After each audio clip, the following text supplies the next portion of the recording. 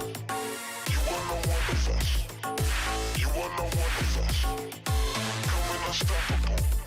You are no wonder fast. Going unstoppable. We're coming unstoppable. You're coming unstoppable. And you cannot be one of us. You are no wonder fast. You are no wonder fast. Coming unstoppable. You are no wonder fast.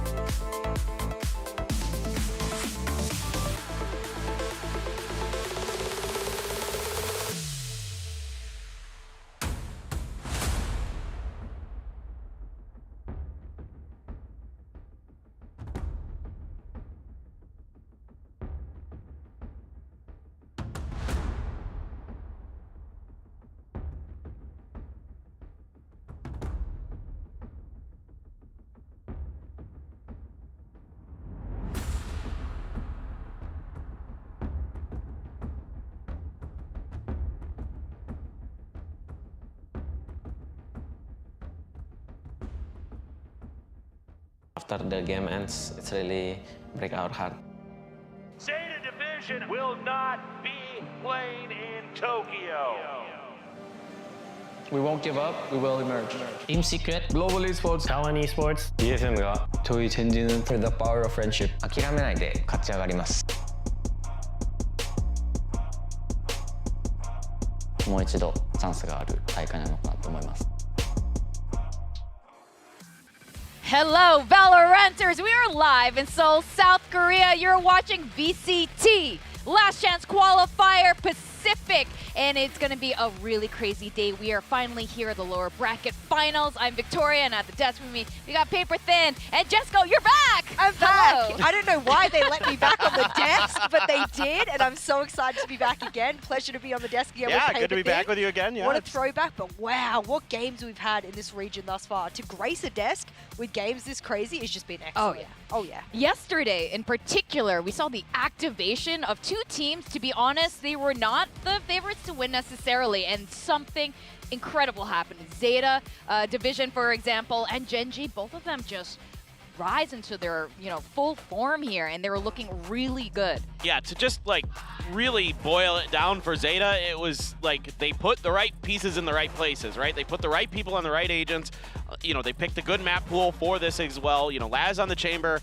Obviously, he is the truth. Like if I had to go for anything for Zeta, I'm like, just listen to the Mandalorians. This is the way. Like this is the way. Stick with this because it worked a treat. Yeah, I mean, for Genji as well, you look at the RRQ match, and all of us, every single one of the global talent, turn around and we're like, no, RRQ. Even me, I have to raise my hand, but Genji, wow, what a show they put on for us. And I think hopefully they can carry that over today, because a best of 5, you want it to be competitive, and that's something that Genji is going to have to replicate.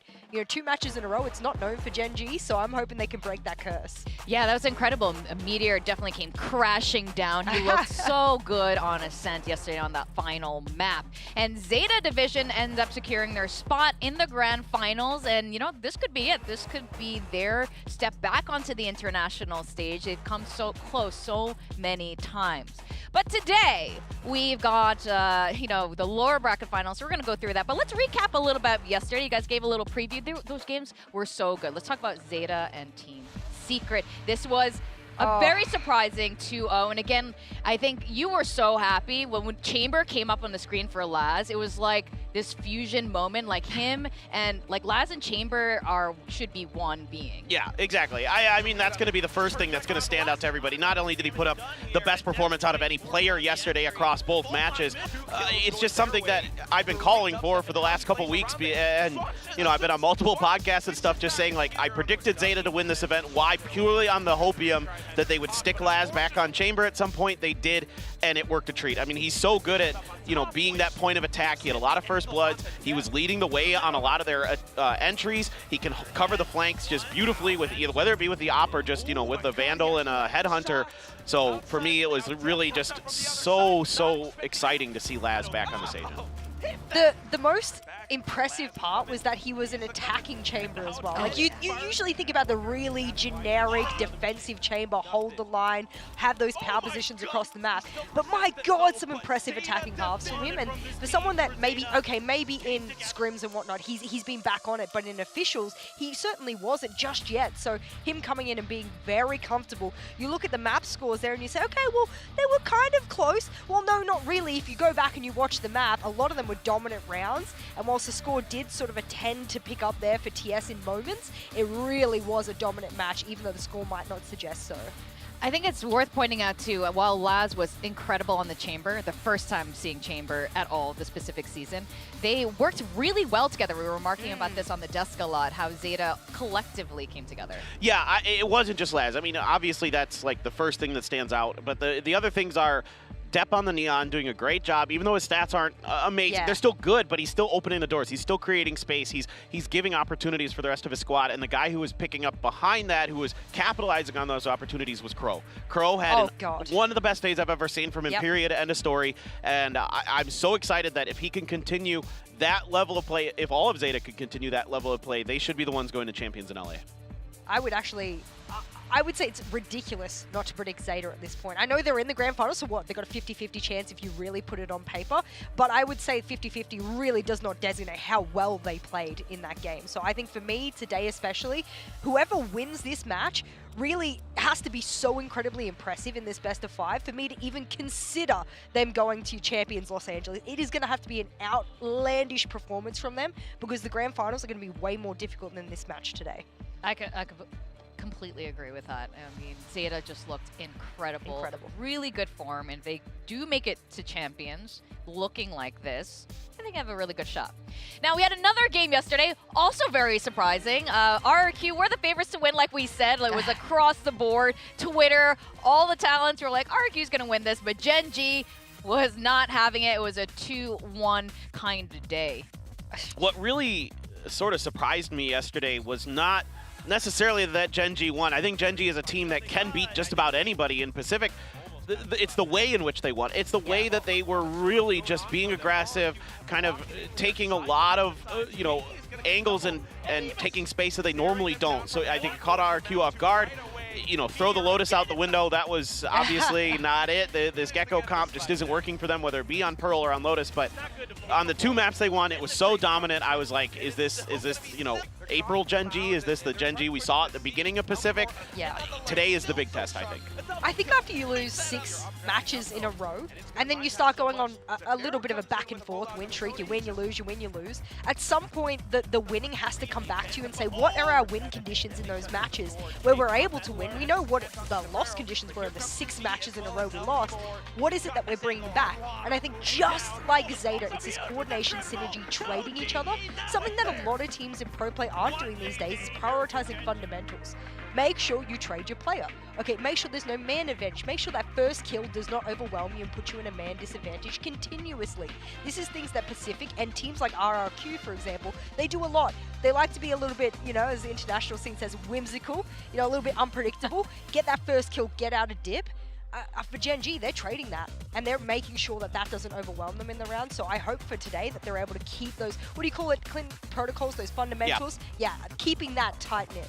Exactly. No, I think that's something that was really important for both Gen G and Zeta yesterday. Was the protocols were a lot better, like you're talking about. The playing off of each other was so much better for both squads. So, that's really encouraging here for Gen G. And I would love to see them win here today, and I would love to see them be able to have that same confidence, that same level of measured aggression that we saw yesterday. Yeah, it wasn't like they were just W-king all over the place or anything. It was very much like they were set plays. They were not content. They were really focusing on trying to take certain space, like on Haven, especially on like A main, things like that. And it worked really well for them. So let's see if they can continue that today.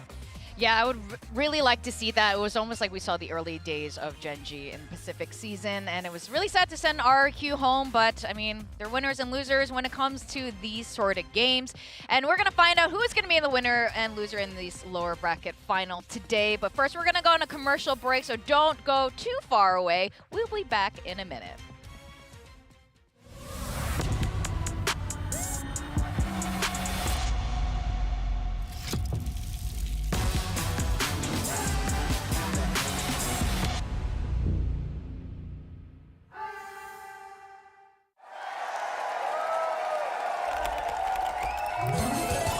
Red Bull gives you wings.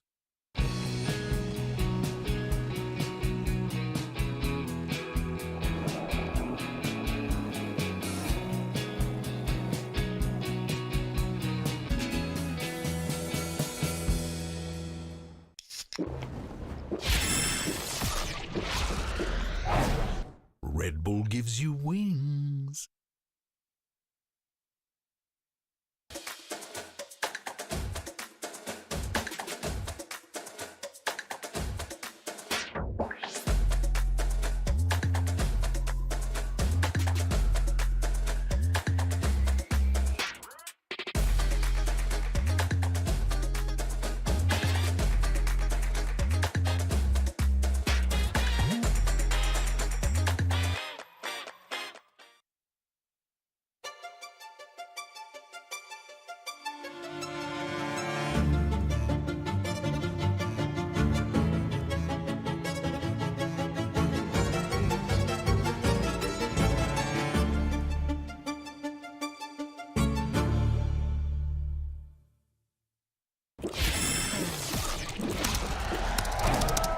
Red Bull gives you wings.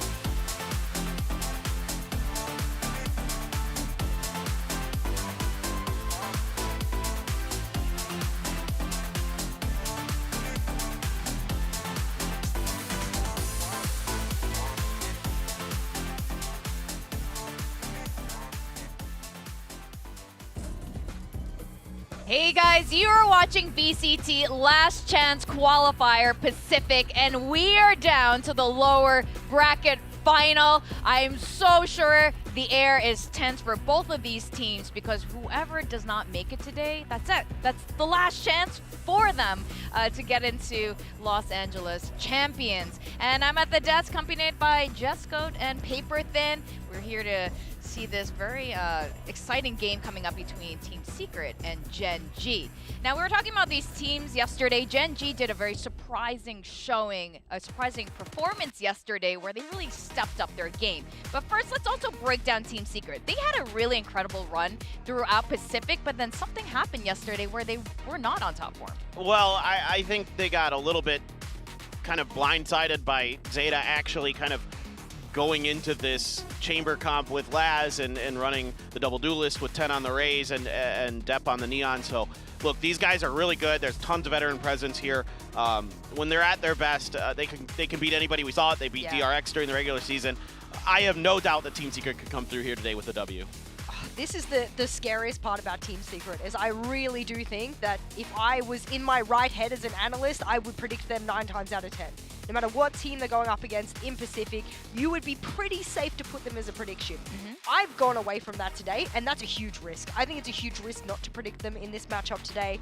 I'm putting this down to the fact that that showing against Zeta showed me they rely on a lot of preparation, and that worries me that you can't rely on your own fundamental gameplay, that you have to prepare so heavily for your opponent just to be able to take the edge. And I don't want to see a team sort of go to champions that requires preparation that heavily just to be able to win. So for me, Team Secret needs to come out and play their own game, and their own game has to be superior for them to win. It can't just be the other way around. Yeah, I like the point you're making, Jess, because it's something we've been talking about a lot this season. You know, after lock-in, we could see it that Team Secret, when they're given enough time to really know who their opponent is and get ready for it, they do great. They're so good at prepping. They're so good at anti-stratting. But when they have to adapt on the fly, we aren't always able to see them be able to recover and really put that all together. As good of a IGL as Jesse Vash is, he does decent mid-rounding and things like that, but the overall game plan does seem to lose them. Yeah, Jesse Vash is an incredible Sova and an IGL, and but you can't rely just on Jeremy to... His killjoy is kind of... Yeah, I don't know if that's the answer. Just putting on with Sova all the time, I don't think that's the strat you should be relying on, Team Secret. Jeremy, on the other hand, was doing fantastical as a race. I mean, the young gunner himself, why not? I mean, he's one of the youngest players in LCQ Pacific at the moment, and so you hope he's got the gun skill to go with it. The young blood, I don't know, I'm a boomer now, so I don't really know what those kind of hand-eye coordination looks like. I see him flick, and I'm, you know, in my wildest dreams, I wish I could move like that. But that's what they've got Jeremy on the roster for, you know, the firepower, the movement, the taking the space. I think he's done an excellent job with it. My worry is, just like sort of Meteor and Gen G, how much reliance goes on on him? How much of the team is there to be able to back him up? And that's for Team Secret, something I hope they don't overthink today. Because Jeremy can't be on his own. He can't be putting his multi-kill after multi-kill, because at the end of the day, that's not going to be the best win condition for you to walk away with the round. Yeah.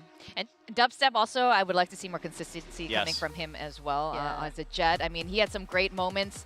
We saw less of that yesterday, but he collectively as a team, they really need to get their head into the right space. And he kind of got diffed by Laz yesterday. And I mean, Yeah. that's nothing to be ashamed of, frankly. A Yeah. lot of the best players in the world have gotten diffed by Laz when Yeah. he's on Chamber. So that's not something that, like, I'm super concerned about. I think just if Team Secret, you know, can kind of know in their head, like, be mentally prepared for what's coming, their protocols when they're properly in place, do seem to function really well. I like the way you talked about this as well. The teams with the foundations, you know, seem to have a good structure. And Team Secret has finally got that, in my opinion. Now they need to be able to branch out and be a little bit more adaptable when things aren't always going to script. So, yeah, for Dubstep, of course, Envy probably needs to be better. He was nuts the last time these two teams squared off. And he's been nuts most of the year. So if he can pop off along with Jeremy and Dubstep can have a good performance, yeah, this should be a good day for Team Secret. Yeah, definitely. Now let's talk about the opponents for today. Generation Gaming, who looked so fine yesterday on, in game. Meteor was really popping off. It was just a whole new Meteor. Well, a Meteor we haven't seen in a while, playing incredibly.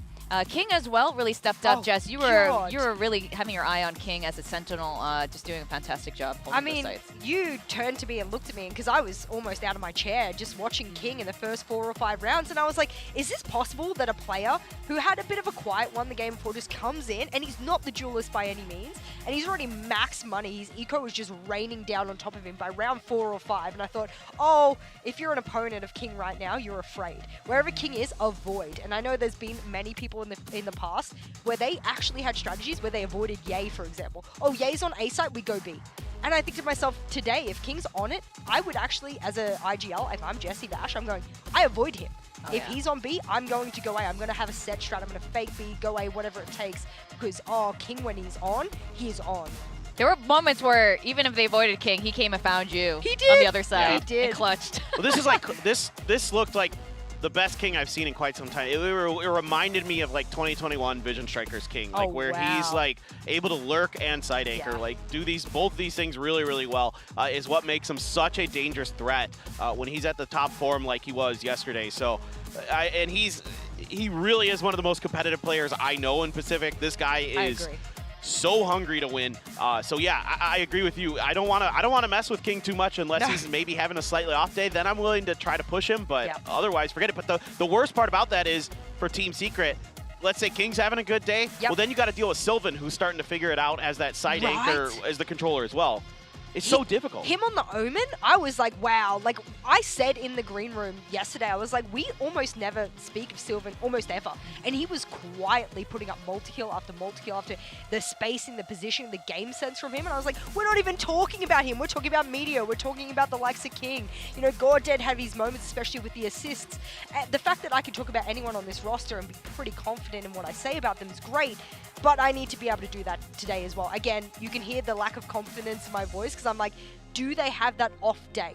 Because ever since those 6 matches they lost, they've been doing a win-loss, win-loss, win-loss in perfect succession. Today is meant to be their loss day. Yeah, they're on their next loss, trend. So I'm worried for them. That is a good observation. What I like, though, is in their win yesterday, it didn't look like kind of a fluke. Often lately, when they do get a map win, it looks like because the other team was making too many mistakes. But yesterday, less of that. It was so dominant from them on the 2 maps they won, and then the complete opposite on Lotus. So that's slightly concerning here today for Genji. How deep is the match pool, really? But I mean, these first kill stats, I think, are going to be really important today, Jess. This is something I really wanted to highlight for the viewers, because a lot of people say, how are they being so dominant? Why are they winning? And it's something that we call win conditions. What is a win condition for a team? It could be something really micro, something macro. I think it's between both the micro and the macro analytically for both of these teams. They're perfect at being able to convert those first kills in a round into a map, or rather a round win, and then obviously into a round, and then match win from there. I think for both of these teams, team, unfortunately, it's whoever gets the first blood each round that is going to absolutely snowball from there. And when you got a team that is able to collect themselves mid-round and go from there, maybe they're down man advantage, that's all well and good. I think Zeta is a great example of a team as of yesterday that can do that. But I think for both of these teams, it's going to fall down to the tip of the spears, the meteors, the dubsteps of the team to really get them that space, because that has been massive win conditions for them. Yeah, I fully agree. And I think if I was to highlight two examples of that, like one for each team, I think it's both of their defending sides on Havens, but against different opponents. So for me, it was Team Secret versus Gen G. Their defending side was so oppressive. They kept Gen G so boxed in. I mean, it was so impressive to watch the way they worked the map and kept track of Gen G and just really just didn't give them a lot of breathing room. And then it felt like Gen G kind of learned from that when they played RRQ the next day. They were just as bad in a different way, but they were so aggressive at like A main, sending King on those lurks, like getting up underneath the window, finding those weaknesses in RRQ's defense, and RRQ never really adjusted because I think, again, you're not fully expecting Gen G to play like that. That was very out of the box for them. So I agree that like, those are what is setting up for these first kills, what you're talking about, right? Yeah. Like that pressure that they're putting on both teams, those kind of examples are what are going to be really key for me here today. Speaking of key, I think I have to put a key stat out there that actually goes against what I've said. I said first kills, right? But I have to be a good analyst. I have to display both sides of it. Team Secret's one of the best teams in LCQ Pacific here to be able to collect themselves mid to late round, even if they are at a man disadvantage. So yes, both of these teams really thrive off that win condition of first kill. However, Team Secret has a slight edge against Gen G by having a really good mid to late round. Is that Jesse Vash on the IGL? I don't know. Is that the ability of the team to, okay, maybe play a bit more passive because they are at a man disadvantage and they don't overstep the bound? I don't necessarily know what that comes from. We can go through all the VODs and it's very different per map, per round.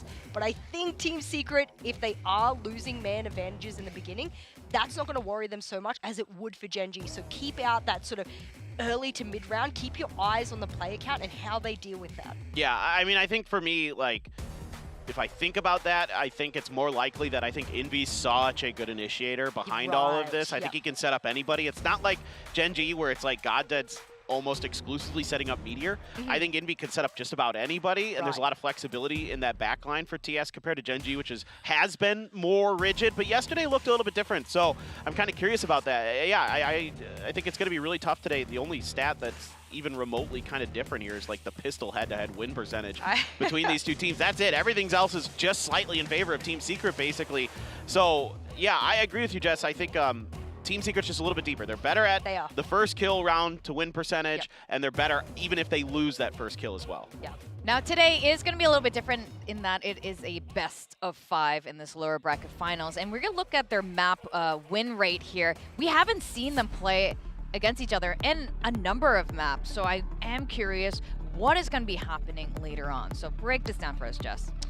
I mean, just knowing what I expect the two bands to be, I expect that we will finally get to see some of these maps head-to-head between these two teams. Thank goodness for best of 5s. Great layout here that we get a best 5 in the lower final to really, max out some of these teams and some of their maps. I am, however, a little bit worried about the fact that, I mean, most teams in LCQ Pacific are relying on their Haven. You don't see a band too much, so you get that in there. And then obviously Ascent being that other one that teams are just like, we're really good at it, and that's great when everyone's good at it, but someone has to lose. So here today, I'm looking at both Haven and Ascent being almost a definite rematch between both of these two teams. I think that comes back into the mix, no problems whatsoever. Bind is almost never in the mix, and surprisingly for Team Secret, I mean, them getting ready to split all the time, they're just like, we don't really want to play, we don't like it, and I agree. So I can't wait to fill out the Pearl and Lotus, because that's almost definitely coming for us. Yeah, that's where I'm really excited today. I'm pretty much with you that I don't expect Bind at all. That's been Gen G's permaban. There's almost no way. Split seems like TS learned their lesson when they lost on it at the beginning of this. So I think we're gonna definitely see. I wouldn't be surprised if it's Haven Ascent to start again. Like if that's the same two first maps, it would not surprise me in the least, because both these teams also are really confident in their preparation and their anti-stratting. And a lot of times you'll see that, not just here, but at any league, where you play a team once on a map, you lose to them, the next time you turn it on its head. You figure them out and you beat them. But, for both these teams, it's just pure comfort at this point. It's what are you going to be most comfortable with? You haven't had a lot of time since yesterday. You know, Yeah. how are you going to be able to lean into that? And my worry is a lot of people are going to be saying, but yeah, Jess, you know, Team Secret beat them pretty convincingly on those maps. If you're Gen G, surely you want to avoid it. Okay, that's a great, you know, little logical way of putting it. But Gen G yesterday is different to Gen G against Team Secret the last match. It's very different. I think it's completely different win conditions for them today. I don't even think that we can really even compare. It's a revenge match, don't get me wrong. They're absolutely seeking revenge on that. But Gen G today, if they do play like they did yesterday, is not going to be the same team on the Haven and Ascent last time they were up against Team Secret. So it does feel different to me, just knowing that they've upgraded themselves, they've leveled themselves up since then. Yeah, we've seen a lot of changes from all of these teams since the beginning of the season, like 3-4 months ago. But then to see this immense change happen in the middle of LCQ, this is why it is a little bit harder to predict what's going to happen. Now let's look at some of the key players. We have decided to hone in all the duelists, the key duelists here. Yeah, first we're going to take a look at Meteor versus Jeremy. You know, Jeremy more of that Raze type player. Meteor typically on the Jet. Occasionally we do see Raze from Meteor, but not very often because Jet is just really his more impactful agent. But still, Jeremy has been really, really good on the Raze here for Team Secret throughout this event. Yeah, he's not quite there in terms of the stats that Meteor puts up on the Jet, but still, you're kind of asked to do a different thing with Raze. It's not nearly as kind of aggressive. You're more like trying to buy space with your utility and then find that moment to like blast back in and try and get it done that way, whereas like Jet, you're going to be opping, you're going to be using the Blade Storm as well, and you get a lot of value. That's where some of those damage numbers get a little bit higher for a player like Meteor. I'm glad you said that, because when we were talking about bringing up all of these duelists, it could be so easy to say, wow, the numbers say Meteor's better. And there's just fundamental differences between what a Raze and a Jet does, and I'm glad that you bring that up so the audience doesn't think, well, Jeremy kind of sucks towards me. No, he doesn't.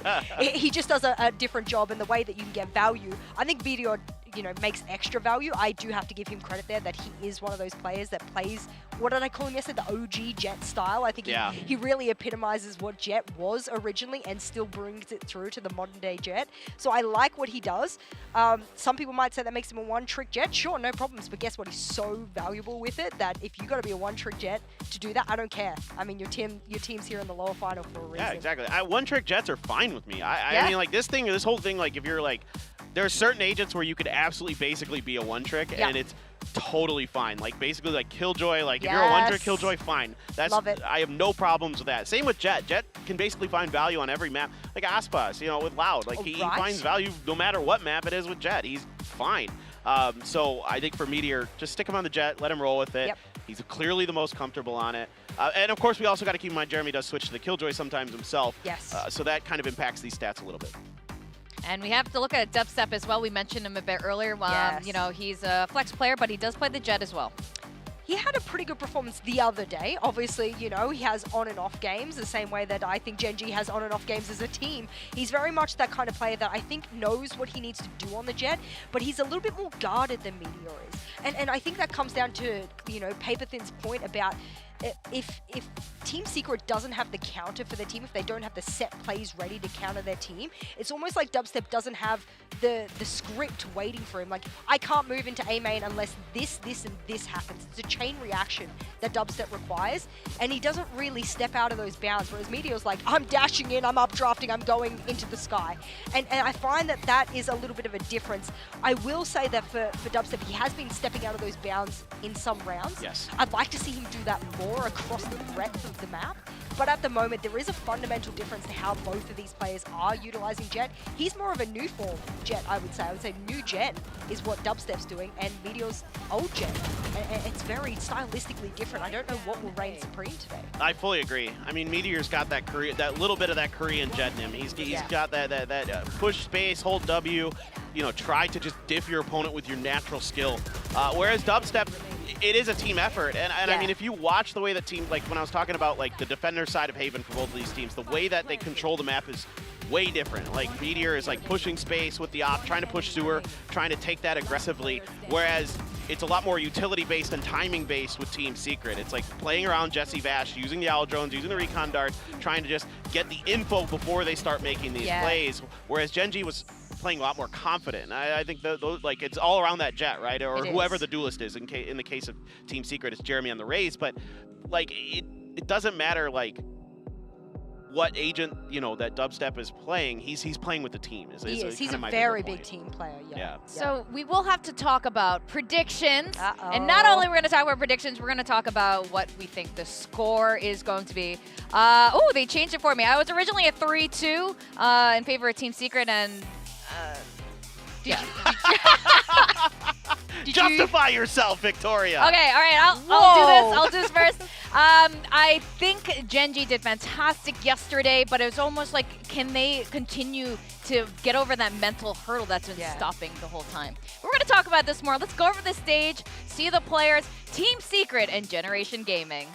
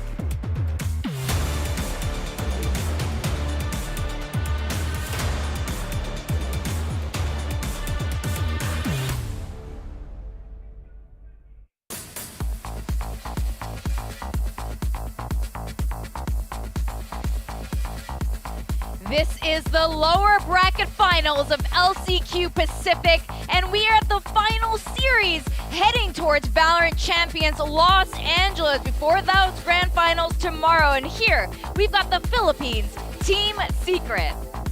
No wingman today?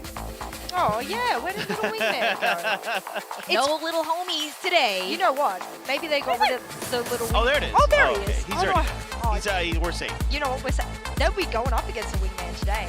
Just given the fact that it's best of 5, there's no way they can avoid going up against the Yeah, little Lotus or wingman. Pearl is almost I mean, assured to come through. yeah, so maybe they've spoken to the little wingman and said, what are we expecting? What's happening? Homie, what's up? And we've got Korea's Generation Gaming, who also did show a little bit of Gecko on that Pearl. Yeah, so this is where I'm concerned about Genji's map pool and why I'm another reason why I'm favoring Team Secret today is that the Pearl and the Lotus with the Gecko is not bad on the attacker side, but their defender side is almost non-existent. I talked about it a lot on the cast yesterday, but because of the lack of controllers to kind of bounce off the Gecko utility, they just really aren't able to control space in the way they like it. It's super readable in the way that they're trying to control space. So let's see if maybe today they're going to cook something up a little bit different. Why was he drinking? Is he thirsty? I don't know. He's thirsty for a win, Victoria. Thirsty for a win. Tissueless nose here. We see Warbirds and Elma Putty coming out. And I know they're good friends. Elma Putty. Oh. Is it Bile? Who is it? Oh no, Ego. Hey! Aw. Yeah, I do know these coaches do get along. Warbirds has been really instrumental in a lot of Team Secret's success this particular Pacific season. He is. We don't speak about coaches a lot in almost any FPS, unfortunately. I mean, there's some standout public-facing coaches that it's very easy to speak about, but I just feel like, you know, support staff don't get as much love as they should, and for a team like Team Secret, as, you know, Paperthin and I have already referred to, they're very, very prep-heavy, and so a coach like this is going to be very much part of this. There's going to be a lot of sleepless nights. That is what getting to, you know, Champions Los Angeles requires. Preparation, discipline, and that's something support staff instill in their players and in themselves. Yeah, and I briefly talked with Warbird yesterday after the match, and he just said we just didn't play our game. You know, it's kind of the typical coach speak stuff, but I could tell you he just didn't feel like, you know, his players were in it yesterday in terms of like their mental and their physical maybe. So hopefully, you know, they're able to rest up. He was able to do that prep, get them ready here for today to go up against Gen G. Yeah. Oh, there it is. Surprise. Surprise, surprise. I bet this is Bind. Oh, would they dare leave Bind out? I didn't. Oh, surprises. Shocker. I think this is where the surprises happen. Yes. You almost certainly get Haven and Ascent, but what is the order? Right. Haven map number 1. Okay, great. This is another rematch. I still think a different rematch. Oh, Pearl here. I was expecting Ascent number 2. Yeah, or maybe Fracture, I thought. Yeah, could be a sure. possibility. Team Secret does There we like go. Fracture as well, but yeah, it makes sense. I mean, you're winning on Haven and Ascent all the time. You might as well stick with it. And then Gen G's There going to we try go. that Lotus again. So that means Fracture's our decider. I thought Fracture would have been picked Yeah. before being the decider, because both these teams are like kind of okay with it. They're not like, Yeah. it's not like their favorite map, but it's not their least favorite map, if that makes sense. I don't know. Will we get to a 4th? You know what? What do you think? What do you think? I'm assuming, just based off the whole Pearl pick, that Gen G can at least snag that. Let's say a repeat of Haven and Ascent happens to them again. Unfortunately, they haven't leveled up again. They haven't learned their lesson from that last match. Well, at least they have Pearl in their pocket, and maybe that's something they can ride off and get to that 4th map. But where does it go from there? I feel like it's a tricky order. There has to be changes to the Pearl from the last time when they played Talon on it if it's going to work. I would expect that these Agent Comp ceiling is different. You have the Duelist. Of course, it's the Raze there for the side of Team Secret and the Jet for Gen G. But when we get to that Pearl, not if, when we get to that Pearl, I need to see something different from Gen G. If it's the same Agent Comp, it needs to be a wildly different play style on that Defender side if they're going to avoid, frankly, a potential 3-0 or 3-1. Diony, before we get into the game, Jess and Paper Thin, why did you go with your predictions, Jess, for Gen G? I just felt like the fundamentals that Gen G showed yesterday was enough for me to put some belief behind them. They've got home crowd as well. I think the preparation should be good, and I think they don't necessarily rely on preparation like Team Secret does. So I'm hoping that all bodes well for them here today. 2 words. Yeah. Laban Piñas. Oh, yeah! Let's go pineapples! Let's go pineapples! Those pineapples, be good. All right, we are gonna go into the very first map in this best of 5 of the lower bracket finals. We have Team Secret and Generation Gaming. We're going to Haven. We have our casters who are gonna take us through that game, Tasteless and Quack. Excellent work at the desk, guys. I'm here with the Quack Attack himself. I couldn't be more hyped for this match we have coming up here. Remember, the losing team is out. They're done. Their story is finished for this year, and the winning team goes on tomorrow to fight for that one chance to move on to the next level. And that's the most important thing, right? That's why there's so much pressure. It's a full-on best-of-5 series, so stamina is important. And both of these teams have been playing throughout, the past few days, and it's a little bit gruesome. It's a little bit tiring. Do they still have it in them to carry themselves forward? Looking at the map picks already, I mean, it's a bit of a rematch. It is, and hopefully it's not going to be as one-sided as it was before. Team Secret played extremely well. Gen G, you mentioned stamina earlier, Quack. I couldn't agree more. I mean, this has got to be a real marathon, a real exhausting experience. And yesterday was no easy day for them. So let's see what kind of condition they're going to be in after Gen G is after coming off that hard-fought win. Yeah, if anything, I mean, Team Secret coming off a loss, maybe that affects them a little bit mentally. The other thing about this rematch, though, although the map picks are somewhat similar to what we saw a couple days ago, they're actually starting out on different sides. What we saw before was Team Secret starting out on the defense in the first half. So now that we've swapped it around, can Team Secret show us anything different? But instantly, it's going to be Jeremy who gets domed by Meteor. Now inside Garage. Oh my God, Sylvan. Yeah, pops out, hops over to the other side, doesn't quite get that connection, but as he comes to the door, Meteor gets the upper hand of Borkum. One enemy remaining. Oh my goodness. This is insane. It's like every single duel is just being won here by Gen G. Yeah, some sharpshooting coming out of these guys, man. I mean, Team Secret are trying to push out in certain spots, maybe a little bit towards mid, maybe a bit of a C-split. But then as soon as Gen G gets a read on it, tap, tap, tap, Meteor gets 4 kills in this round. Terrible. Yeah, that was a pretty extraordinary start. I mean, Meteor, it does feel like with every day is getting a little bit better at the game. It's kind of crazy. So yeah, this started out very quickly here with Meteor getting that first kill. But yeah, all these individual separate fights, it was Gen.G just coming out on top. I wonder if this is a sign of what's to come or a fluke. I don't know. I mean, if Meteor starts out this strong, this sharp, I mean, he's already like 4 ult points up, 3 away from his Blade Storm. That's something that Team Secret is always going to have to be scared of. They have to shut him down right now if they want to stand a chance at winning this. But right now, I mean, look at this happening again. As soon as they try to push into a site, Meteor gets a first pick. All right, so we got that initial pick. Borkum is out of the picture here. They send that ult drone down into A-long, but A-short's going to be where the pressure really does build up. Goddead gets the clear, but it's going to be a pretty explosive push coming out here right now onto the other side of A, and it is shut down immediately here by Sylvan and Meteor. Yeah, they tried to go for a flash, they tried to throw some paint shells, and it doesn't bother Gen.G whatsoever, Tasteless. Dude. 2-0. I don't know, man. It feels really one-sided already. Like, I'm sure Team Secret is going to start to pick up some wins, but right now, Gen.G looks really clean, really on top of everything. I mean, you know, the desk, they were kind of talking about Team Secret being prep heavy, but I feel like Gen.G has done their prep as well, because if you look at how they actually position themselves around the A site, they completely ignored the flash being thrown at them, the paint shells, the grenade. It didn't affect them whatsoever. It was a flawless win, and that's why, you know, it feels so strong. And right now, wow, confidence, they're pushing out. Oh, he still lands a shot onto Jeremy. It's not stopping yet. Sylvan getting that kill there. It looks like he wants to try to wrap around to the side. King gets blinded, has to pull back. He's picked up the rifle. Team Secret trying to fight back now, just holding it down, but Jesse Vash gets traded instantly. It's all up to Envy, and he is good for some shots, but when you got 3 players rushing you down, all from the same angle, it's a little bit overwhelming. Yeah, again, another big win here for Gen.G. How long is this going to go for here? A strained round, again, for Team Secret as they unfortunately fumbled that round 3 opportunity to try to start to balance things out. I mean, look at this move from Sylvan. The paranoia and then Shrouded Step to teleport up front is something that I don't think Team Secret expected at all. They tried to respond to it, but with so much earlier aggression, I mean, Bile is happy. All right, here we go into round 4. Double marshals here for Jesse and Jeremy. Let's see if they can get some long-distance peeks and try to start to maybe run away with this round. I don't know, though, Nick. It's a little bit scary. I mean, look at how much control Gen.G has. Blocking off C, kind of luring them into the A site, perhaps.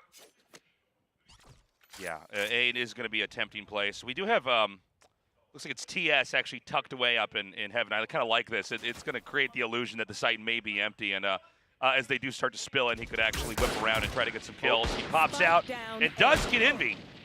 You were absolutely right. I mean, that's exactly what happens. Just kind of giving them that false hope, that illusion that the side was clear.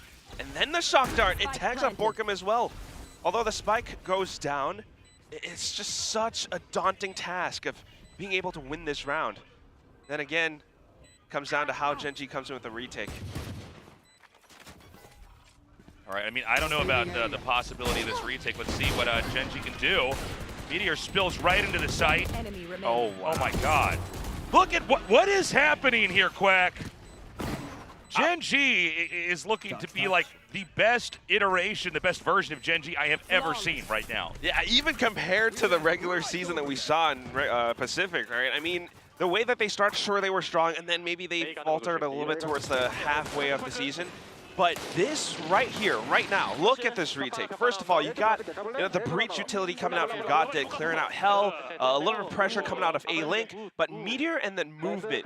The cloudburst towards the further part of the site was something that completely just walks over whatever Team Secret had positioned. And by the way, I mean, with that spike plan, I thought, okay, finally they're getting the round they wanted, right? Like, they should be able to cover this. This should be a doable situation here for Team Secret. Not the case at all. They were completely shut down. Oh my goodness! And already we got Meteor off the hook again.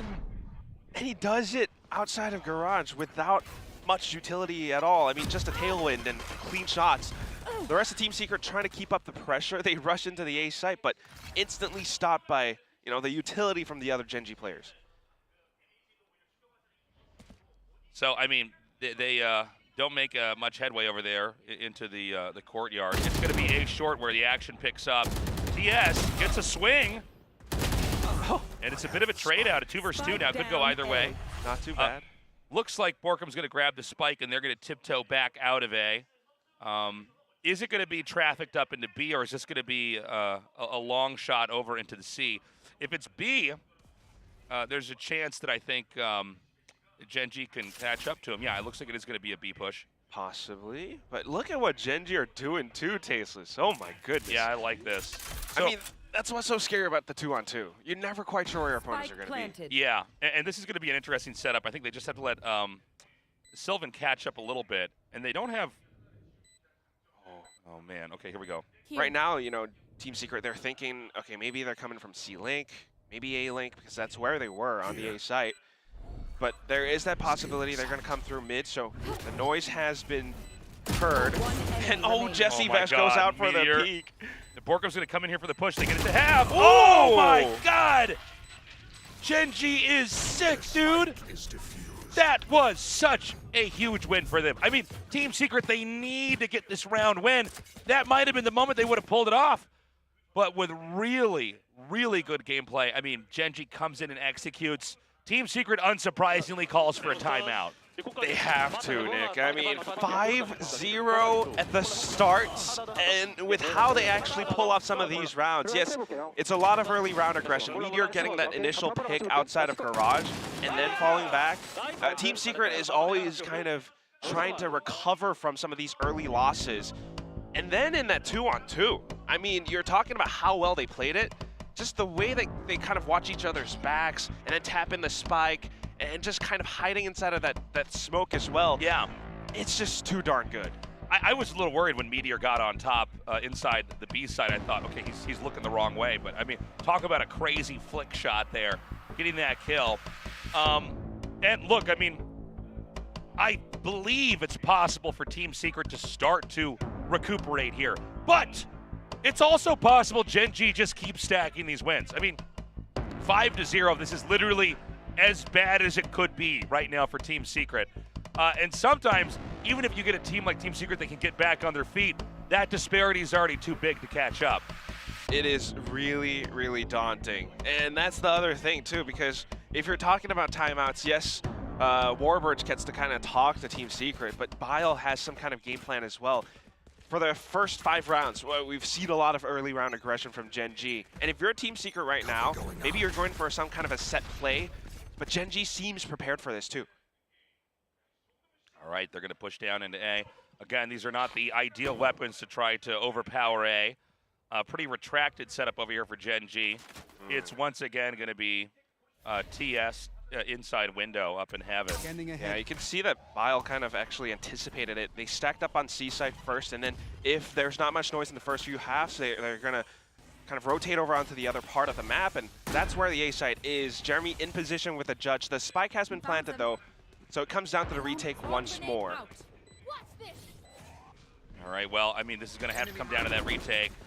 Are they going to have that same kind of entry that we saw already in round 3? Oh my goodness. Oh Slightly different. It's just Meteor with the blades. Now Jeremy trying to fend them off with the judge, but King comes in. King with a big swing, takes Envy out. 2v2 again here.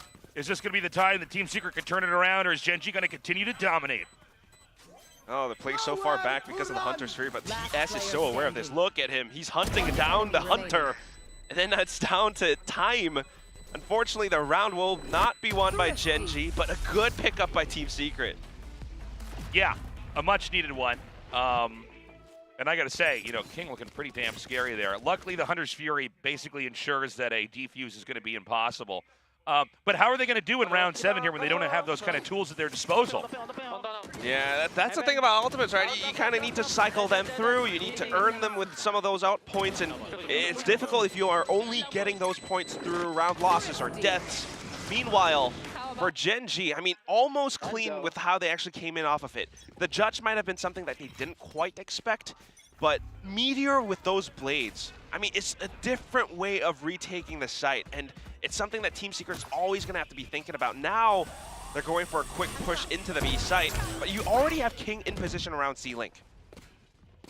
All right, Showstopper ready to go. Are they going to find that target? Gen G with a very unusual formation is going to be quietly crawling right out and back, maybe in through B here. Look at Dubstep, though. There's a deep lurk over here at spawn. This is looking pretty good for Team Secret right now. Yeah, trying to peek out and play off of the Rolling Thunder. Dubstep will be able to find a frag. Envy with the assist. And then Jesse Vash kind of up front and personal. King, although he was trying to stay undetected around the C site, you know, allowing for his team to come in with a flank, no, he's gonna get discovered by Team Secret. Yeah, beautiful round there from Team Secret. Kind of cool formation from Gen G when they moved out, but you know, Team Secret kind of slipped right out from under him, and so no recovery there. And look, Team Secret has started that comeback that we talked about that they really needed to do. They really need it, but that's the other thing, Tasteless, because, I mean, with such a huge momentum, such a big lead coming out from Gen G, they've managed to save up like 4 ultimates. And that's something that they can use again in some of these retake scenarios. I mean, they don't necessarily have to keep going for these early round picks or odd, unorthodox formations pushing out of A. It works out for the first part, but now it seems that Team Secret has adapted. Yeah, Team Secret definitely, you know, that timeout helping out quite a bit. It does seem like a very different Team Secret coming forward right now. We do have a tech pause. I'm not sure what the issue is, but hopefully it will be sorted and we'll be back in this game as soon as possible. Yeah, not too big of an issue so far. I mean, so far with the way that the games are going, right? I mean, early round aggression, now Team Secret starts to kind of pull off some quick plays of their own. I mean, the B hit was really fast. And then leaving some, what would you call this, insurance plans in the back. You know, yeah. I really like that they had Dubstep along with perhaps Jesse Vash just kind of hovering around the backside, because Gen G trying to pull off a bit of that flank or some other cheeky maneuvers, they really got sussed out by Team Secret. Yeah, we got Meteor here with the op trying to get a peek, but in fact it's going to be C site where the action's really going to pick up as this thing is moving very quickly. They do think they get the oh my god! Oh my goodness! Sylvan gets his own as well. And it just looks like with the positioning that Gen G had in this round, I mean, they're playing so far back. It was kind of reminiscent of round 1 here, where it's like every single fight, Gen G just completely and totally won. After that, we saw that aggro push in there. Keep in mind, Gen G, a lot of ultis at their disposal here. You know, we saw Team Secret catching up, but it does seem like if Gen G needs to force anything going forward, they really can. And that's the thing, because they've built up such a huge lead. They've got deep pockets. They're buying up every round. They still have those ultimates, because then that round, that was just pure sharp shooting that won them. Now on to the next. Team Secret really needs to find a way to break the mold. All right, Meteor up here. They're going to send the Al drone through to see if anybody's there. There is someone to receive that on the other side. And their own Al drone's going to come up through the A side. That should spot Meteor up on top of box. This should be an easier peek. And so Meteor's going to go ahead and relocate. Okay, yeah, he's forced to. The flash was sent out by Borkum as well. So easier push now for Team Secret. They've tried to go through, but they're getting blocked off by some of the utility. And look at how Meteor just comes back in with the shorty. Flashpoint pushes them away too. And then King coming out from the flank. Oh, Team Secret, they are pinched down. It's going to be the spray. Damn. And triple kill. King knowing to hold the spray there too. I think a lot of players would have stopped and strafed back, but he just had that instinct. Got that kill. And again, this is a very ulti-rich team right now. We've still got a lockdown. We've still got Hunter's Fury here for Gen G. Obviously on the other side, for Team Secret, they have their own lockdown, but there's sort of the muting of the lockdown if the Hunter's Fury is also available on the other side. So other than draining that ability from them, there's not a lot they can do. And I do think as we get into the later part of the first half, there still are a lot more opportunities here that Gen G can create. Yeah, that's the thing. Scores at 7-2 right now. It seems like it's just going to keep getting higher and higher because of how Gen G are being a little bit preservative with the ultimates that they have, knowing when to use it, the Rolling Thunder from earlier on, and now look at their positioning, Tasteless. They're actually just giving Team Secret the B site because that Hunter's Fury, it's going to chase Team Secret away. Exactly. And so they're still trying to get a comfortable setup over here onto B. Meteor drops Borkum with that operator. And now just kind of hovering around still. I mean, they know that they don't have to commit too fully into the site. it's up to Team Secret to make a move, and that's what Gen G's betting on.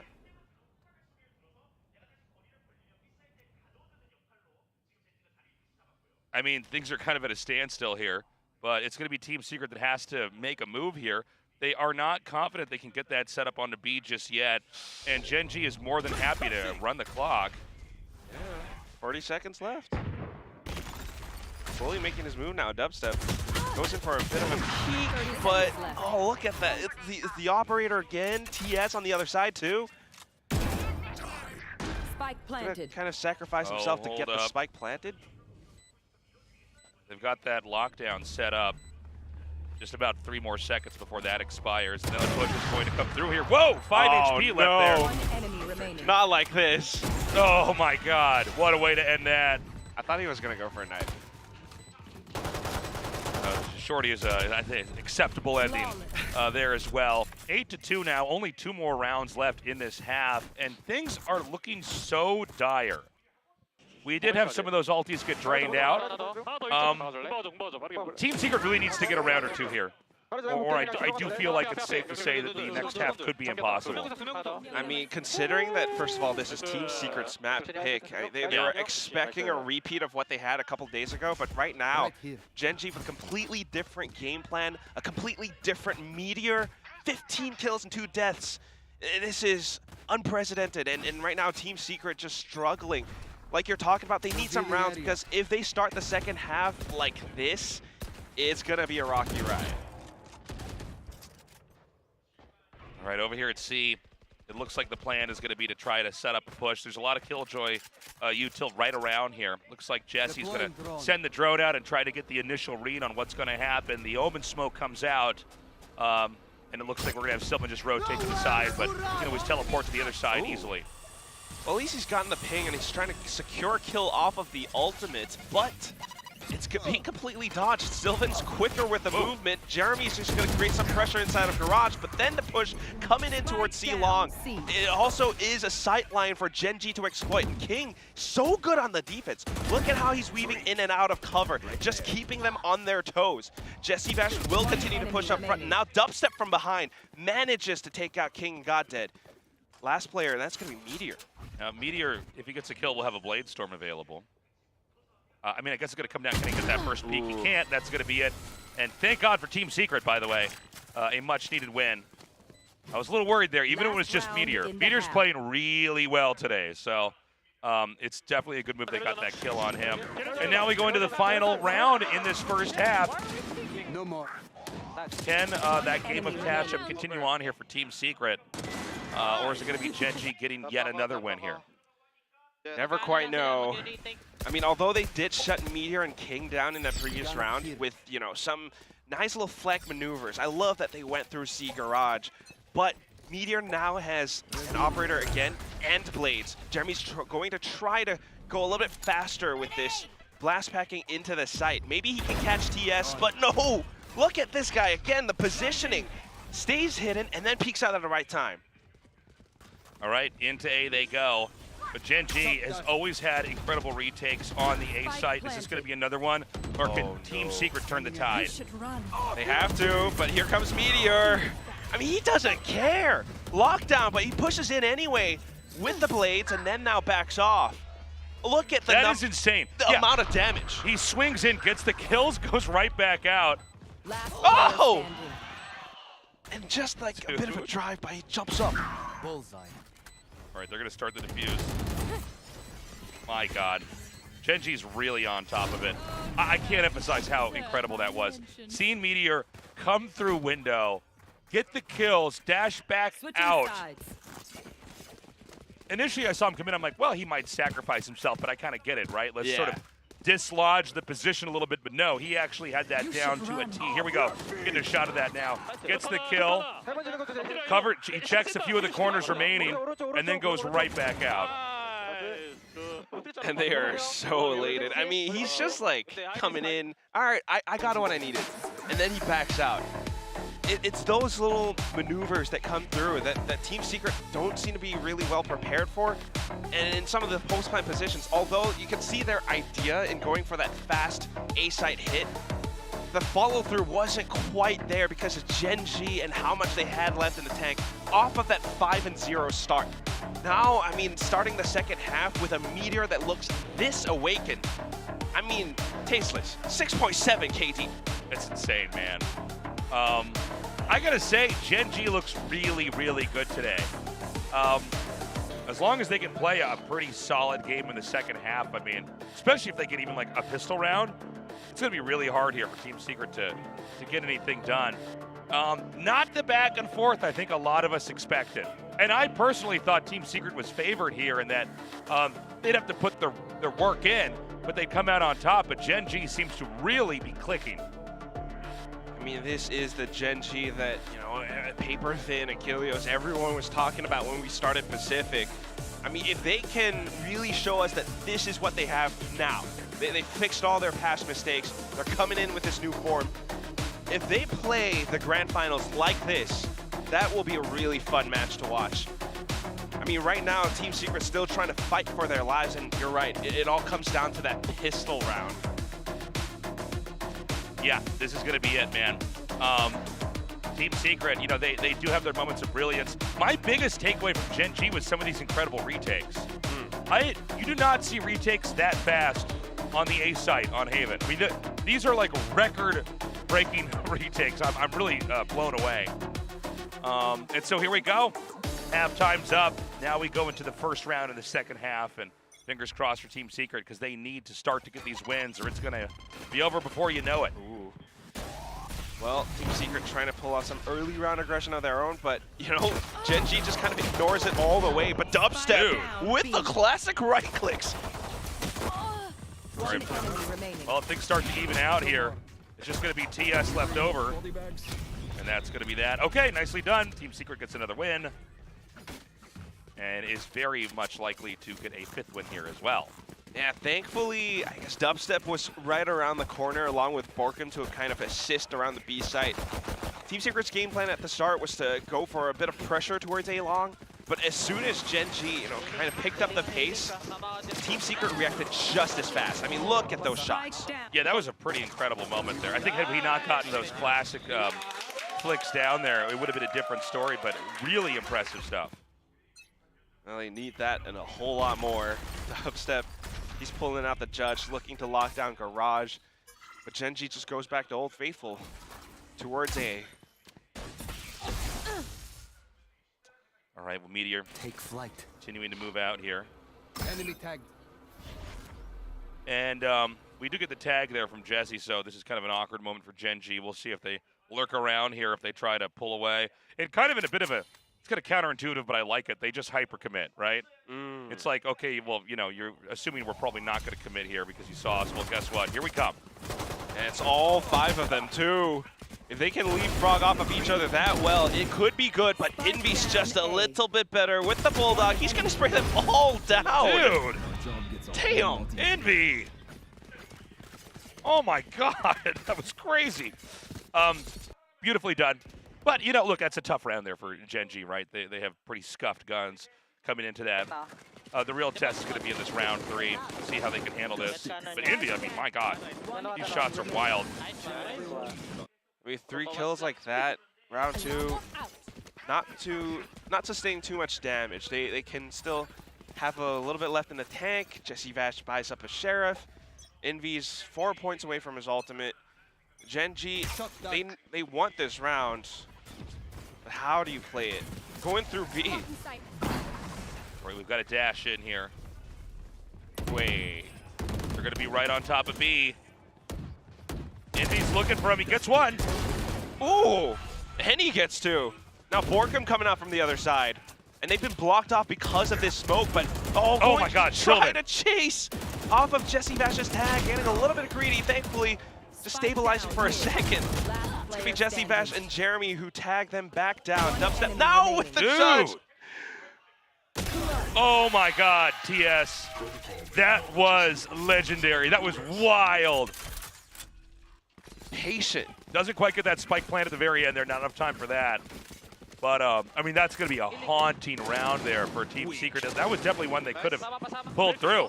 And keep in mind, I mean, with that critical round 3 in the second half, that's really, you really want to try to kind of force that momentum on them by actually getting that win.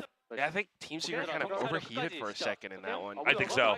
They got like information, they got some early picks with how they fended off Gen G, but then they started chasing them down mid, and that's where things started to go haywire, but okay, showstopper. It's not quite gonna connect, but Dubstep finds a pick outside of A-Long too. Nicely done. Team Secret still looking solid. Sylvan with barely any HP is now taken out by Borkum. And it's a bit disjointed over here. They do have TS lurking down in A short. He's going to trigger the Killjoy utility, and that may bait the rest of the team. But this lurk from Borkum. Uh-oh. King has no idea. Yeah, into garage, King goes. So, like two passing ships in the night, they're not going to see each other. But coming from behind is Goddead. He goes right by Borkum as well. Again, a very fractured setup from Gen G, but if you can get a couple wins here or there. Oh, okay. They're trying to sell a bit of a fake and then have King just kind of sneak his way through. You're talking about two ships in the night, and the lighthouse would be King's turret, but unfortunately, Borkum's just right underneath it, so TS has no idea. Still being able to, chip away at some of Gen G's players. Planted. All right, Jesse comes forward. The swing comes out. King gets another. It's now a 2 versus 3. Last player standing. All right, so this is going to be it. What can Goddead do? It's not impossible. He's got flashes. All right. So this flash comes out. The entire team's flash, but it does not matter. It's actually going to be the classic there with Dubstep getting that kill. So look at that defuse. That's going to be the 6th win. I'll tell you what, if Team Secret had not managed to win that round, I think that it would be impossible for them to recover here. A good clutch plays there. Kind of a funny middle of that round as well. They were a very weird setup. And definitely a good call by Borkum to kind of wait outside of the A entrance and get that read that the Sova was fishing around there.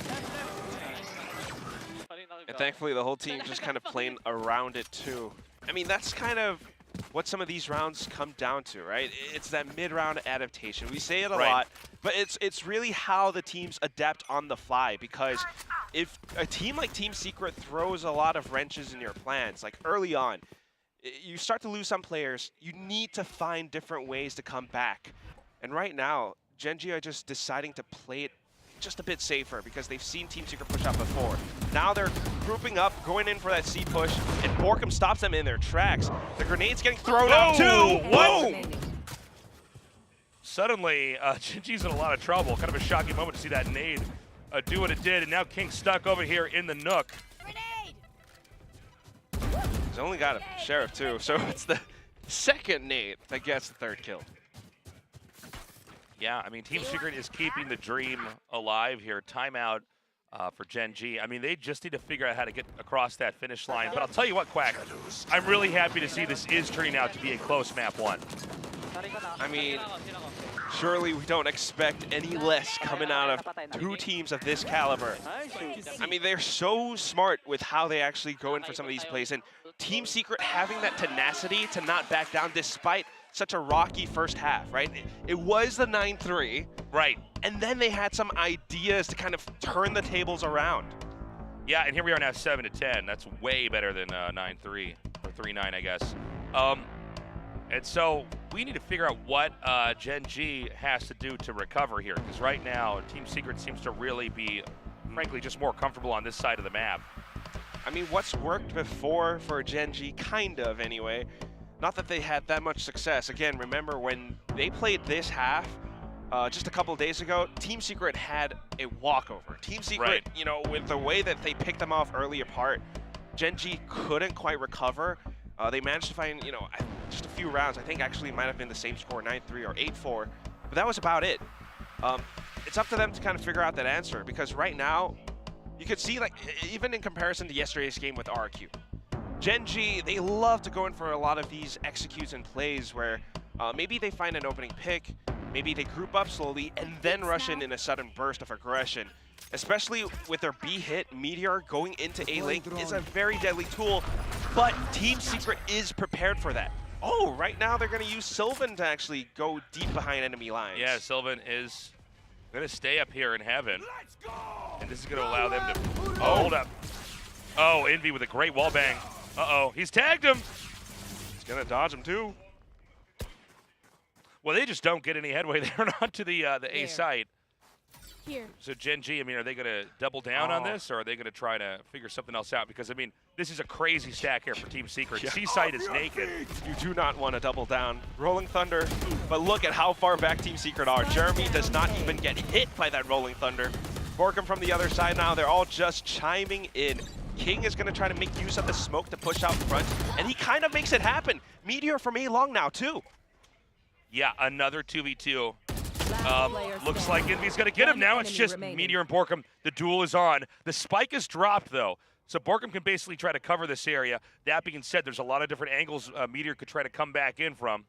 And it looks like it's going to be the most obvious one here for Meteor. 30 seconds left. Saw the barrel. Wow, Borkum Just gets enough it. damage. 13 HP left.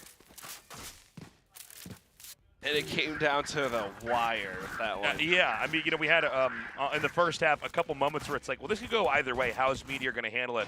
Well, Borkum delivered there, actually winning that duel. Again, I do wonder if it would have been better to try to come in from a different angle.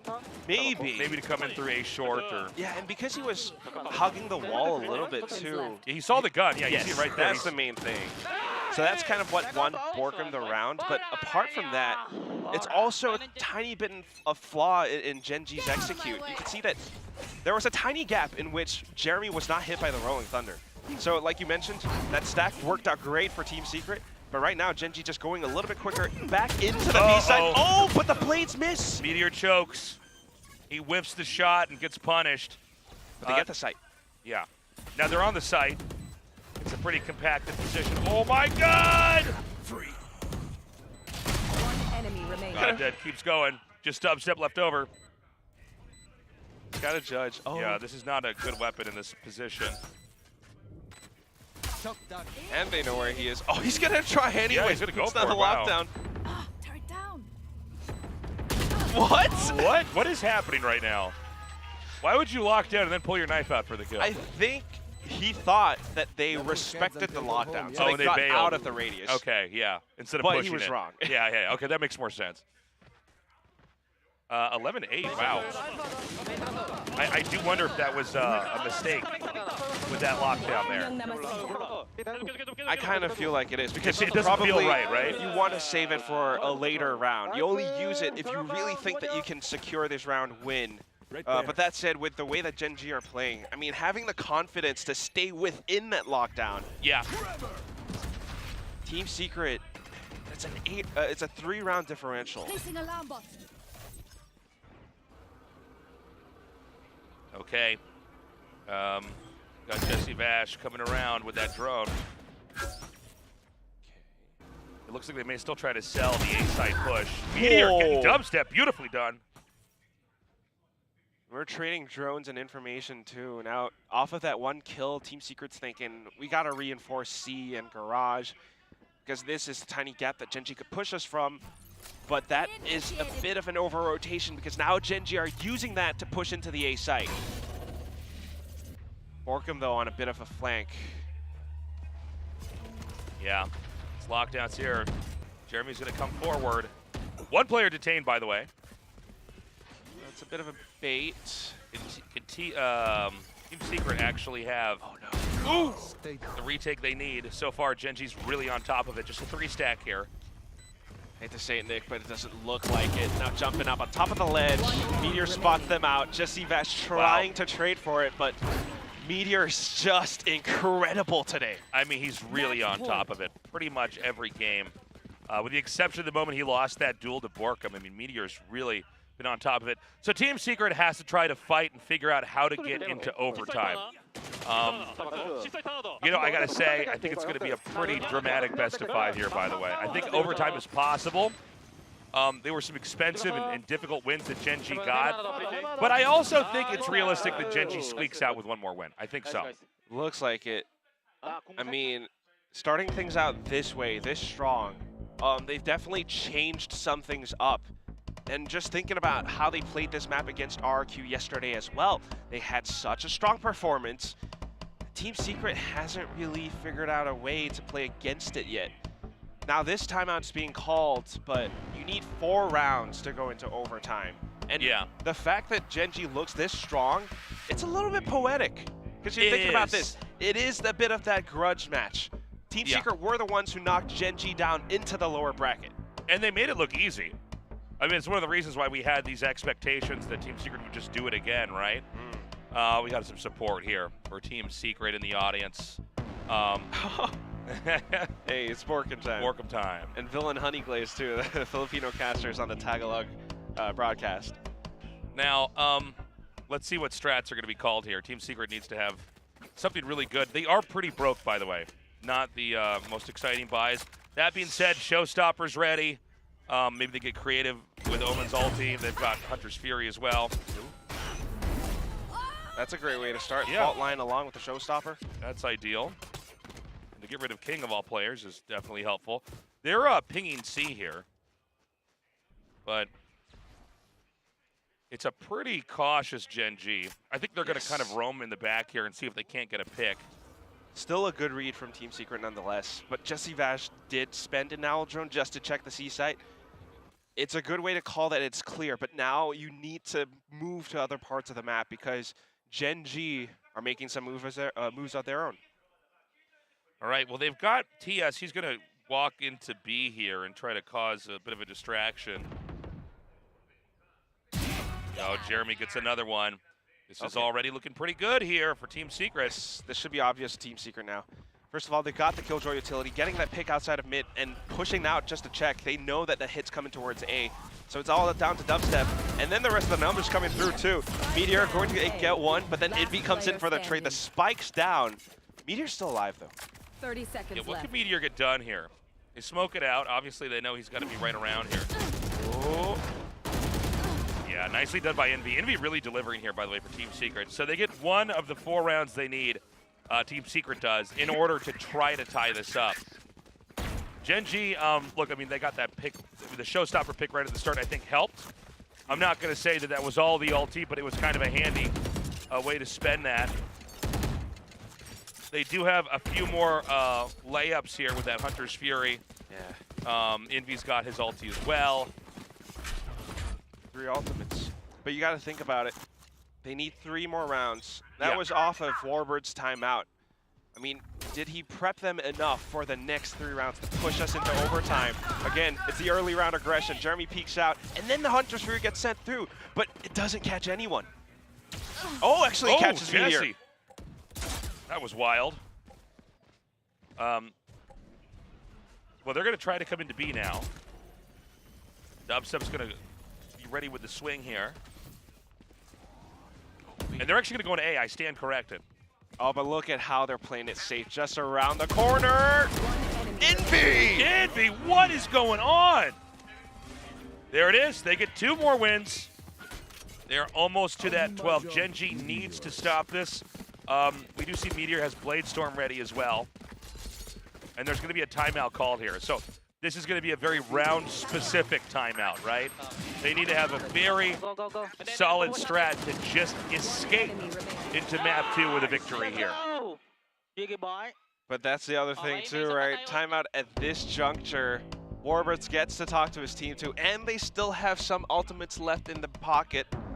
Gen G, you know, they got the Blades, they've got the Rolling Thunder, but how do you find that opening in Team Secret's defense? They love to push out. And I guess Gen G has punished it a couple rounds before, but it doesn't always happen.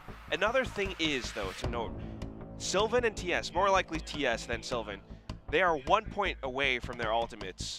TS having the Hunter's Fury is something that Gen G could use if they manage to get the spike planted. So, right, if you're Team Secret shoes, probably your game plan, you're thinking, I don't want to let them get that spike plant. Absolutely not. I'm very curious how this next round is going to look. Again, we thought this would be a real back and forth here. It is. This is going to be a very pivotal map moving forward. Can Team Secret make that miracle play? They're halfway to there after that initial pause. You want to start your first map in the best-of-5 series with a great win. You want to carry that momentum forward. And, you know, statistically, a team that wins the first map in a best-of-5 is just more likely to win the whole thing. True. All right, so here we go. A stack over at A. They've got a long camp over at C here, so they know that there's nobody coming into that site. But A site, you know, it's not set up to be defended yet. It looks like Team Secret's going to just barely get over there in time. This is going to be a spike plan here for Gen G. They're actually going in for it. Kind of blocked off for a second, but it's also Meteor in such a deep position. Team Secret, if they don't expect this, they're dead. But Dubstep catches him instead. Yeah. Spike planted. That Jet ulti doesn't really do much now. Spike is ticking. Ooh. Holy Thunder doesn't hit all too much. Goddead sends his own right back. Oh, Now the push TS goes finds through. one. It still could go either way. It's a 3 versus 3. Goddead gets Jesse. It's down to just Dubstep left over. Oh! He just crouched down. That was insane. All right, well, Gen G win the first map. Barely. Team Secret put up a hell of a fight, and folks, we're just getting started. This is a best-of-5 where the winning team will go into the LCQ finals and fight for survival there. The losing team is going to be out. I mean, it was a close affair, but I mean, what a way to start. You could see signs of life in Team Secret. Right. A lot of impact coming out of Coach Warbird's timeouts, but at the same time, Gen G, I mean, that fan sign kind of does say a lot, because it is the Meteor show today. It is. Meteor's been playing so well. And let's not forget how this started. It was a 5-win streak there for Gen G. That really, like we said earlier on, really you get that lead and it's hard to really ever catch up. So maybe we see a stronger Team Secret in map 2 early on. Maybe they come out ahead and win. I mean, it snowballs, right, when you have such a strong start. And looking at some of the statistics, you know, Meteor's gotten 24 kills, yes, topping the scoreboard, but the thing that I want to focus on is that he has 5 first bloods. And you know, thinking about it, maybe 3 or 4 of those first bloods actually came from the first half when they were playing on the defense. Right. TS has gotten 4 first bloods of his own too now because they're actually so strong at how they actually come in with some of these site pushes. Team Secret, you know, when they are able to pull off their own game plan, it's great. But apart from that, sometimes the adaptation in that final moment, without many players to come in to retake, it's difficult for them. I gotta say, it was really cool to see how Team Secret recovered there. Porkham playing so well at times. But Meteor, I mean, I feel like this guy is getting better every day of LCQ. It's kind of wild. Truly is. I mean, compared to what we've always known him to be a really strong, really swift and precise player. But today, I mean, throughout the whole of LCQ, he's been slowly leveling up bit by bit. And it's finding some of these moments, and he's slowly starting to find that mental endurance to push himself forward. Yeah, really a very different Gen G. You know, previously I always felt that Gen G was like a bit one-dimensional, or they had a style, but they couldn't shift and kind of bob and weave and adapt on the fly. I think they've really leveled up here. They're looking very good. Now it's far from over though. Again, this is a best-of-5. There's many more maps to come, and it was a delightfully close game, so it's very possible Team Secret could still start to reverse this. We're going to go to a break, and when we come back, some analysis, and then game number 2. Here right now, onto the other side of the Meteor. I mean, Secret trying to cut down, but Jesse Bash gets straight at Yes, gets a swing. Turd. And Coming here for the push, they get to half. Oh, 3. oh my goodness. It's just Meteor with the blades now, Jerry. Oh, God. Goodness. Silva gets his own. They try to go through. They're getting blocked up. And then King coming out from the flank. Oh, Team Secret, they are pinched down. It's going to be the sprint. No. Not like this. Oh, my. Have to, but here comes Meteor. Oh, but no, Gen G just kind of ignores it all the way. But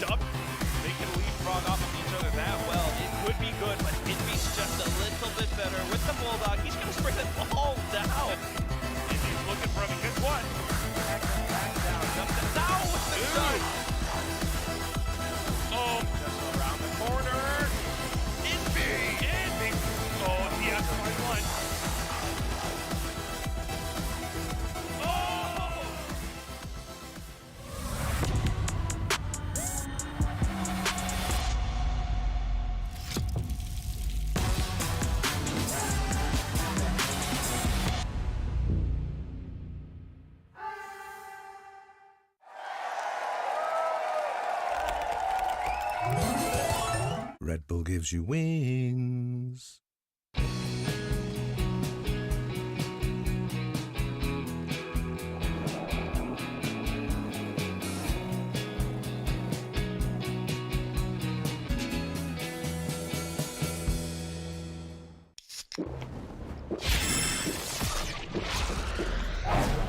Red Bull gives you wings.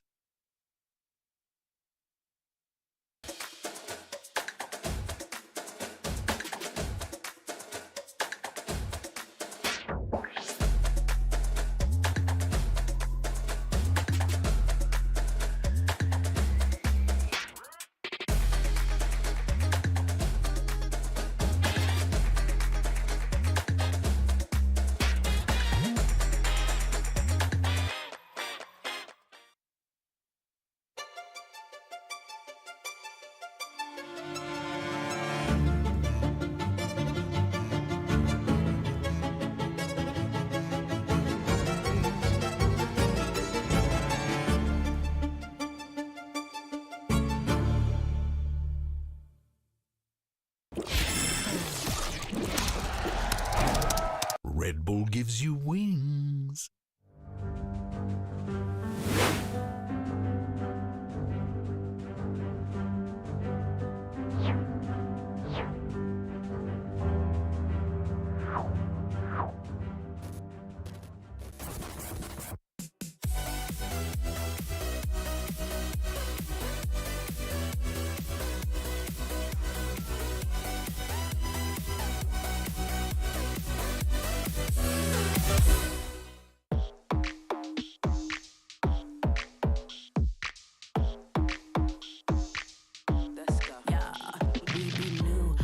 Scene. We be young, rich, living that dream. Little bit of bougie, yeah, that's me.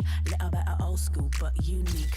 We take over, my girls, yeah, we run this. Chase that paper till the Billy keep it sun-kissed. We too cute, yeah, we know it's a madness. We too hot, yeah, we know we the baddest. You can't stop us, stop us. Yeah, we know we the baddest. Can't stop us, stop us.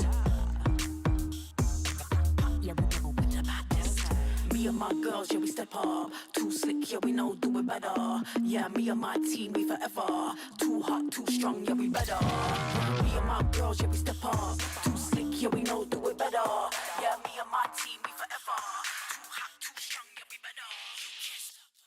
After the game ends, it's really break our heart.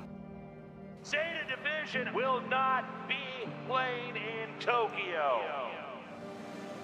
We won't give up, we will emerge. Team Secret, Global Esports, Taiwan Esports, DSM가 저희 젠지는 for the power of friendship. 諦めないで勝ち上がります。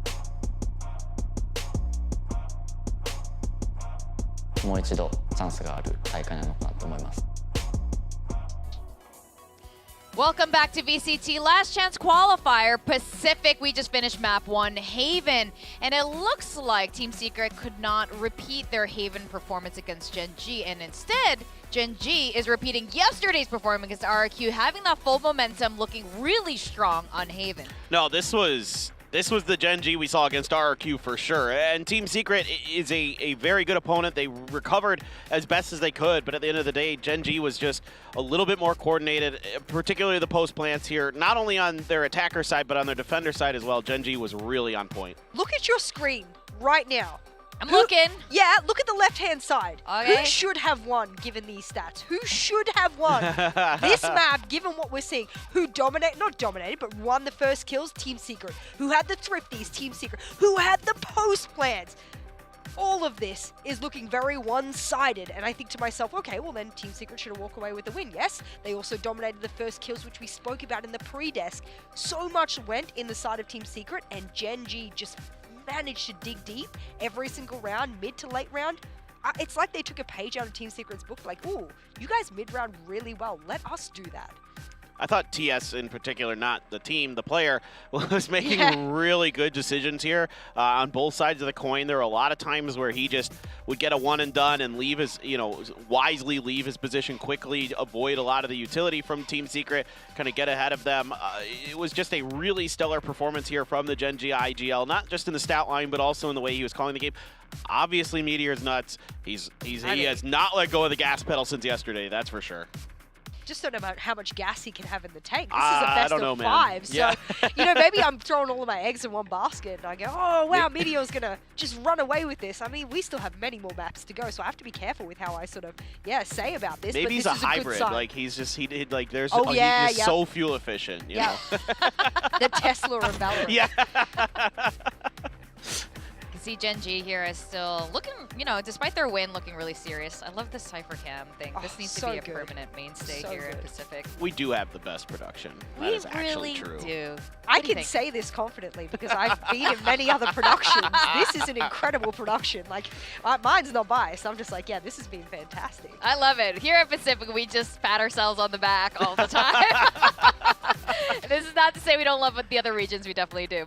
All right, now let's get back to the game. So Gen G looking really good, repeating a lot of the style that they had yesterday against RRQ. We see this really early on in the game. By like round 1, 2, and 3, they looked solid. Yeah, and this is what I wanted to see, so they just get aggressive right off the rip. This is their bonus, by the way. They get the spot here to allow Sylvan, even while stunned up, to prepare that angle to get that kill.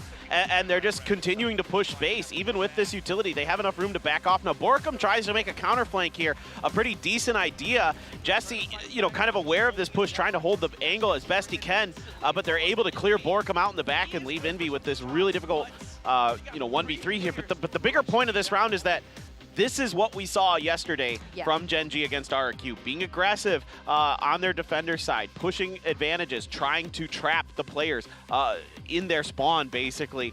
And this round here was another great example of them kind of executing that strategy to perfection.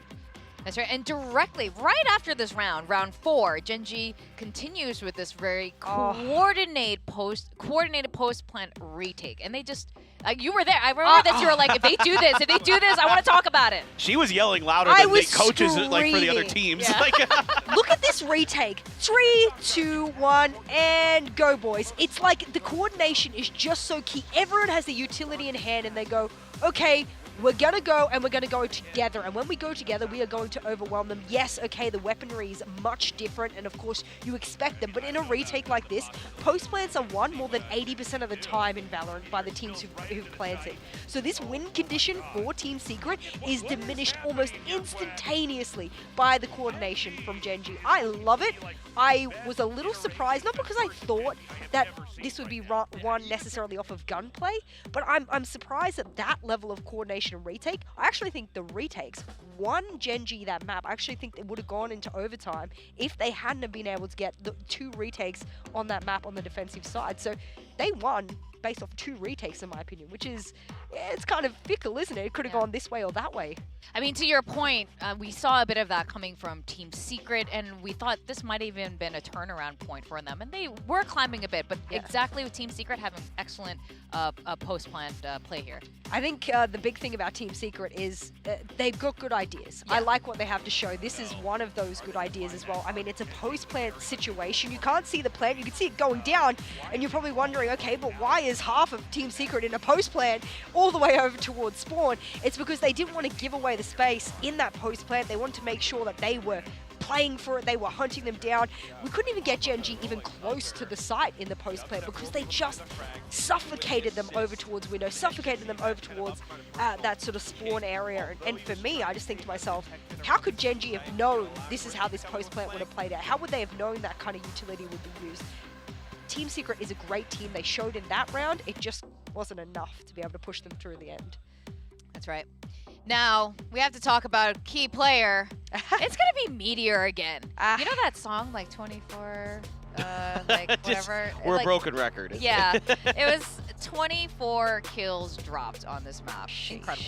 Easy's nuts. I mean, that first half was ridiculous. I think it's, what was it, like 17-4? It might even been better than that, but he was absolutely just dunking on him. I mean, there's no other way to put it on that defender side. And this is like a confident Meteor. a confident Gen G is a very difficult opponent, as we saw in the beginning of the year in Pacific. So if they can keep this momentum up, if they can keep this pace up, I think they are going to have a really good chance of winning here today. Again, a lot of credit to Team Secret. They were able to bounce back, really make this a much closer map than it maybe felt like after the first half. But Meteor here had so much impact in that first half. He was just constantly taking space, you know, just making life so miserable for Team Secret in terms of trying to find some kind of answer to what Gen G was doing. And you spoke about the first half. In the second half, he was shot down a lot. He would, like, you know updraft, he'd dash into sight, and they'd kill him instantly. They had answers for him. They had prepared for the way that he does dash into the Cloudburst. And I was like, this is great. Team Secret knows the answer for Meteor. But then the rest of Gen G were there, and they're like, oh, Meteor's dead. That's okay. He took the space for us. We're going to pick up and run with it. This was the thing we spoke about. How are they going to deal when they're a man down? Well, they've dealt very well. And the fact that Meteor can have a fantastic first half and then take his foot off the pedal for the second, I have so much faith in them. My prediction feels a little safer now. Definitely. We have 4 more maps to go, though. And the next one, Pearl, is a little bit curious. Both of these teams haven't really shown it. Like, Gen G did finally show it once. Secret and Gen G tend to ban this map. So going into this, do you think they've been banning it because it's not ready? Surely it has to be ready. I mean, it should be. For Secret. I mean, for Secret, absolutely, it has to be ready. I think they have to have something prepared here. I think, especially now that you've seen theoretically what Gen G is going to be running on this map with that Gecko comp, similar to the Lotus comp, that you should be pretty well prepared for this, I think. So this one, again, I was a little shocked to see it come out this early. I thought it'd be later down, more towards where Lotus ended up being. But I guess at some point you have to kind of gamble here a little bit as Gen G, and maybe they feel confident enough that they learn from their mistakes against Talon, that they can shore up that defensive side on this map and take a win. I mean, the last time Team Secret played this was lock-in. Like, in a competitive fashion. It's been a while. Now, I did argue that surely they knew it would pop up in a best of 5. You can't avoid it. You know what your ban's going to be. You know what Gen G's probably going to ban. So, do you have something ready? I mean, scrims are so different to officials. So different. So, I'm a little bit worried for Team Secret.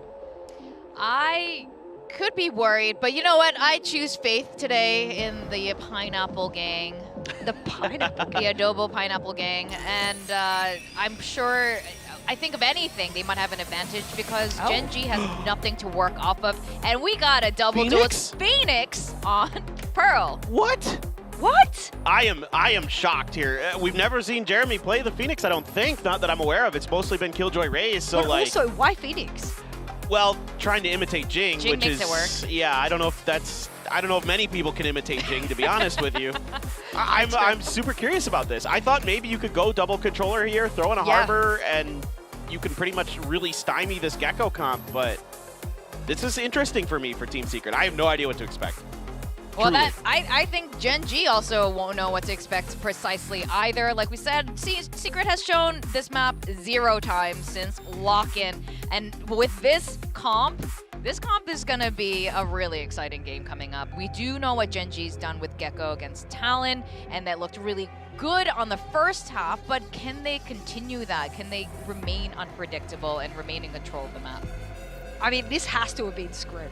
There's no way you have this kind of composition for Team Secret and you've not thrown this through 100 different scrims. So I'm curious. I'll stay curious.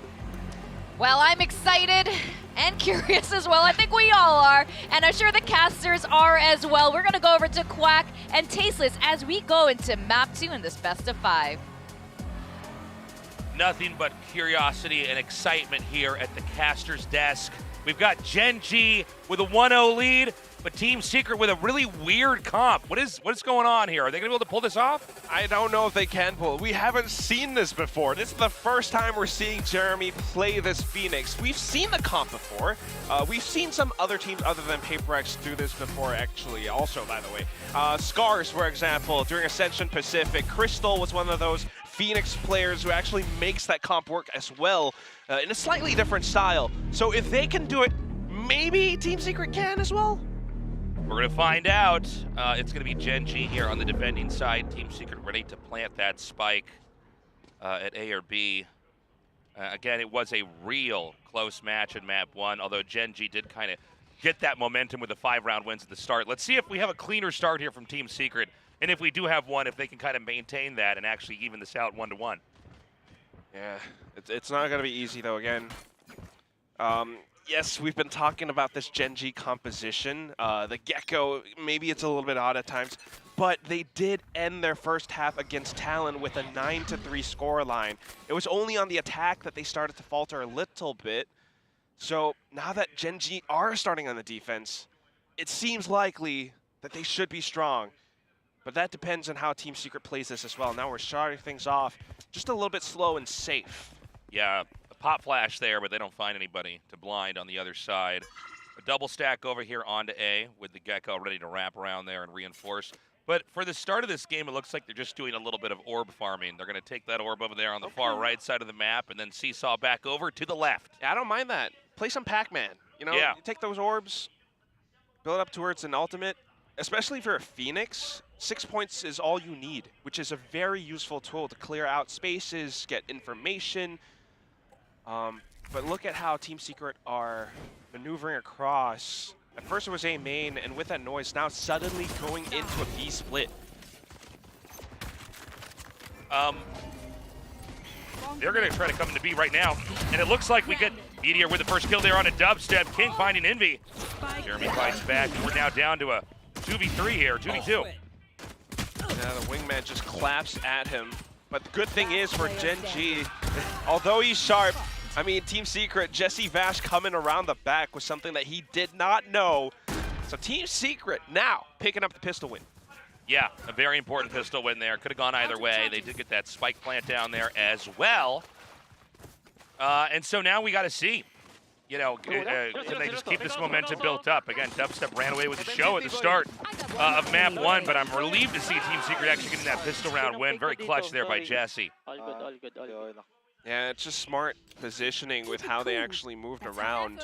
So Gen G going to go with the Marshall here. We'll see if he can get a pick, although it does look like it's going to be an A-heavy push. Look at this. There's going to be a defensive push over here. They're going to meet right over here. They've got a star just for safety as well. On the ground, hot hands, the smoke will be propped. Then the dog moves forward. Off of it, they instantly back off together. Yeah, very cool. I got to say, a very good round 2 here from Gen G. They're really economizing these rounds nicely. Meteor still way down in B. We don't have any peaks over there yet. And instead, we may end up with another clash over here in the middle. Oh my god, and they're just walking into it too. What? But with the Sheriff shot, he takes down Jesse Vash. Envy thankfully hopping away. And despite GodDead trying to push back up again, it's going to be Borkrum takes down King. The rest of them continuing to waterfall off of this pressure. Now Meteor whiffing those Marshall shots. It's just going to happen that way. Gravity Well to buy time though. So Team Secret might be able to get the spike down, but Gen G will be able to get into position just as soon as that happens. I mean, this is going to be a tough one to pull off here with just classics. GodDead about to pop down. Planted. You're going to find Envy. Ooh. I mean, that's the thing about Team Secret right now. It's important that they stay hidden. Blocking vision. Okay, GodDead not having luck there. He does know where Borkrum is, but it's a bit of a trade out. It's kind of like one of those chess games, right? It seems like you're stuck. You know, nobody really wants to make the first move, but it's the team with the slight disadvantage that has to go for it. And as soon as that happens, the pawns come in to trade things out. And Team Secret, I mean, with a 2-0 start, it's not bad, but they did lose several players in that round, so economy won't be too great moving forward. Meanwhile, for Gen G, interestingly enough, because they bought up some Sheriffs and, you know, maybe the Marshal as well, they're going to have to go with light shields and then with a little bit more emphasis on utility. Trying to set up defenses around that A main side again. They're doing this to take the orb. This is the second time they're doing it now. TS is 1 point away from his Thrasher. Yeah, I mean, they're doing a really good job at kind of building up to some opportunities later on here. Are we going to have a full swing out? It looks like Meteor might be ready. Just on the other side. Oh, there he comes. Hits the first shot. Tailwind's away because he saw the flash coming. Team Secret, though, they're not stopping anytime soon. They go up front, and they manage to take down Meteor with brute force. Yeah, Meteor getting 3 back there. Big plays. The A site will be set up here with the spike. We've got King and Sylvan on the move for the time being. Again, one of these moments, it could go either way. Can Team Secret stack another win, or is Gen G going to get back into that game of catch-up? Lockdown started here as well. Just trying to buy time. 5 seconds, though. So the rest of Team Secret off of this, they could reposition, and they want this win because it would be big for their momentum. But unfortunately, it's not all that much time. It's the positioning that's more important, and Jesse Vash off of it, hiding up around Secret. Borkum just right around the corner, too. Gen G had no idea what hit them. Yeah, beautifully done there.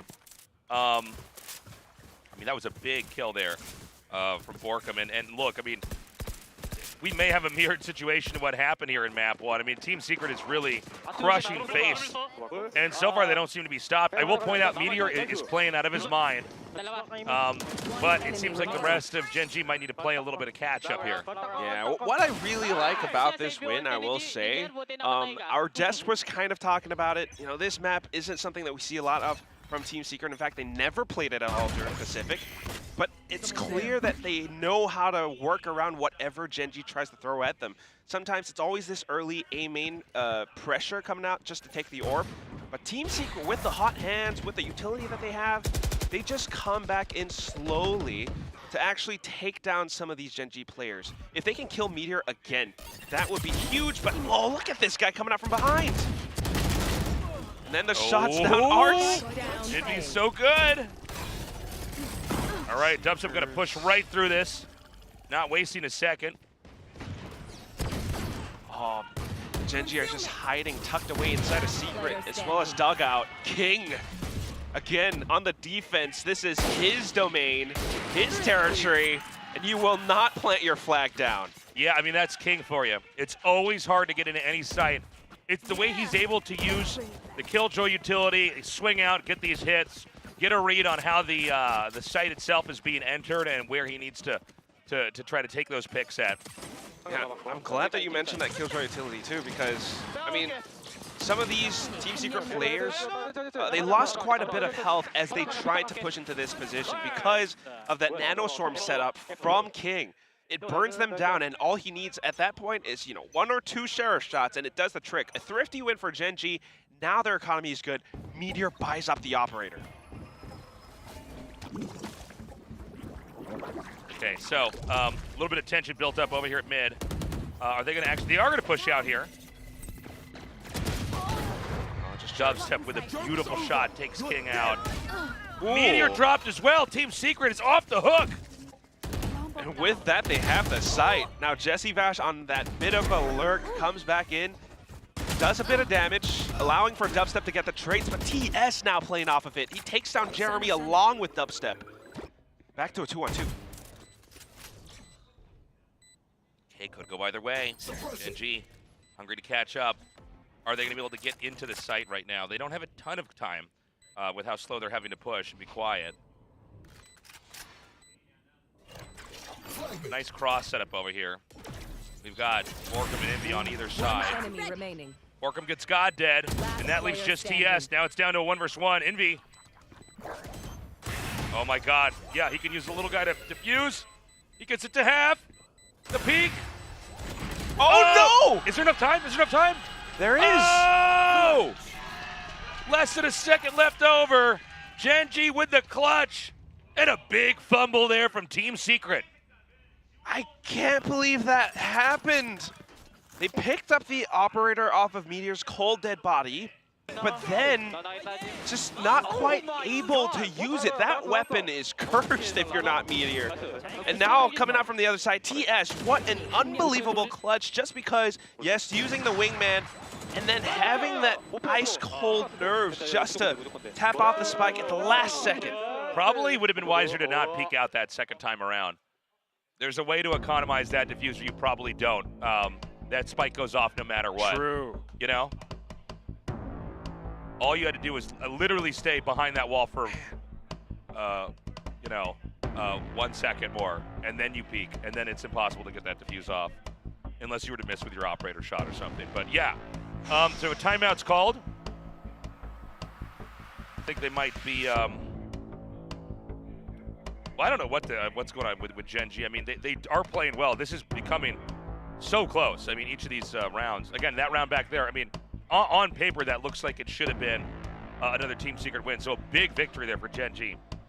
Yeah, it's in the way that they defend sometimes, because with the rounds going off that early, sometimes they're not quite sure what Team Secret's about to do, and then by the time they receive contact, by the time they kind of want to come in for some of these trades, they lose a lot of numbers. That round was won by TS and his heroics.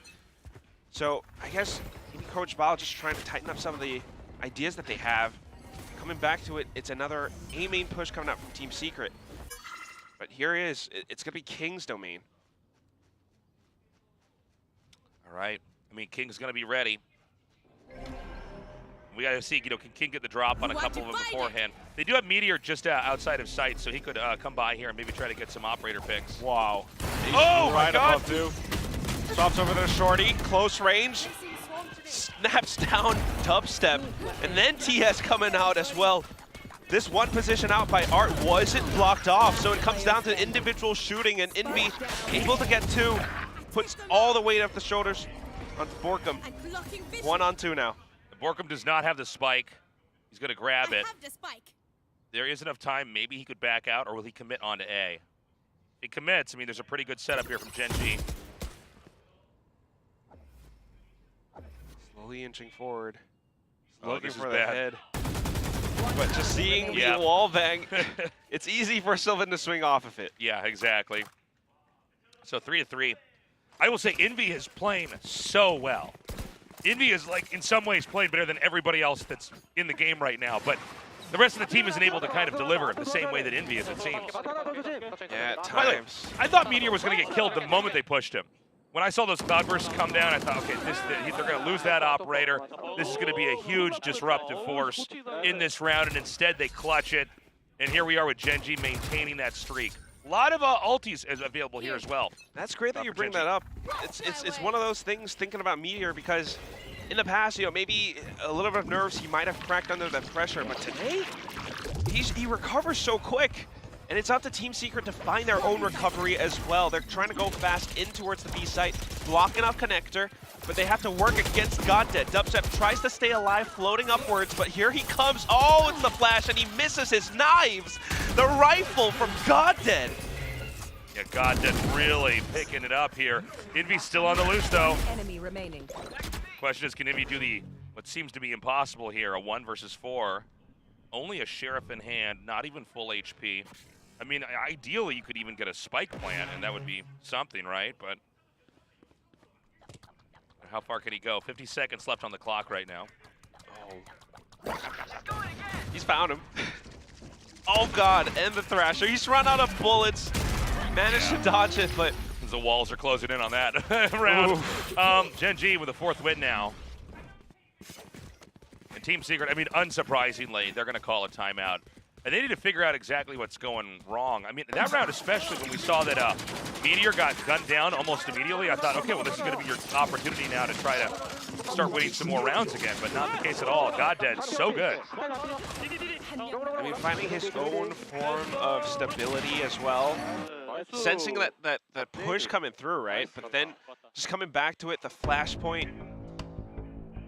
Managing to keep himself alive. The rest of the team for Team Secret, though, I mean, you're right, because every time they try to make some pushes happen, whether it's off of Jeremy or Dubstep's entry, it's not always the greatest. And what happens is, Envy is the backline support guy. He throws out some of these flashes from behind, and it leaves him as the last guy alive.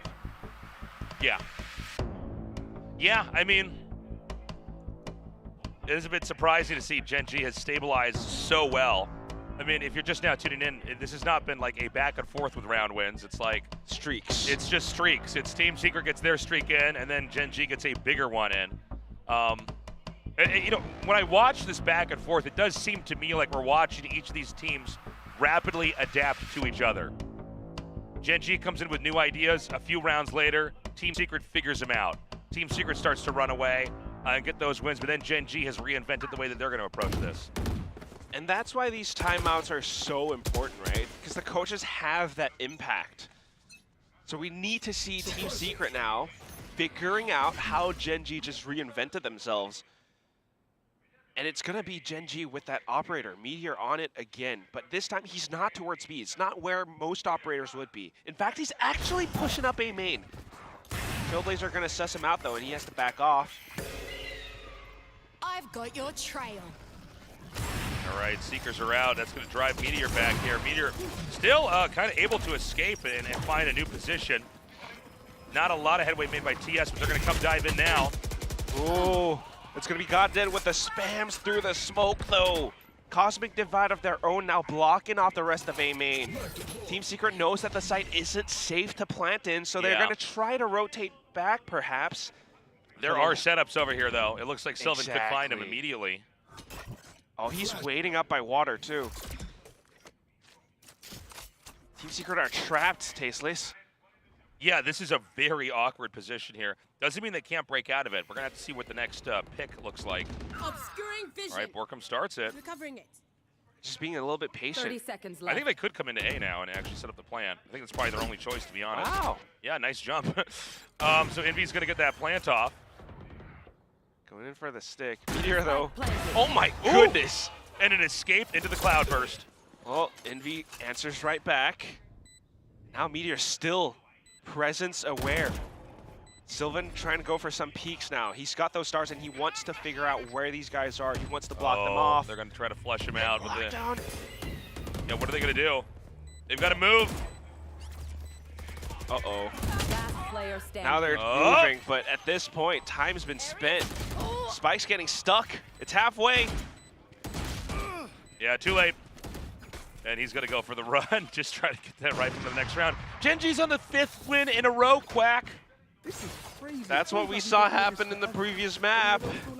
I mean, that's the crazy thing about this. Now, one of those rounds where we saw the timeout for more hurts, but the impact wasn't quite felt.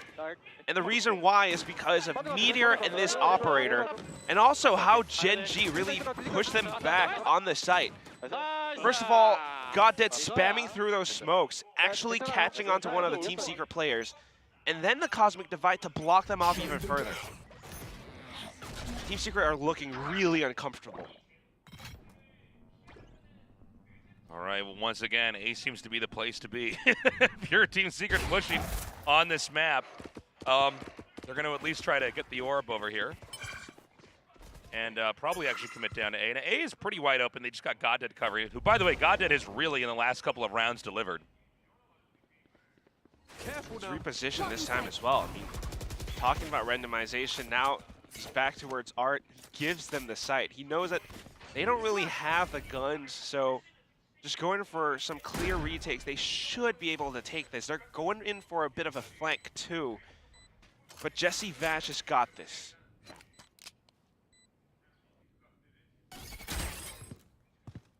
Okay, now you're aware. Genji's taking a bit of time, though. All right, Goddead gonna come in here with that flash. Team Secret needs to win this round, but it's already looking a little scary here. Dude, they're just able to infiltrate so well. Yeah, they're gonna be pushed off the site. What exactly can Dubstep get done? Oh boy.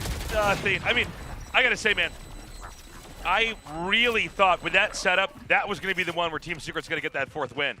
Instead, Genji gets another one. Perfect execution, perfect infiltration onto the A site. It's incredible. And just thinking about how that even happens, right? Why are they able to come up with such a perfect infiltrating play? It's because they get such good reads on what Team Secret are doing and how Team Secret are positioned. They're clearing out the site, they're using bits of utility. Surely they're going to be positioned around this spot. If there's an alarm bot from the Killjoy, we know he's going to be in one of these corners. And they check every single one of them. This is a Gen G that has perfected their retake. All right, I mean, A site once more. This time, A site's a little bit more plugged up with all this Killjoy util. Swarm grenade. We only have a few more rounds left here. I mean, again, Gen G with double the points, but the scary part is that they've actually streaked this together. They've won 6 rounds in a row. Looks like Jesse's going to set up the lockdown and try to flush out any position that Gen G might have. Well, hold on. Okay, no, they're going to get the spike sent through mid. Okay. Yeah, I thought it might have been a fake as well, but going through mid is not too bad. If someone pushes back out of Art, they're going to be able to catch them. So instead, just pushing in aggressively off of Jeremy's run it back, they should be able to create some space off of it. Now, the main thing is, though, you got to play the post plant because Gen G's retakes have been good.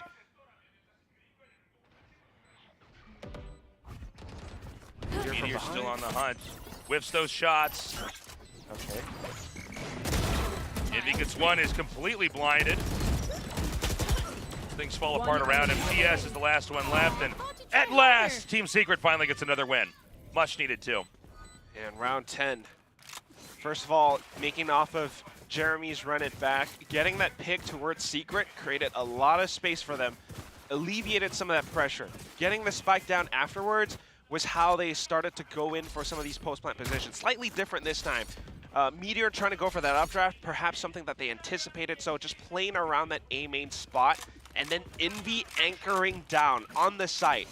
It works a treat because although Gen G tries to retake together off of, you know, the Dizzy from TS, if Envy's just sharp, he shoots down everything. Now Team Secret are going for a whole different push, and it's straight through Art, straight through mid. All right, well, here they go. A is open. Gen G's going to have an unusual angle they could try to take this in if they decide to come back around. Now let's watch Jesse here. He's got a very deep lurk. Which is good, but now coming back into it. Goes in for one kill, gets traded. TS picked back up his ultimate as well. I mean, it's looking good so far here for Team Secret. Trade for trade. Thrasher comes in to clear out Art. A look at Team Secret's positioning, so deep towards backside. Flowers. That was wild. Jeremy. One enemy remaining. And Envy is killing it. All right, well, this spike is going to go off. I don't see any way that TS can take this. They're going to push out, and once again, it's Jeremy. I mean, he's just playing so well. But just one more round here in the first half. Are we going to go to 6-6, or is Gen G going to scoop up another one and take us 7-5? Obviously, they would be happy with that, but for Team Secret, if they can actually secure a 6-6 and the consequent pistol round win, Gen G's attacking side with this composition wasn't great before, so that's exactly what Team Secret are looking for. I mean, right now, Jeremy having that confidence to go for some of these duels and holding out by Secret, it really stems and pushes Gen G back. But back to some defaults now. Meteor with the operator. This is where it's the strongest. Right, well, I don't know if we're going to have any interactions with this shot. It's just this dubstep. Two operators. Stare down. Nobody's peeked out yet. Again, not a lot of action on B here for the first half. You don't want to because it's so scary. Meteor on the other side. Oh, that's why. For a second, I was just listening to the good, the bad, the ugly sound. Yeah, yeah. Well, one body over here at B. A is once again going to be the place that Team Secret is eager to pierce into. Yeah, that just completely eliminates Team Secret's B-side pressure. So Gen G fully aware that it's going to be an A hit now. Silva knows exactly how to play off of this. God Dead coming up from behind. You only have Jesse Vash. And we'll see how he does against Silva. And that's going to be it. Gen G, again, I mean, it might sound silly to say, but they are on top of the gunplay here. Yes. They have really won so many duels, so many aim duels here. And now we're going to switch sides here. You know, Gen G just thought for a little bit at the start of this that Team Secret might run away with the show and have made all the adjustments they need, but it does seem like Gen G is, again, at least so far, maybe like 5%, 10% better? Maybe. I mean, think about what the desk said, you know, coming off of the first map, Team Secret actually had some better statistics. But looking at Gen G right now, I mean, this is impressive because, again, they're coming off of yesterday's win. It was a long match, a full best of 3. But they are finding that impact right now. TS, yes, MVP from the first half. he has so many rounds where actually he made use of the Dizzy to set up his teammates. The little wingman play in that clutch from before. Yeah. It's only when Team Secret gets some correct reads that they really find their round wins. But apart from that, if Team Secret gets to control the map, I mean, if Gen G gets to control the map that they want to, it's tough for Team Secret to put their foot forward because, again, Meteor, that operator, incredibly strong. But you also have to think about TS and King on his defense. Exactly. All right, well, I mean, tensions are high. Remember, everybody, this is a best of 5. We're already done with game 1. That was Gen G winning that, narrowly, by the way. From the looks of it here in game 2, it seems like whoever's going to win this, it's going to be pretty close. But, I mean, for Team Secret's sake, I hope they can take this one because if you're down 0-2 in a best of 5, it is a real statistical anomaly that you're going to come back in 3 maps in a row. Yeah, I mean, it would be hype. It would be very cool, but it's really unusual.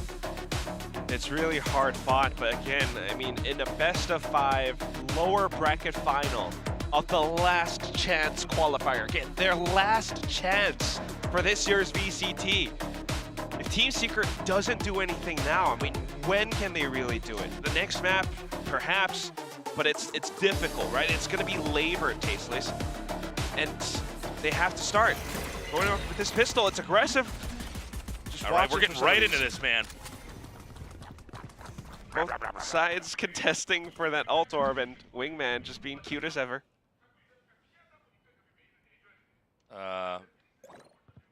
No push just yet. And because of Wingman allows for TS to pick back up his utility. Look at his positioning, though. Oh, nice shot. They're going to see that he's around. There's a great moment for Phoenix. Yeah, you can get that flash off so easily. They push back up from behind, though. That's going to be coming through from Arts. Envy, Jeremy trying to fend them off with the hot hands and some clean shots. That was Team a great Secret picks round. up the pistol. Yeah, beautifully done. There's some angles you can see Gen G wasn't really ready to have covered. And so we go into that round 2 here. Are we going to have any unusual strats here from Gen G? Any kind of weirdness? In a round we always kind of expect you to win. Yeah. It's usually the most one-sided round in a Valorant match. It's something that, yeah, hasn't worked out too great for Gen G before. I mean, I love how Team Secret played off this pistol round with having 3 players just outside the mouth of A main. Right. As soon as anyone peeks out, you know, you got 3 targets staring down your barrel. But again, statistically speaking, Gen G, the last time they played this map, they've only won 2 rounds on their attack. Team Secret stands a chance. They're going to be pushing up A-Link again, it looks like.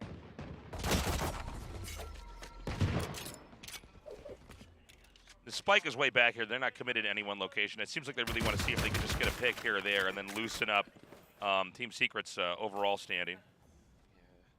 Team Secret not going to give it to them, though. I mean, the movement from Envy, just playing it safe. Very conservative play from Team Secret. Big stack on A. We do have some Killjoy utility on B here, and you know, Jesse is way tucked back. And that's good. Being that far back, gets to hold on to his weapon, gets enough information, and pushes them off of the default planting spot. Finds that first kill. Placing swarm grenade. Swarm grenade out. They're really doing a good job of using that obstruction there to kind of rotate around that. Gets another. This is a wild game, man. Jesse's like some kind of action hero in this round. It's like he's turning all these different corners and firing all these shots and pulling away. All right, well, there it is. The defuse. Luckily for Gen G, they do at least get the spike plant. So a couple extra credits go in their direction. But yeah, I mean, again, you're talking about the conservative play from Jesse Vash and that action hero flicking. It's great. I mean, he almost gets a bit of an ace. Could it, had it been another weapon. But for Team Secret, again, yes, they were on a bit of a save. They were playing it a little bit slow, so we haven't seen too many game plans, but their attacking side is something that you really want to see more from. Yeah, Gen G going to be coming in here with a lot better weaponry. We're going to see what they can actually get done here. Neck and neck right now, 7-7. As we move into the more substantial part of the half here, where the real guns are going to be at play. Wow. They use the smoke to bypass Jesse Vash's turret. So now it's going to be Jesse just playing around connector, trying to receive them. Dubstep on the other side of the smoke. He's going to get wall banged for a little bit.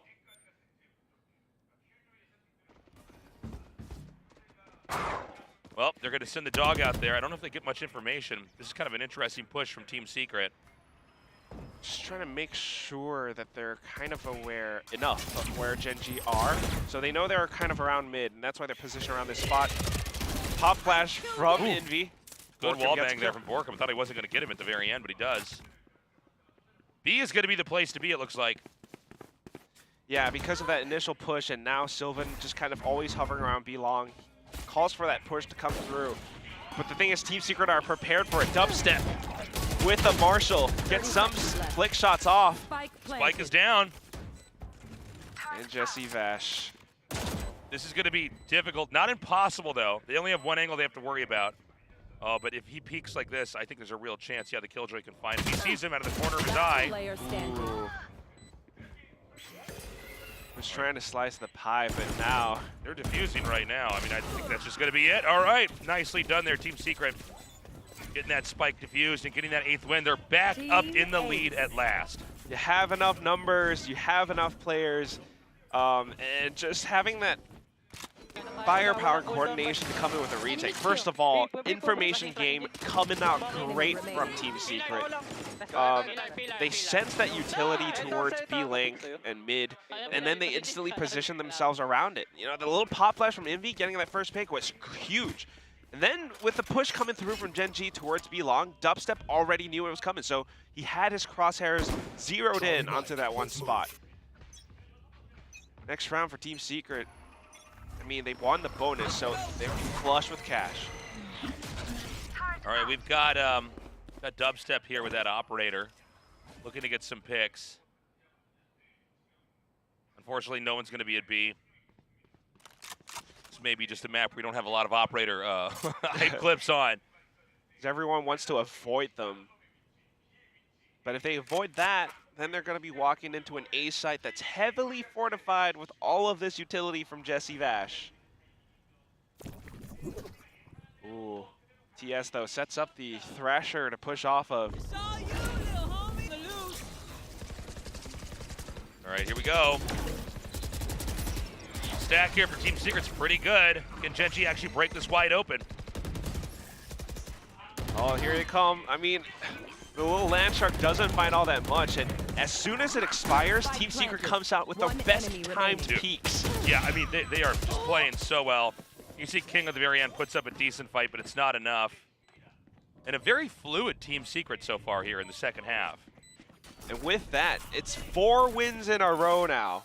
I mean, we saw the first half going, you know, 3 rounds in a row for Team Secret, and then like 6 rounds in a row for Gen G. Very streaky. But the thing is, when Team Secret are on a roll like this, it's tough to stop them. So timeout has to be called soon for Gen G. I agree with you 100%, Quack. I really think you need to get that timeout in there. That's awesome. Yeah, you got to be hyped, man. If you're a Team Secret fan. You got to pump yourself up.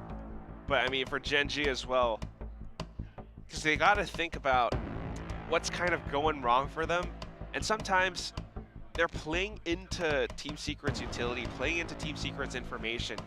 That Thrash play, you know, although it might have been right, I think it was something that Team Secret anticipated as well, and that's why they played, you know, a little bit further back, especially around dugout. Meanwhile, for the rest of the gang from Gen G, just not quite able to pick off Team Secret as they push in. I mean, how can they do it? They've got some mosh pits, but we haven't really seen that utility again. Talking about it before, we saw the same thing happen against Talon. When Gen G played the same map on their attacking side, they only found 2 rounds. Yeah, I mean, it's the cleanness from Team Secret that scares me, to be honest. especially now that they're here on this defending side. It just seems like Gen G isn't able to really get almost anywhere in these positions. Their numbers are so thinned out by the time they plant the spike, they almost have no hope of ever defending it to the point where it explodes. Wow. By the way, the Phoenix, you can really see, especially on this map, there's a lot of great angles to use his abilities. Those set up really corners, nicely. Yeah, perfect for his flashes, and that's why they always pick up the ultimate orb off of it. And Team Secret doesn't really have to do all that much. They just need to wait and play off of Gen G pushing in. However, this little art room interconnector, it is a tiny gap. Oh, unfortunately, the scope was too high up, and Sylvan gets the drop on a dubstep. Oh. Jesse Vash getting tagged up the first time, and then the second. That's 2 players gone now. B is open. Yeah, time to get a better sniper rifle there. TS is going to go with the plant. Let's see what Team Secret here can actually do to recover this. You are divided. I mean, putting themselves up front in a risky position. Unfortunately, Dubstep as well as Jesse Vash getting punished.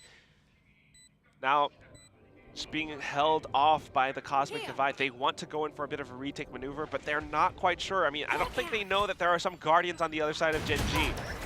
And there's going to be the first shot. Goddead picking up 2. It's all up to Envy now. Never count him out. But can he do a 1 versus 3? There's almost no time left. Oh, gosh. He knows where they are at least, but turning around the other side. Not enough, man. Thrifty victory there for Gen G. Gen G in that recovery.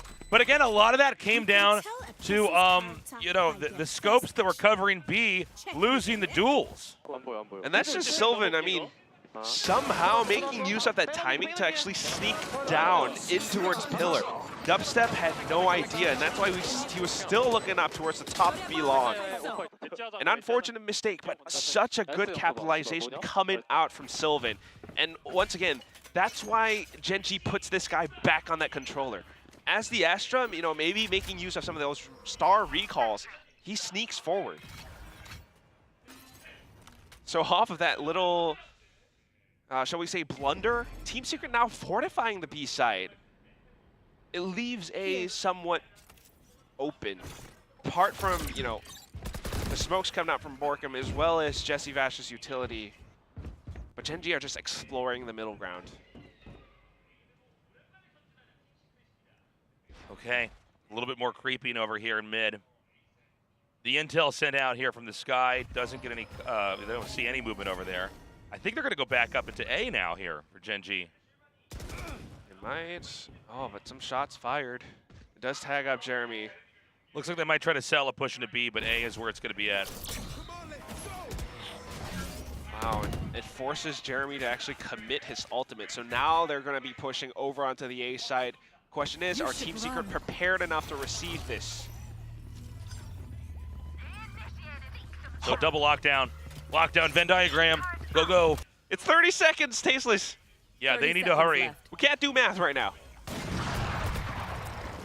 Seekers to hold them back as well, but they just use the wingman to get the spike plant. No need to step in. Yeah, it doesn't matter. That's crazy. I don't think that they had actually factored that in over on Team Secret. That's so funny.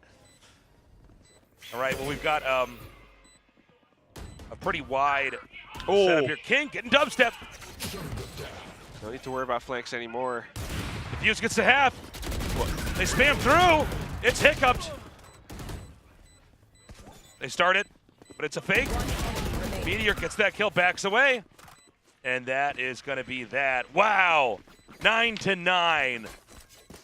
That's so funny with that lockdown. And then, you know, you see the little guy just set up the spike anyways. I guess he doesn't really get affected by it. Yeah.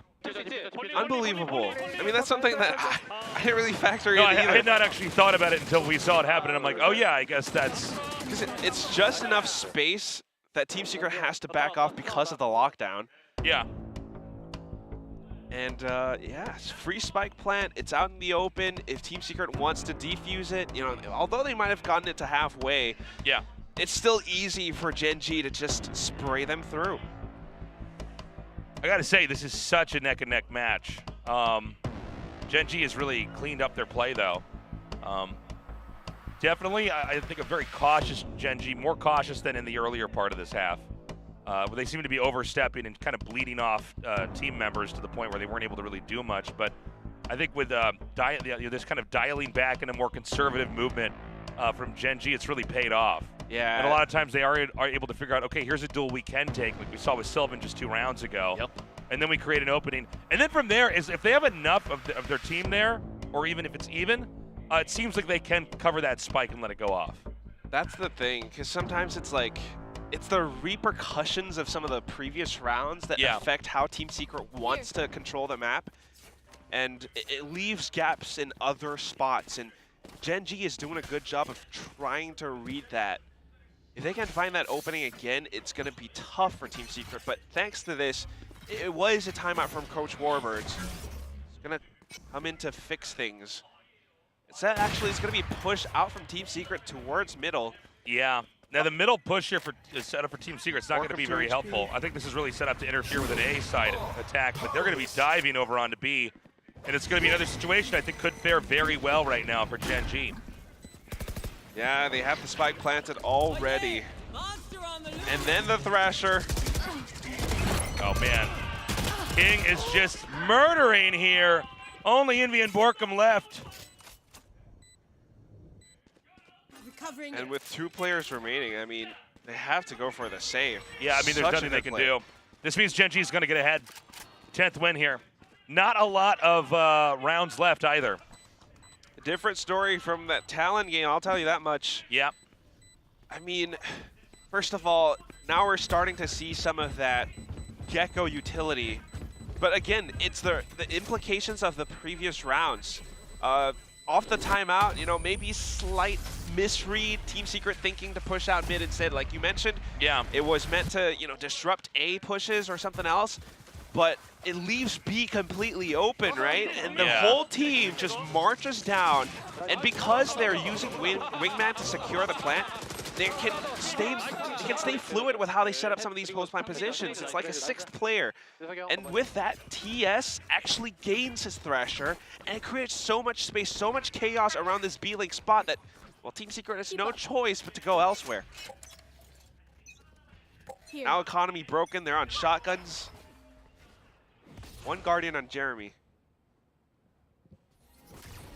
Okay. Yeah, it almost seems like that last round, like a little bit of projection almost, you know, like, oh, they're going to go for A because they've been going for A every time. This time around, I mean, Meteor's already been picked off. It's a good sign for Team Secret. He's definitely the guy you want to get rid of. Keep in mind, Team Secret has to take some different angles here because of the weaponry they're stuck with. Just trying to recenter themselves. That's that shotgun being sounded off, and now Goddead's aware of it. He's going to come in to pinch down Jesse Bash. If he's dead, yep, that Killjoy utility is just rendered useless. Oh, dubstep with a good catch there. That was crazy. Yep, it's a trade out though. And it's, again, the Gen G maneuver. They get a little bit of information, they know where you are, and then they pinch you out. 2 players for 2. It's an even trade, but Gen G has an advantage in timing. They get the spike down, and Team Secret are still rotating. One good thing is that Jeremy's coming out from behind, but because of the pings on the map, I do think that Sylvan is aware of it. Yeah, I mean, this is going to be a really tough one. If Team Secret can win here, this would be huge, though. But again, that 11th round win, it's looking more and more likely here for Gen G. Oh, they put up a defensive lock. Cosmic Divide as well. Borkum pushing through. King, though. Oh, just King left. He's buying time. He hears the footsteps. No time. Is there enough time? No. Nope, yep, that's it. The spike is going to explode, and that's going to be that, the 11th win here for Gen G. Wow. You know, so much of that early part of the round was fascinating to watch. The real patience exhibited by Gen G. And I like what you were saying, Quack. They set up that pinch so nicely. I mean, that was a nice shot from Jeremy, but it was a 4v5 conversion coming out of Gen G, and it shows their smarts. It was a bit of an attempt from Team Secret, but the Cosmic Divide, unfortunately, King made use of it, played off of it to perfection. I mean, he danced around halls off of it, and with that, it put him in a one-on-one where he had the advantage because the spike was about to go off. Next round, Team Secret they're grasping at straws. They're trying to fight hard. They're looking for some of these opening picks, hoping that it gives them a lead. All right, Dubstep. Waiting here with the operator. We need to see if he's going to get those picks. Now, this time it's not an operator at B. They really want to get an op kill and then soften up the position here for Gen G. Nobody's budged, by the way. Just waiting for each other to make the first move. Yeah. Now, the longer Gen G waits, the less time they're going to have to get to that site. Nobody's peeking just yet, although Meteor could. Ulti available, by the way, for Meteor, if need be. Okay. Well, the Hawk does gather information around A main as well. But look at Team Secret. This is discipline coming from them. They're playing it safe. Shots with. Off of that, it's a little bit of space for Gen G. It's an opening. Now they're pushing it in with an A split. Jeremy tries to hold them back. Running back, and now spray transfers. Envy comes in to actually receive them. Ropes back around to main as well and picks up the third kill, the fourth! Envy is out of control. And it's just Sylvan left over here. 16 seconds left. Probably better off just hiding. Taking that weapon into the next round. This score is going to be 11-10 here. Neck and neck. I mean, we could end up in overtime. It's definitely a possibility. Gen G still ahead. They just need one more win to either be guaranteed overtime or a victory. And look at the ending to that. Dubstep getting that kill, crushing Sylvan as we go into round 22. Yeah, redeeming himself from that previous round, right, when Sylvan had the Marshall. I mean, that must feel good. Now, Team Secret may be a little bit more comfortable, and I like that. The way that they utilize some of these spots on the map, having that default map control, right? Jesse Vash is kind of playing around further back on the B side, doesn't have to expose himself too much. The rest of Team Secret just held up around A, having that operator zoomed in, Jeremy as well as Envy is pivoting around Art. That was great. Just having that conservative, disciplined hold again, they might be able to pull this off. Big stack over on B, by the way. I don't know if I like that one. Yeah, I don't know about that. It's a bit of a read. They're anticipating that maybe if the A or mid push doesn't work out for Gen G, now they'll try a B rush, but no, it's not there. Yeah, it's not going to happen here. So we got to see what's going to happen here when Jesse and Borkum have to deal with this. Oh, they're going to go for a bit of a Cosmic Divide setup. Sylvan's going to set up for it. The rest of the team pushing in. And now with those stars, look at it, towards the back of Secret. It forces Borkum away. This is a free site now for Gen G. Yeah, this is going to be a really tough one here. Meteor with the push as well. Oh, and at the same time, King on the lurk. Jesse Vash comes in to check him. But he has to make good on his shots. Right now, his teammates are doing pretty good coming with a retake. I mean, it's doable.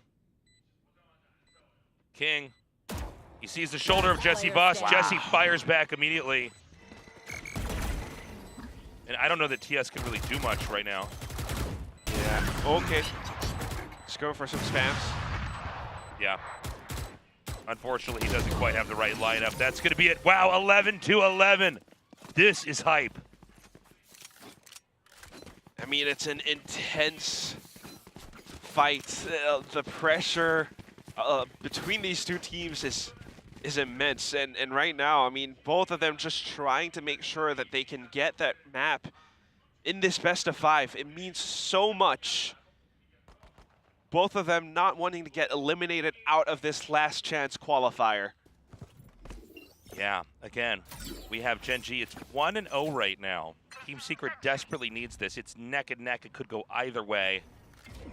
Big round coming up here in round 23. Another triple stack over at B. And Gen G just going, making the same play again. I mean, with this B stack, they get to push up, but it does cost a bit of an arm and a leg. Jeremy is now dead. However, eliminating Sylvan is pretty good as well, because now Gen G, they don't have cover as they push into sites. No smokes available. This is going to be Dubstep here with the operator. We got to see how this first shot goes. He should be able to get the first kill. Might have hurt some hops as well. He's ready for it. Gets one, but it's too many. I think not. I think it would have been better to actually dash back out instead of trying to go forward. But it's a 3 versus 3 now. Envy's getting flushed out. Again, right now, Envy probably having the best dueling out of the entire Team Secret team. There's the lockdown coming in through too as well, but he stays hidden. Oh, in behind the back of screens. Wow. 2 kills, 3 actually. And it puts Team Secret at match point. This is huge. Can Team Secret close this out, or are we going to go to overtime? Remember the round from Haven where I think it was Dubstep with a judge, the 2 lockdowns, and yeah. he thought that you could go in for, he swapped over the knife. This is one of those moments. Envy having that confidence, not phased by the attacking lockdown. He actually stays in it long enough that Genji doesn't check him. All right, well, this is it. Got the push coming up now. A-Site has got a big stack. They are so confident this is where the action's going to be. They've left Dubstep to cover B, but Dubstep, if anything, is going to be part of retaking the site, if Genji can even get in. Yeah, the salt for all those biscuits. The mosh pit, the hot hands, it burns down TS. Yeah, they have to retrieve that spike. They've already lost one here. Are they going to continue to double down onto A? And look at the mini-map too. A is heavily fortified. Okay, Team Secret's doing it. Just 2 left. King and Sylvan. Now just Sylvan, and then there's none. 13-11 is how map 2 ends. Team Secret has tied this up 1-1. Ending map 2 with a 13-11 scoreline. It was a little bit rocky at the start, and then they turned it back around 6-6 at the end of the first half.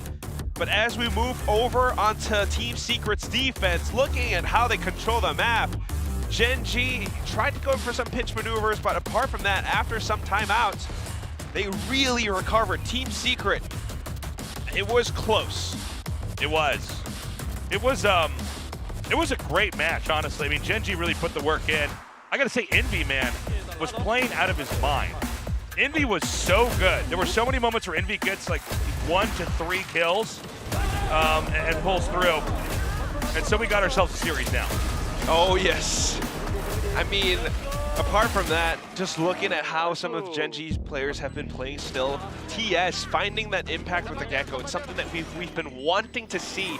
And it's pretty fun too. I mean, the little round where the wingman actually got the plant and earned Genji that win was great. Sylvan on this controller finding a little bit more impact with how he gets to sneak into position sometimes and provide his team a little bit more utility. But at the end of it all, you are absolutely right, because it's Envy as well as Jeremy who have the numbers right now. 30 kills. Envy dropped a 30 bomb, yeah. And some of it comes out of confidence with how he actually wins out in his duels.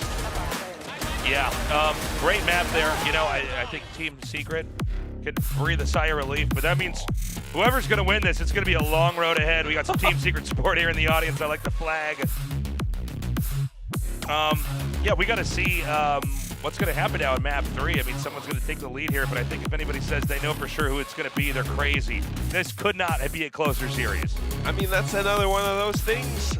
We saw Haven, we saw Pearl, and we kind of thought Pearl might be a slight weakness for Genji. Sure. They were the ones who picked it, surely, and they did fix some of their ideas, coming up with a stronger attacking side. But then the next map is going to be Ascent.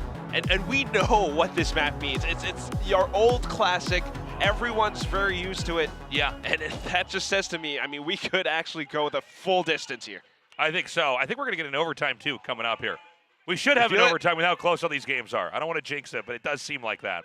I mean, that's crazy. And then after Ascent, I mean, if it does go down, it's still going to be Lotus, and who knows how that's going to show up. So at the very least, we're going to go for a quick break, and then after that, some analysis. Don't go away, because analysis will be coming after this. What? Okay, got that. Have him luck there. He does know where Porkham is. First shot, tailwinds away because he saw the flash coming. Team Secret, that would be huge. This guy coming up from behind. The peak.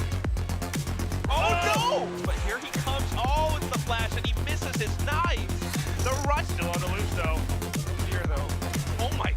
Secret needs to win this round, but it's already looking a little scary here. It does. Oh, nothing. They're going to tap them, so instead, fall apart around him. TS is left. Oh! Pressure, so Genji fully aware that it's going to be an 8-hit now. Sylvan, we'll see how he does with Sylvan. We're going to see that he's around. It's a great moment to push back up from behind, though. That's coming through from Art. Jeremy trying to fend them off with half. They spam through. It's a fake. Pull them back. Run it back, and now spray transfers. Envy comes in actually well, picks up the third kill up as well, but he stays hit at all.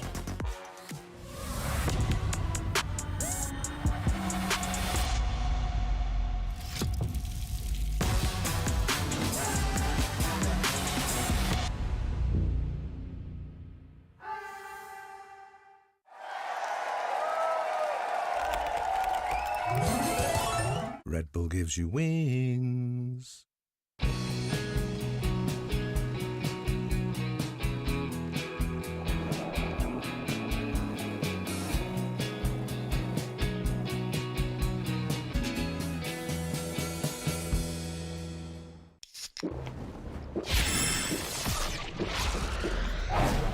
Red Bull gives you wings.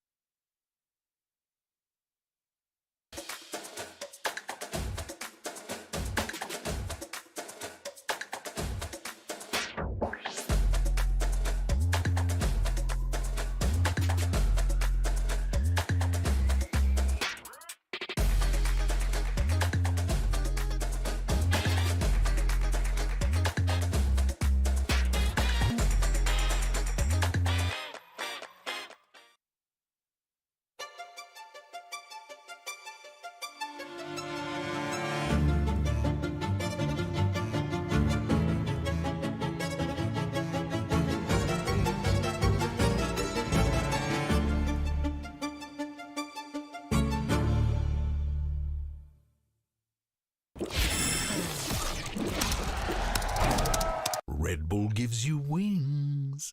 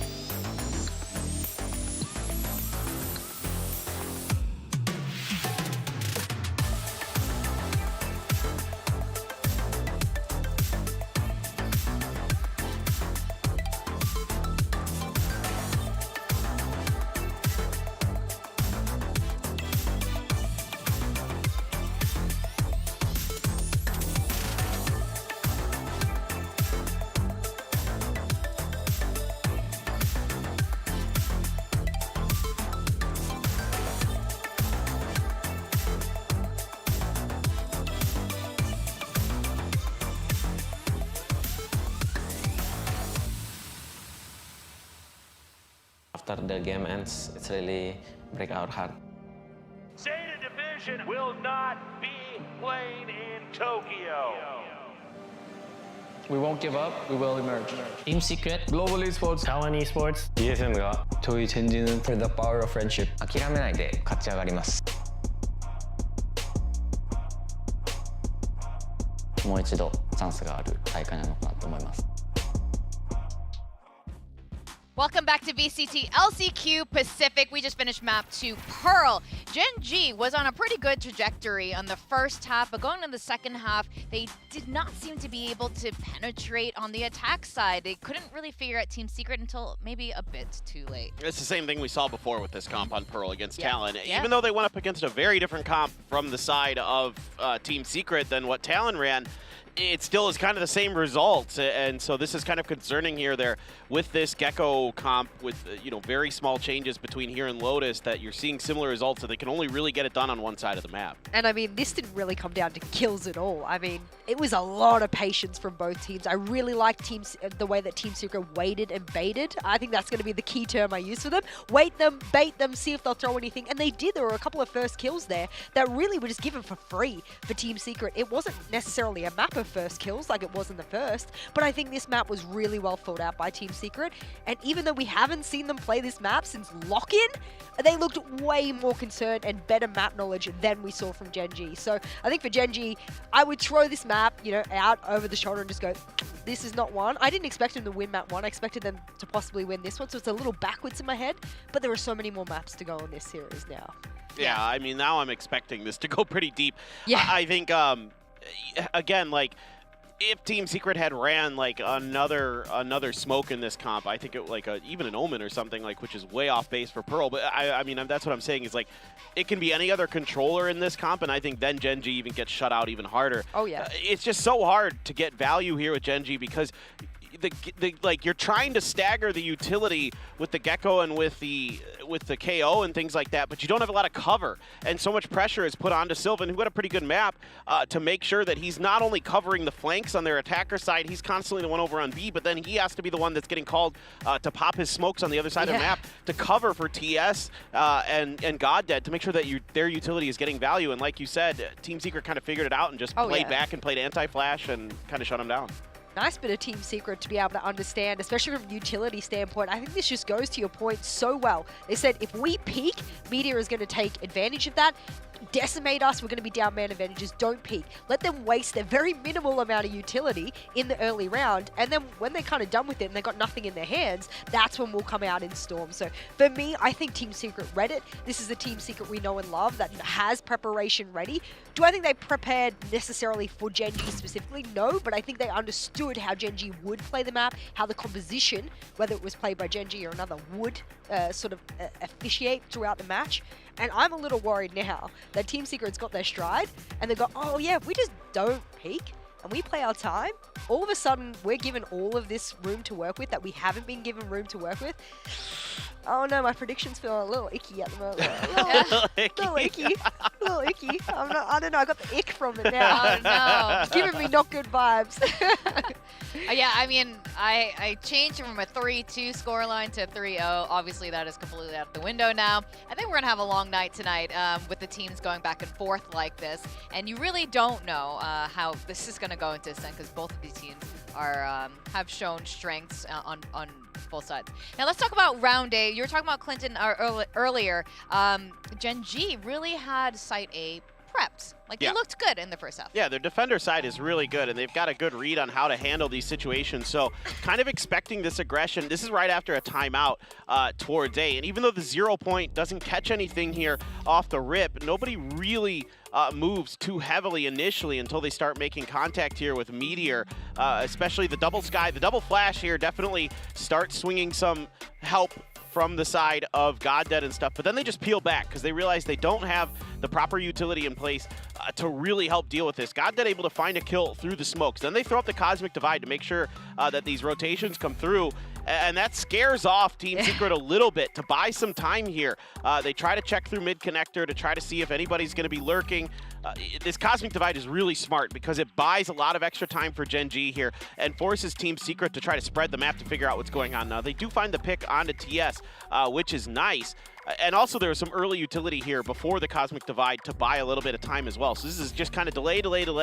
And then, of course, you've got the lockdown here in the pocket to really give yourself that extra oomph to make this retake happen. So one of the things we've been crediting Gen G for here today is their retakes. And there's just not a lot of answers left in the bag for the side of Team Secret at this point. So they can just swarm in, cut down the Team Secret players who are trying to hang around and essentially get through the round. So it's just a really good kind of staggering delay. That's what this comp can do on this map, is it can buy you a bit of time, especially when you've got your ultimates in play. But on the attacker side, again, without that extra controller, you're not able to really stagger that Gecko utility in ways that a lot of other teams have found success. Yeah, absolutely. In fact, we saw that they were forced onto A all the time, where you had the Killjoy and Asher completely set up without that second controller to push down B. Pearl, I mean, it was near impossible unless they could get that first pick, like you were saying. Unless Gen G could really get in there with that gunplay, they could not get through. Yeah. Now, we have to talk about a key player, Jess. Envy has to be our guy. I mean, it was a little shaky. Like, there were some rounds where I'm like, what are you doing, Envy? But, you know, ultimately, he showed up. I mean, if we're talking about how difficult it was on the attack for Gen G, let me just give you a guy that made it even more difficult. On the defensive side, he dropped 20 kills alone by himself. He went, you know what, I'll drop a 20 bomb.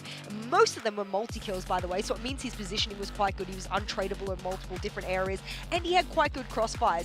It probably helps that he's the flash player of the team as well, so you can, you know, sort of initiate yourself where you need. But I just felt like he fundamentally understood what his role was on defense, and he was able to take full advantage of it. Someone, you know, who's not in a duelist role carrying a 300 ACS over a map is to be impressive, you know? It's not something to be scoffed at, and I think even if his KD and you know, his ACS and his damage per round was quite high, I still think it was the impact he had mid to late, which is where Gen G stumbled. They fumbled the bag over and over, and I think he was the guy that made sure it was the nail in the coffin. Yeah, I totally agree. I mean, I think he's such a good initiator. Maybe the best initiator we have in Pacific, one of the best at the very least. And he was the guy the last time, right, when they played. Yeah. He had just phenomenal stats. I mean, again, he not only top fragged on his team, he top assisted, and he also out assisted like Goddead, who's usually putting up pretty gaudy assist numbers, even if he doesn't have the frags to back it up. So he was like the complete package, and so if he can continue to pop off, continue to read these Gen G compositions and setups the way he has, playing that sort of pseudo anti-flash with his own flashes, with his own utility, as well as Jeremy had some good moments with the Phoenix to kind of wait for their utility, and then he'd throw the curveballs. Stuff like that was really impressive, and in the long run got them the win. It was pretty back and forth. You got to give some credit to Gen G, but again, they're not solid enough on both sides of the map with this comp. No, you can't just win on the defensive side. And I said even on map 1, 2 retakes won them map 1. We're talking about 2 pretty great, highly coordinated retakes is what won them map 1. And that's such a fickle flip of the coin kind of thing. If those didn't go to hand, Team Secret may have walked away with map number 1. So on this one, I'm not surprised they don't manage to bring it back on Pearl. And I'm hoping now that they come to a bit more of a home turf on the 3rd map, that they are more comfortable. They don't let that loss get to them, because the tilt factor is where the desk now is starting to think, oh, mentality. Jess is feeling the ick with her prediction. This is not looking healthy. I mean, that's absolutely true, though. When it comes to Ascent, Gen G, it's almost like if their mental's in the right place, they look amazing. And I don't like that is a huge factor going into predicting how Ascent will go. But how do you feel about this, Pipperton? No, I actually think it is really important, because the comms are such a huge part of like the make or break for Gen G, if they succeed or not. Is their communication, is their mental. So I totally agree. That's been kind of part of the issue from what we've been hearing, and what, you know, with the comms, the few times we get to hear their comms ourselves, and what we've been hearing behind the scenes is that it has been some of that being the issue. So certainly they look okay. They don't look too frazzled after that loss, to be honest, after looking at that desk, and they shouldn't be, and that's going to be a key component of them getting through here on Ascent. Well, seeing Jesse, of course, back on Sova, as he would definitely be on Ascent, I feel like there's a slight advantage for Team Secret here, just generally speaking, consistently. When you look at historically, watching them on Ascent versus Gen G, I think they have an advantage. Yeah, bit of a mixed bag here if you think about the fact that Team Secret has a pretty well flawless run on this map throughout Pacific. I'm looking over towards Gen G and I'm going, the only reason I'm saying mixed bag is because they themselves have had really good performances on it, and then some really lackluster, and it's like, what Gen G do you get today? If it's a really good performance, then they will outshine Team Secret, even though Team Secret, I would say, is the king of this map. Yeah, if you can limit this attacker side from Team Secret, I feel pretty confident, that, especially with what we saw yesterday with Gen G on the attacker side. Yeah, this could be a very long map if Gen G does feel right and their brain is in the right space. We could go full well into another crazy overtime. But with that, we're going to go to map 3 in this best of 5 Ascent. We've got Generation Gaming and Team Secret. We're going to go over to our casters, Tasteless and Quack. Excellent work at the desk, everyone. We're going to go into this game and find out who's going to take the lead. Is it going to be Gen G or Team Secret? I don't know, man. Those guys had their predictions. They felt a little bit icky about them. I'm just going to play on the safe side because this is going to go the distance. I mean, that's what we feel about this map, right? I think it's going to be a long one. I would not be shocked if we have overtime. Yeah, I mean, I feel like we're probably going to have 5 games, and honestly, each of those games inside the map is probably going to be pretty long, pretty dramatic, pretty epic. Yeah. Truth be told, it's also just because I'm boring. But, I mean, again, watching this map, both teams, this is now the optimized composition. However, you have very different players playing some of these agents. And if we're thinking about the performances from yesterday, Gen G they were strong. I mean, you had Meteor flowing off. You also had Godhead, who was supporting a lot of his teammates, but King's defense was something that has to be mentioned. Meanwhile, for the other side, Team Secret, I mean, if Envy can actually come up with some incredible performances like what we just saw on Pearl, they might do a lot better. Jeremy is also a player who actually comes up with a lot of great timed peaks, especially when he's retaking. So now just starting things off, we're pushing straight down middle. Yeah, I mean, this is a crazy crush into mid. Envy gets TS right off the bat. Beautiful headshot there. And A is now wide open. Envy, what is going on? This is just insane to me. Well, I mean, you know, they're way out of position here. Gen G, I mean, it's possible they can recover this and get onto the A site, but kind of an unfortunate opening here. Yeah, I mean, if Envy gets to start off the round like that, and Team Secret's already planted down the spike, they're already in some of these positions where Gen G is not expecting. Oh, it's going to be an easy frag, a shock dart kill to end the pistol round. Style and win there for Team Secret, but again, it did seem like it was a strategic backfire there for Gen G to dive into mid, right into the hands and the scope of Envy. Yeah, I mean, you can see how it happens. First of all, Envy scoped in, incredibly sharp, right? Ooh, the micro adjustment onto the third shot, which was Meteor. And then this play. Yes, they had a lot of time to get the spike planted, but I love how Jesse Vash positioned himself around the tree. Because the door was shut, Gen G, they didn't think to check. Yeah. This time around here, Team Secret eyeing up A. We may have another peek over here. It looks like Gen G is going to back up. They're going to smoke this off for the time being. We'll see if we can get any intel over there. We have a lurk from Jeremy as well. Meteor is just playing inside of the smoke.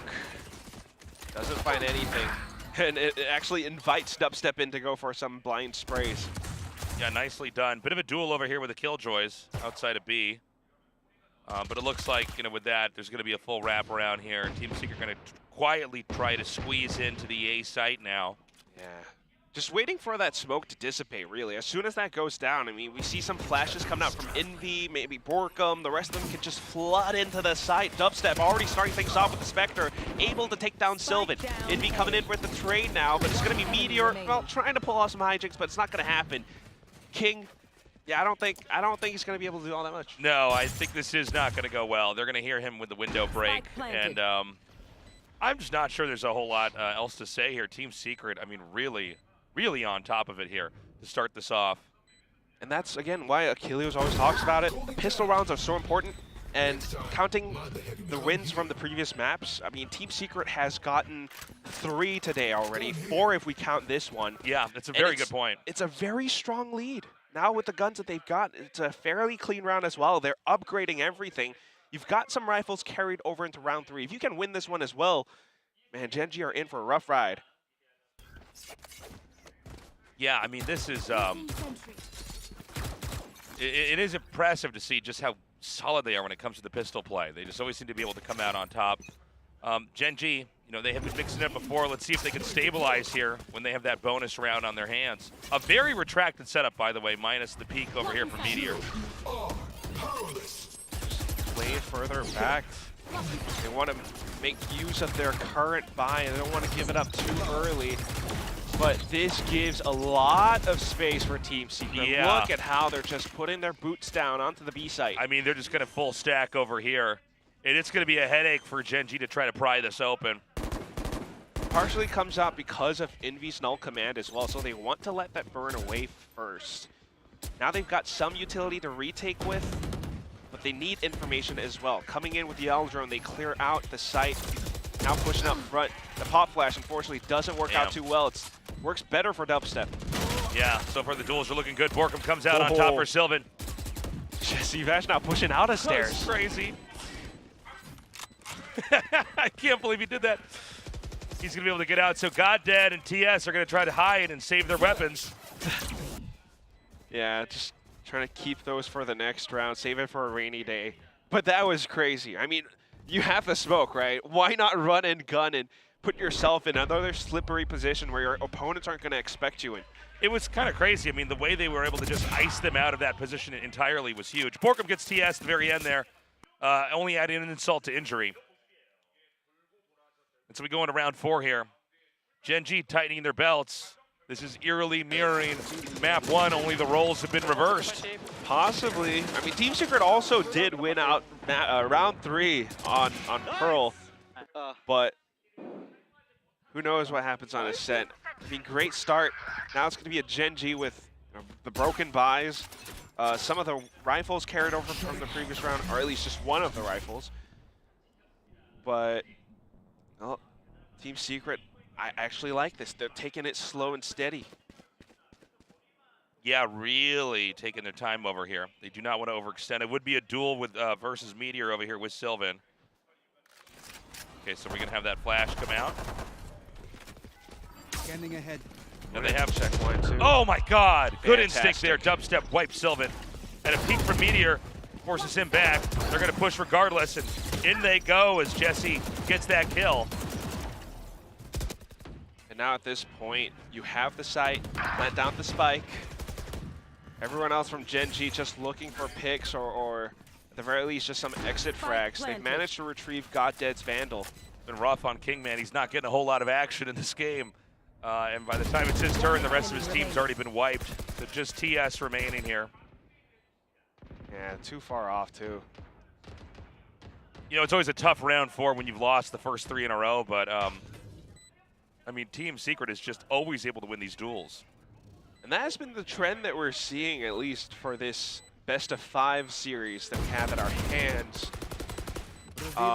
Winning that pistol again gives them such a strong momentum to push forward like this. And it's not just that as well.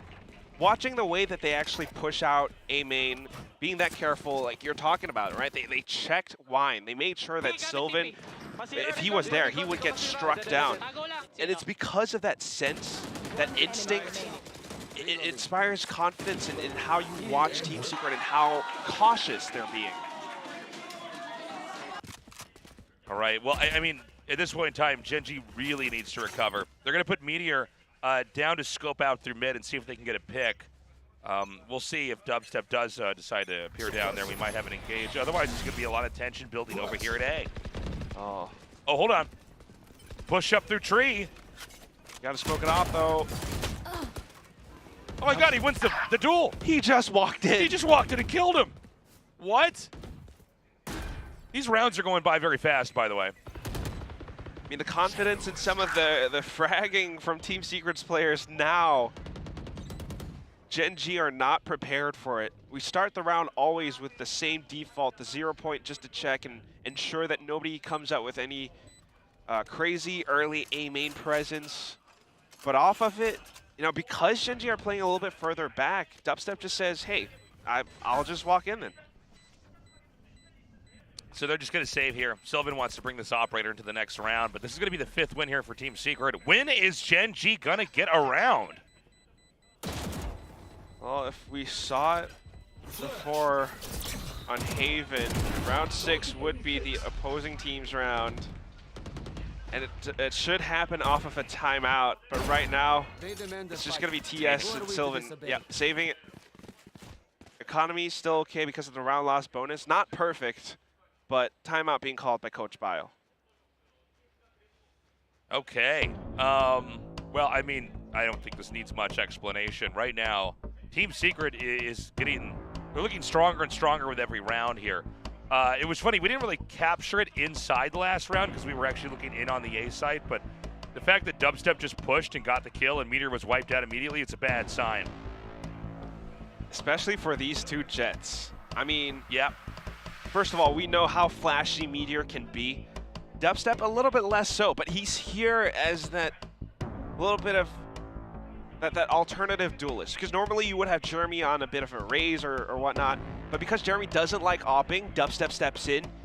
And right now, he's not even opping. He's just having that sense to know, all right, he's starting the round with this much utility, and this is what they're going to do. This is where he's probably going to be positioned, and I just know how to push in off of that. You know, there's an operator in play here for this next round. Where are they going to send it? They need to try to get a pick and thin out these numbers early on. The op plays so far on Ascent have been pretty lackluster here on the defender's side. And that's what this timeout is for, because you got to think Team Secret has been pushing into the A site right now. Oh, this is going to be the same spot as before. Only this time they might not find anybody because it's a big 5-stack over here at A.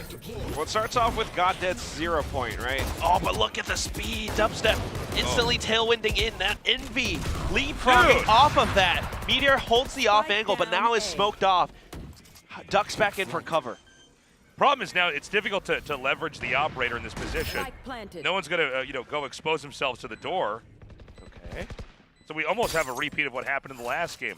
3 left on a heavily stacked site with 4 Team Secret players. They're going to use the lockdown here. Oh, okay. Trying to invite Team Secret in to shoot that down away. Meanwhile, the rest of them trying to push out from the other sides, but Meteor has been taken out. Up to TS now. They're going to get another win. This is wild. And that operator's gone, by the way. There's no way to retrieve that, so that's going to be a pretty painful ending. And, you know, it's funny. They took the timeout, but that was really kind of similar to the last round we had before that, you know? It is. It was this time, I think it's a pretty smart play here from Team Secret. They just totally rushed in there. They did not let there be any time for anything that was going to be complex or different to get set up. I mean, maybe just simple problems, simple solutions. Yeah, You see the operator, you know, okay, they're probably going to do this. If he is up around A main, you know what, Dubstep, updraft, and tailwind over Meteor, that's probably going to do a trick, and it does. And because of that speed, you know, it's an easy A crack.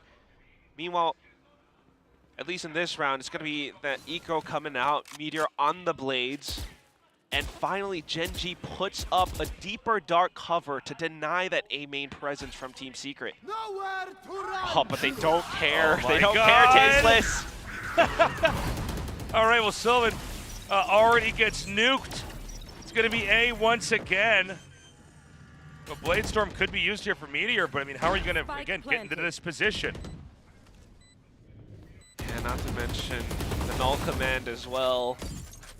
Meteor will be able to pull back out his knives, but retaking the coordination has to be good. And with Team Secret's positioning so far back, so conservative, all they got to do is to shoot them down, and shoot them down they will. 7-0, what's going on? And when is Gen.G going to get a round win?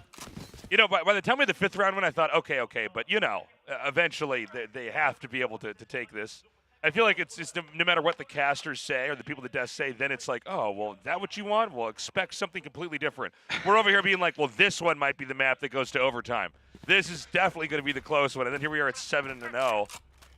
This round, of course, looking pretty bleak for Gen.G. They don't have great guns. Yeah, it's not great. Boy, were we wrong. I mean, if Team Secret's just this confident in having some of these ideas to really just disrespect the utility from Gen.G, right? I mean, operator, don't care. Dark cover blocking off A main, don't care. I've got Hunter 3, I've got null command, I'll just push in. Now they're looking to do the same thing again because until Gen.G adjusts around this push, Team Secret gets a free site. Same thing now. Recon bolts, Dubstep walks straight into the site, right around Generator, doesn't matter. GodDead fires back. All right, they smoke it out and they go for the plant here. And they're gonna have to fire down the door to even open it up.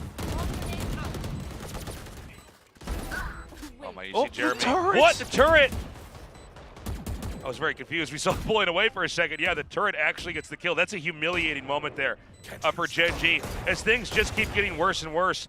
Some floor banging happening, but GodDead can't find anything. Last player standing. TS only able to Wow. get one shot before the trades come through as well. What is happening? Okay, please tell me they're going to get around here in round 9. This time they could buy some decent weaponry. They've got ultis, but not the good ones you need to really help your situation. On the other hand, I think that really the Team Secret is way better positioned, even now, to still kind of take this. It's kind of like one of those things that Will and I were talking about just a couple of days ago. Because Team Secret loves to do this. If one side works, they just keep going to that same spot. Yeah. And if you're Gen G, you're thinking, okay, I need to reinforce this spot. But if I do, what if in this round they're going to go over onto B? So trying something different now. It's going to be Meteor just putting up a cloudburst, dashing into a deep position, deep enough that he gets a shot onto Dubstep. The rest of them are trying to find the wallbangs onto him, and he's not getting phased by it. 20 HP, the Shrouded Step from Borgum will cut him down. But now Team Secret needs to find a different solution. They've got some options, but the damage has been done. Yeah, it was a bit of a trade out. Borkum is definitely badly bruised. They smoke out A, and they might try to sell an A push here with Jesse still on site. The push around here, though. I mean, of all people to go up against Envy here. Not too bad. I mean, it's a good lurk. Whoa, that was sick. Oh. But it's the sharp shooting from GodDead. Knowing that it would have been a rotate, they just watched for that one angle, and he didn't whiff. Okay, he's managed to circumnavigate the turret's detection here. Jeremy has, so he could still maybe get even just a plant would be nice. Yeah, Jesse Bash kind of sacrificing himself for Jeremy's play, sneaking underneath the ledge, but the turret spots him out instead, so he has to go in for the duel, but King just firmly crouches, sprays away. Yeah, beautifully done by King. Finally, Gen G knows the taste of victory here. We've got a lockdown in hand still with that Blade Storm. Keep in mind that right now the opposing team's Hunter's Fury and the other team's lockdown, there's a desync, right? So you could definitely leverage a lockdown more nicely instead of just muting it completely with the counter Hunter's Fury. Just the tools at their disposal for the next round, but at least for the time being, it's a good adaptation coming out from Gen G. Fight fire with fire. Meteor never wanting to back down. This guy has a lot of fight in him, and he's looking to take Team Secret down. All right, Dubstep is on fire here, having none of it. Give me that A site one more time. And it's just turning A main into a shooting range. He stands firmly on the other side of it, but also a bit of a god flash coming out from Envy. Because of his positioning all the way further back, he sets Dubstep up perfectly. Off of it, now they have the site. Back to square one again here. This A site that just keeps getting taken over and over. Gen G looking like a bunch of crash dummies in this match so far. Yeah, I haven't been able to recover apart from the previous round, but now that Sylvan and TS are tagged down this much, maybe King looking for a pick or two. Almost able to get the second. It's a kind of depressing watching from King's perspective because it's like he just has to leave B every time and he's like, well, my whole team's dead. Let me, nope, they killed me. All right. And that's why you're thinking, I mean, maybe switch up the positioning, right? Instead of, oh, Sylvan, not bad. Holding down the off angle, gets the spray. But like I was mentioning, yes, I love when Meteor has that fire in his eyes to want to fight and contest for control over A main, along with perhaps a bit of utility from Sylvan or GodDead. Sometimes it works out in that one round. But now, because they hear that Owl Drone, they're starting to back off. They're not anticipating, they're not expecting that speed again from Team Secret. Dubstep along with Envy. Perfect setup, perfect duo. Slightly better than Meteor and GodDead right now. If you have Killjoy utility on the A site instead, it might just hold Team Secret back for an extra second. And that extra second could mean so much. Well, I mean, it does feel like we're kind of at the point of no return, right?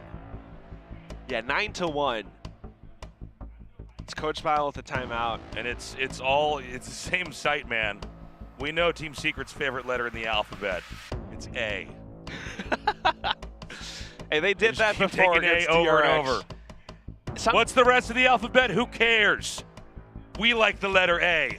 We like the letter A. We also like the letter W, which stands for win. Yeah, or forward on the keyboard. Ooh. Ooh, tasteless. Yeah. You're a gamer. They also like the letter left click for shoot. That's not a letter. All right, man. I mean, I hope that they really figured out what to do, man. No, I mean, that's exactly what we're seeing from this time. We just discussed it, and the Killjoy is planted on the A site. Look at the turret placement now, and the Nanoswarm, along with the alarm bots. If Dubstep wants to tailwind onto site, he needs to clear that out. And Jesse Vash with the shock darts has to be the one to do it. Oh, lurk from Jeremy, though. Ooh! Dashed on it, but traded. Yeah, I mean, not a bad trade out. They finally, by the way, shifted to have King just sit on A because they know that they at least need to have his utility there to try to sandbag progress. Oh! Sylvan blowing him up! Down A. Well, if he comes back in as well, off the null command, he will be in a down but not out state. But Jesse Vash is too far off. Yeah, and by the way, this was the plan, was to move King over to where he could actually be applied. One On the turret. Don't peek one by one. Don't do it. Yep, they're just going to let the clock run. Remember that Spike is still over there, too. It's actually King is doable. damaged. It's actually very doable. Left. A single ping and he could find a wall bang. But now just going in to check. Yeah, Oh, yeah. the turret slows him down. All right, 2-9. Now here's the secret. Now that King's over at A, Last round you in just the go half. back to B. Exactly. That's Look what at you this. do. Look at this. Well, that's the thing about the tactical FPS that is known as Valorant. That's why leads are so important. Team Secret has such a big momentum right now, but you have to give credit where it's due. I mean, great adjustment coming out from Gen G. They show that they have a bit of that plan B, but now you need to know when to pull out which plan, because if Team Secret's doing the same thing again, well, King might be able to hold them off. Placing alarm bot. All right, so, a slower start here. I think you can see Team Secret kind of fishing around to see if they can figure anything out. Mid has played almost no role, by the way, in this side of the map, which is interesting. They do smoke it out now, and it is going to be a stack on over towards B. We do have the Odin in hand here. No, excuse me, we do not. I apologize. I thought I saw that earlier. So they're not going to be able to get in with that. Well, a little bit odd coming out from King, a blind lockdown, but counter lockdown coming out from Team Secret, and it does detain two players. Two of them are detained. Pushing it off of it now. It was meant to be a bit of a bait, but Meteor unfortunately not quite able to do anything off of it. And this is now Team Secret's site. Shots fired from Sylvan as well, so they know where he is. Spike planted. Well, I mean, this is pretty unimaginable, right? That they're going to be able to retake this. They got to try. There's no benefits for trying to. You can't save into the next half, right? So, Sylvan's going to come forward here. We have King. Just have to go for Nicely it. done. Finds Jesse, but now it's just one player left, and then there's none. 10-2, Quackers. Yeah, that's a rough first half for Gen G. I mean, incredible start for Team Secret. Again, think about it. The first pistol round, Envy with those sharp shots, pristine. And then the following ones. I mean, I can't keep count, but we just went to the A site multiple times. Yeah. And look, I mean, now we're done with that half. I really hope that there are some ingenious plays coming here from Gen G as we switch sides, because all that Team Secret had to do was keep hammering A, and it wasn't until the very, very end of that half where finally Gen G's like, okay, we're going to try to hard counter it by having our Killjoy that was at B over at A, and that got them one round win. Yeah, and that's the most insane thing. I mean, think about that quote, right? You know,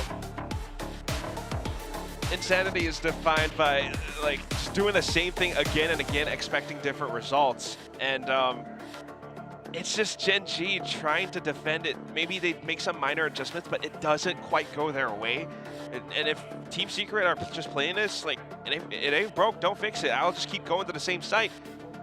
Meanwhile, now that we're going over onto the second half, first of all, Ascent, with the way that the map is laid out, it's meant to be a little bit more defender-sided. So it's gonna come down to how Gen G plays this. Can they really find that opening? And if they cannot, especially with this pistol round, that's gonna be Team Secret's map already. And with such a scoreline, you cannot afford to lose the pistol round starting the second half. Exactly. No. I mean, the pistol round is everything. Imagine you lose the pistol round, then you win the next round, and then everything after that? No, I don't think so, man. I don't know, it will be the craziest comeback that we have in Pacific. All right, well, we are almost ready to go into this half. Again, if you're just not joining us, these teams are tied up 1-1. This is a best of 5, not a best of 3. The losing team is out. They die out in the LCQ, and the winning team moves on to play tomorrow. Is we're only going to have one surviving team left at the very end. That's right. Here we are, back to the A site. Already 2 players in position. Got the anchors of Team Secret, Jeremy as well as Borkham, and they're hearing all of these sounds. Teammates coming back in to receive, but Jeremy's already done damage on the site. Dude, Envy is insane. He's coming back down from Envy's top of the that. greatest gamer in the whole world. Greatest initiator in Pacific. He's the Giga gamer. He just keeps getting these shots. It's wild. 11-2. Oh my goodness. And as a gamer, he keeps on gaming. Coming out from the previous map, first of all, he dropped the 30 bomb. Right now, he's at 19 kills. This is just, I mean, he's just so on top of it. Oh, so an immediate blowout. I mean, it does seem like, you know, the writing's on the wall now. You know, how are they going to recover?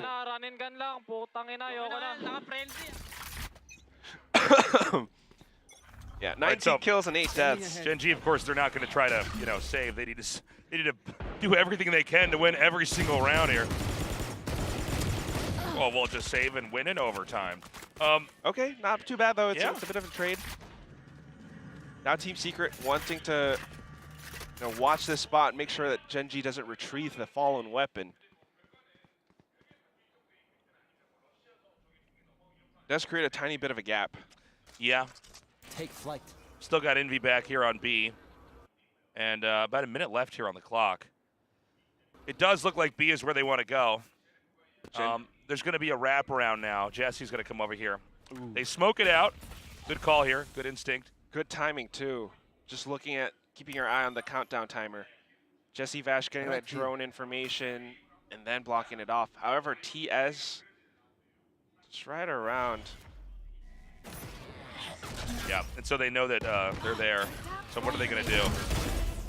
They use Sylvan to try to sell the push, but then when they see nobody's there, they really know, okay, 100% this is B now. 30 seconds left. That's right. Jesse Vash just waiting for it. They That tried was to sneak so past. good. Spike down. B. Last It's not player quite standing. gonna happen. Yep. God dead. Not to be dead God. Satisfied. You like that one, Quack? You're allowed to laugh in the microphone when I make jokes, you know. Okay. I'm like trying to keep it in. Yeah, I mean, I don't know. You guys are seeing the same games we're seeing. It's Spike down. B. it's just tough for Gen G. It's rough. I you know. Because at this point, you're just thinking, first of all, it's 12-2. Really difficult to come back from. Team Secret are already at match point, so part of you is just thinking, GG, go next. And now I got to start prepping for the next map. You try to do whatever you can. You're forced buying into this round. But look at Team Secret. The confidence off of this. Yeah. They are chewing them up and spitting them out. It's a 4v4 now. Again, wonky gun setup here. Jesse going to push in the bubble. He's going to be hit from either side. What? Okay, yeah, he sees him. Little bit of hubris, and he walks to the back of Meteor. So it looks like they're just going to walk out of B, assuming it's going to be A. But funnily enough, the spike is actually waiting near B. So where exactly do they go? It's going to be a long walk here for Gen G to go all the way around.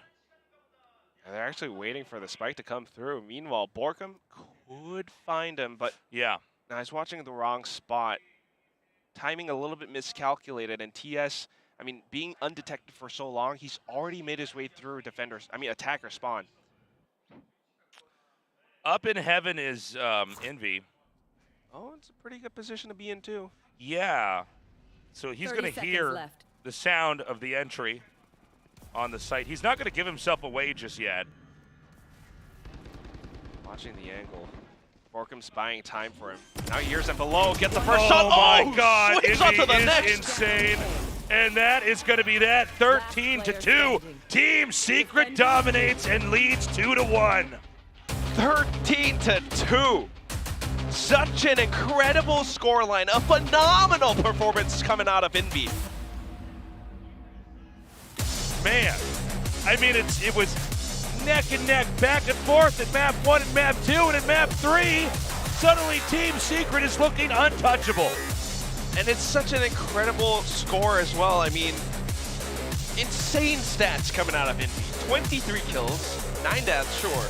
But get this, 16 assists. And all of this happened in that first half where he assisted Dubstep with that push into A main, the same strat, the same hit every single round. Gen G tried to adapt around it for a couple of seconds, but apart from that one push that Meteor had, apart from King swapping around position, setting up his utility on the A side, nothing much happened out of Gen G. I mean, if you're a Team Secret fan, how do you like them pineapples? Man, I gotta say, it looked very much like, we're gonna have such a back and forth here. Ascent, you can see that, when you have enough time to kind of marinate in the map itself and really figure it out, Team Secret has way more ideas at play. Now, of course, Ascent is done. We're gonna be moving on to other maps, but I gotta say, Gen G has got their work cut out for them. Oh, that's nice. Team Secret Tito. But yeah, I mean, you really need to bounce back. Again, best of 5 series. If you don't do it right now, your back's already up against the wall, and that could be it for you in your entire VCT 2023 run.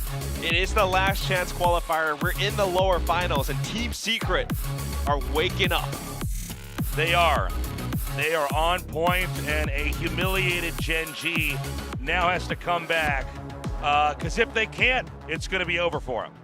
Yeah, man, and thinking about the next map as well, I mean, Lotus, it's a little bit, I don't know, tricky to think about because we haven't really seen that much from either team, maybe a little bit, but it's not always the cleanest performance. We're going to go to a break. When we come back, we'll be going into map 4 in just a little bit. Oh, my. And by the time it's been turned, the rest of the score uneven. Good. With Team Secret's positioning so far back, so conservative. All they got died. Same thing now. Recon bolts, does that long straight thing. Good work. And the turret spots it on instead, so he has to go for Dubstep is on fire here. switch up the positioning, right? Instead of Really there is trying to stand back progress. Dillman blowing him up. a little bit odd coming out to take the blind. Nicely done. By Jesse. Now it's just one player left. They're hearing all of these sounds. Teammates coming back into I win every single round here.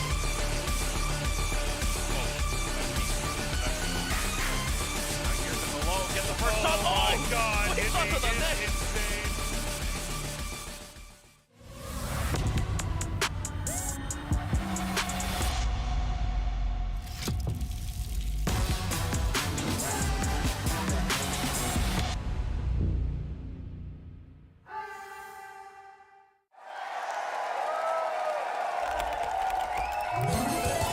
Red Bull gives you wings.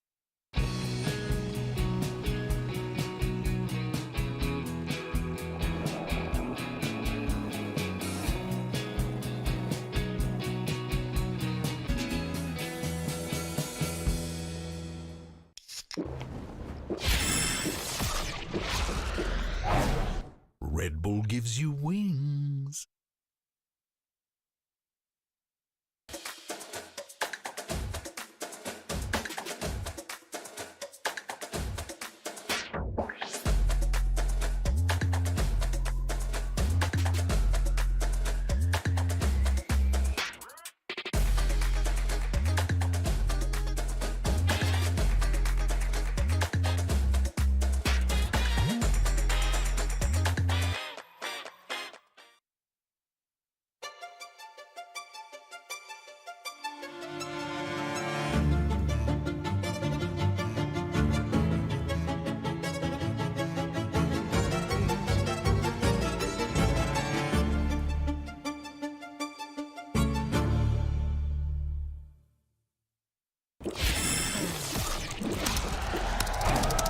Red Bull gives you wings.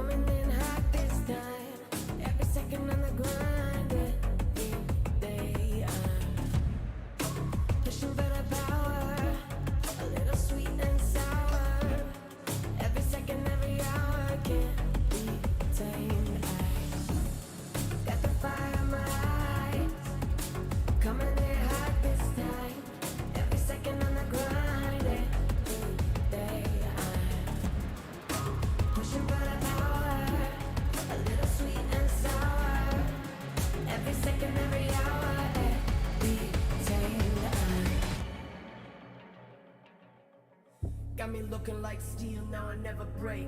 Put the haters on their heels, yeah, set them straight. Gonna spin up on their wheels when they see the gray, when they see the gray. Knock me down another round, yeah, I'm here to fight.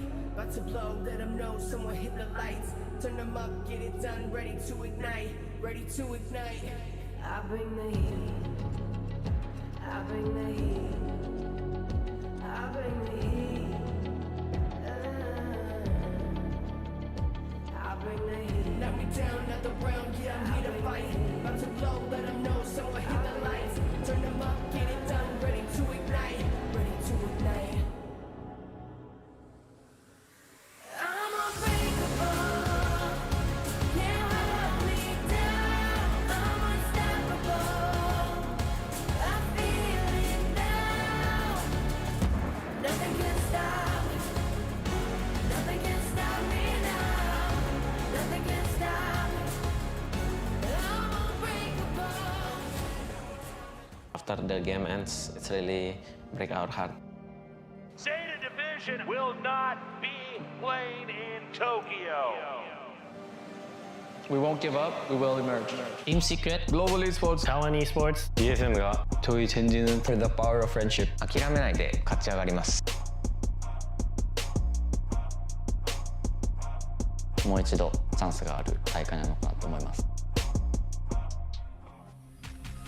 You're watching VCT Last Chance Qualifier Pacific. We just completed map 3 Ascent, and Team Secret is like, how do you like them pineapples? Because it was a 2-13 score. Let's go. No, this was.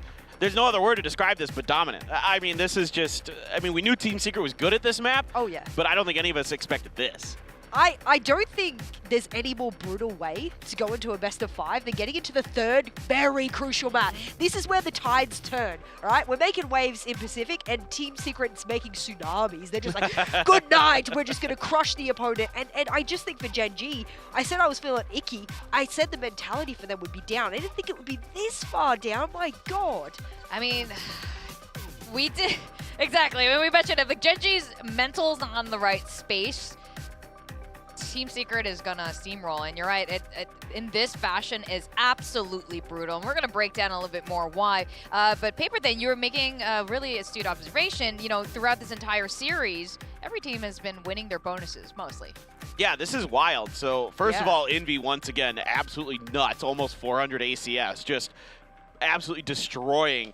But, I mean, they were all playing off of each other really well. But so one really interesting thing here so far today is that all but one bonus has been converted.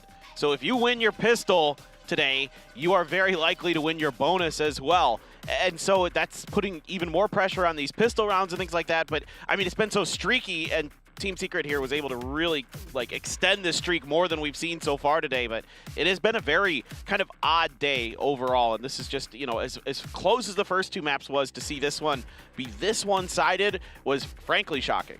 Yeah, I'm shocked. I am shocked that you could have Gen G come into this and go, well, we're a very calculated team. We're prepared. This is a map that we know very well. But this is just going to continue to... yes, high fives, yes. Yeah. I was going to say, I'd be very happy as well after a dominant win like that. Got a big smile on her face, for sure. But Team Secret, I mean... Do I chalk this down to the fact that they are pretty well undefeated on this map, and I just go, oh, well, you should have expected this if you're Gen G? Or do I just turn around and go, this is the direction this best of 5 is taking, and that next map it should just flow into a win? I am expecting such a case. Who knows? You never know. Pacific always surprises us, but that is definitely the trend of where the waves are heading right now. Now, Team Secret on the first half definitely just, you know, A worked. It was sort of like this DRX round back on Haven earlier in the season. They just kept going A, and DRX was like, wait a second, we're not really set up for this, and they just kept going over and over, and surely they're not going to do it, and they just keep doing it. We saw a repeat of this today on Ascent, and, you know, they completely read how Gen G has set up for it. Yeah, I mean, this is, again, it's against an eco, but it's still just a great read here, top to bottom. And so Sylvan's getting ready with the paranoia, but they're perfectly prepared for this. Jesse and Dubstep are right there. They eat the paranoia because they know somebody's there, but then they're able to trade off of each other. And Jesse there protecting Dubstep as he's dashing in. You know, Goddead trying to spam him as they come through, but there's not really a whole lot to be done. And instead, Envy just steps into the smoke and takes Goddead out. So it's like they're able to, either through being blinded or through smokes, kill most of these players on the side of Gen G, and that just shows that their preparation, their understanding, and their playing off of each other was so good here that, you know, it was hard to find like a good round that like kind of didn't just like make Gen G look bad, because they were just kind of running them over, to be frank. The reason I don't have a clip outside of your clip is because most of them to me look like Team Deathmatch. And like, I can show you guys Team Deathmatch. You can jump into Team Deathmatch yourself, and this is going to sound really bad. It's going to make Gen G seem really bad. But really, a lot of the time, it was just one person throwing themselves at 3 Team Secret players, and then another person throwing themselves at 3 Team Secret players. It really looked like Gen G was amateur in that map, and it was really upsetting because I thought we're going to get a good map out of this. We didn't. Team Secret rolled over them. And on a map where defensive sidedness you can really play off of, you can get away with it. Pacific has obviously skewed stats here and there. But you can really fortify yourself. They fortified almost nothing. Yeah, I like this a lot because it harkens back to Gen G during that streak when they were sliding, because they would take these, try to make these hero plays, right? Like on the defender side in particular, like you're trying to like yes, King and Sylvan, we talked about them as being great side anchors, but you still need to wait for your teammates. You still need to buy time and delay. And the things that they were doing really good on Haven, for example, you know, Team TS in particular, the player, not the team, was doing a really good job, like delaying for the rest of his team. King at times can do that as well, but here it was just attempted hero plays, and then it just kind of snowballed, right? Like the worse the score line got, the more they tried to force that issue.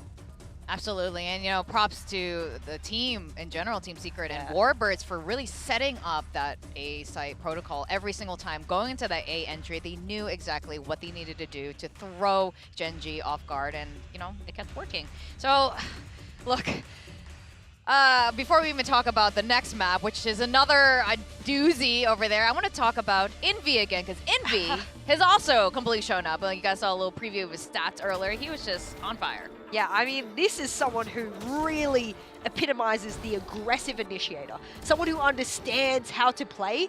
And, you know, this is sort of a throwback to some of the NA KO players who started the way that you can have the meta with KO, especially on this map. And I like the way that he was able to go, well, we're on a bit of a roll here. Me, myself, I'm hitting my shots from last map, and I'm really feeling myself. I don't think he ever stalled. I don't think there was a moment of hesitation from him, and all of that quick decision-making really put a lot of pressure, and his flashes were great, his ability to time it for himself and his teammates. All I can say is that if you're going up against Envy, it feels like you're suffocating. It's oppressive. There's not a lot of ways to get around him, and when all of the other players are firing on all cylinders as well, how many times in a LAN Tier 1 environment, Paperthin, do you see 400 ACS?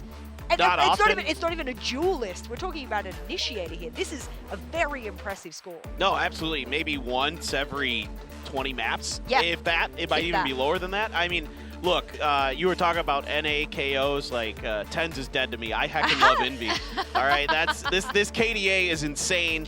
I mean, everything about him today, these last 2 maps in particular, it's that same Envy we saw the last time these 2 teams squared off, now showing up here. And this is just a monster of a player.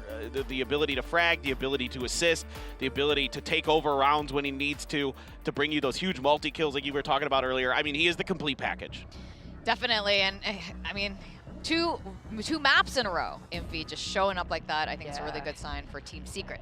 We're going to go to Lotus now, and Lotus is a little bit funny. Both of these teams lost on Lotus yesterday, but there is a slight difference. Gen G lost 2-13 to RRQ on this, and they also had that Gecko comp. And what on the other side of that, Team Secret did lose to Zeta, but it was a, you know, slightly more even score line with a 9-13, and they have beaten Zeta in the past on Lotus. Now, are we going to expect to see another Gecko Cypher Omen comp?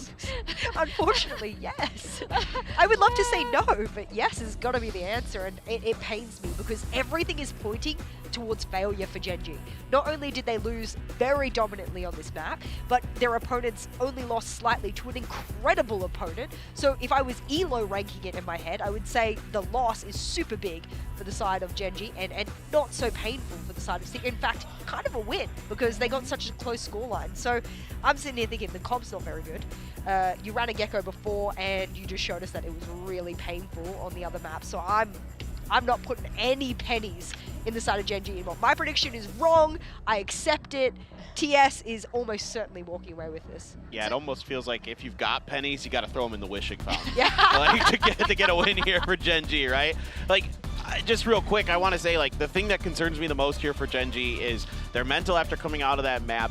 Oh, and now yeah. that I'm pretty sure that they started the defender side, which is the side on Lotus that they got absolutely bodied on yesterday against RRQ. So it's like the same problem that they had on Pearl where with this Gecko kind of base comp is that one side of the map or the other, just they can't accomplish what they want to accomplish. So I'm super concerned here.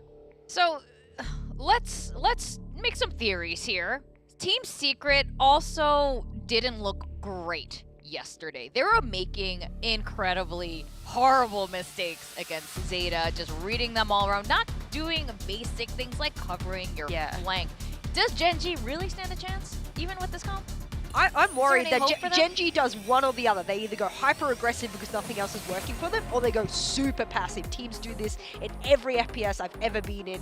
They get scared, they're worried, they're on the series point, and they're worried they're going to make a mistake. So they do one or the other. If it's the aggressive Genji, I can see something happening. If it's the hyper passive, I see nothing happening. I think this will be a little bit closer than what we saw yesterday for Genji against RRQ, just because, again, there isn't that deep layer of smokes here for the side of Team Secret's comp. So I think it's going to be a little bit similar to Pearl, where it'll definitely be a much more even affair, just because there isn't a lot of that anti-Gecko ability necessarily. But if Team Secret can play this like they did on Pearl, where they're kind of waiting out the utility, they're able to play counter utility, play anti-flash, that kind of thing, then they, I think, have a really good chance here to take this map, to take this series, and face Zeta tomorrow. Well, this is the fourth map. And it's probably the last map too, I'm not going to lie. I'm not going to lie. I love you're just brutally honest. I predicted Genji. I'm the one that can say this. It's done. It's Jova. I'm out. This is like the voice of disappointment I'm in your so voice. disappointed. I mean, in defense of this, Jess had so much hope for Genji. And I did. Obviously, so does the Korean Dust. But we're going to see how this goes. If Genji does not win this map, if they don't accomplish this on Lotus, that is it. That's end of the road for them until next year. Team Secret is so close to moving on to the grand finals tomorrow. Can they close it out here on Lotus? We're going to go over to our casters, Tasteless and Quack. I am ready to cast this game with the old Quackarino, and I am hoping that we will have a Game 5, but the way that Game 3 went, whoa, that was so one-sided. That was humiliating there for Genji. Can Genji recover? What do you think, Quack? We don't know. I mean, Jess threw down the gauntlet. She said it all, that this is probably going to be the last map, but it's tough to think about. I mean, first of all, yes, Victoria was right. This was a map that Genji didn't have the greatest time on, especially yesterday. It was 13-2 against RRQ. Why did they pick it again? I mean, this was their choice to play it against Team Secret. So maybe they've got something prepared that we don't know about. Yeah, hopefully they have a couple tricks up their sleeve. They're going to need it. Again, this is just off the back of a humiliating defeat on Ascent. Team Secret is one win away from going on into our finals here. Genji, they've had great games. They had great close matches in the first two. Let's see if they can bring that kind of energy back here in map number 4. Yeah, I mean, yesterday when they played this, King wasn't too bad. Sylvan, I think, had some great assistance as well. But the rest of the squad, especially the Gecko, was far too quiet that I cannot applaud this composition. Meanwhile, for Team Secret, you know, it wasn't as bad. It's just that their opponent that day, Laz, was popping off. Now that we're starting things out, it's a bit of a default hold, slow C presence. Dubstep starts things off, taking down Meteor. Yeah, it's a start here. Genji, they're going to be scrambling to get back over here towards the C side. Nothing says that Team Secret has to commit to C either. They might try to Seesaw over here, even back over to A. Take flight. Oh, this drone's gonna see everything. So they decide they're probably gonna commit. King's camera though, right on top. I don't think you commit to this. Yeah, I think you see that many agents there. You go, now let's go ahead and back up. Yeah. And this means it's going to be up to Sylvan over here for Gen G to try to get the first couple of picks. At the very least, he puts up the one-way, has the paranoia prepped, but we've got some flashes of our own. Doesn't even need it. Jeremy just peeks out and gets the shot at the Sylvan. And they'll be able to set up at A before there's really anything they can say about it. King is on the run right now, but they're going to smoke him out. It's that speed again. But the silent drop. Oh no, the aftershock. He's trapped in. He's trying to hop to get out of that. But he's going to get burnt down instead. Dubstep. 3 kills to boot. Yeah, I mean, this is a really rough start here. Oh, you wanted to go for the knife! Oh my God! Team Secret. Guys. They're feeling that magic. Yeah, it's the pineapple magic. Yeah, get your pineapples out. Tondo Gaming back at it again, but still, I mean, this is another one of those great starts that we've seen. Remember Ascent, Envy had 3 kills in the first round. This time it's Dubstep with 4. 3 points away from his ultimate. Insane beginning.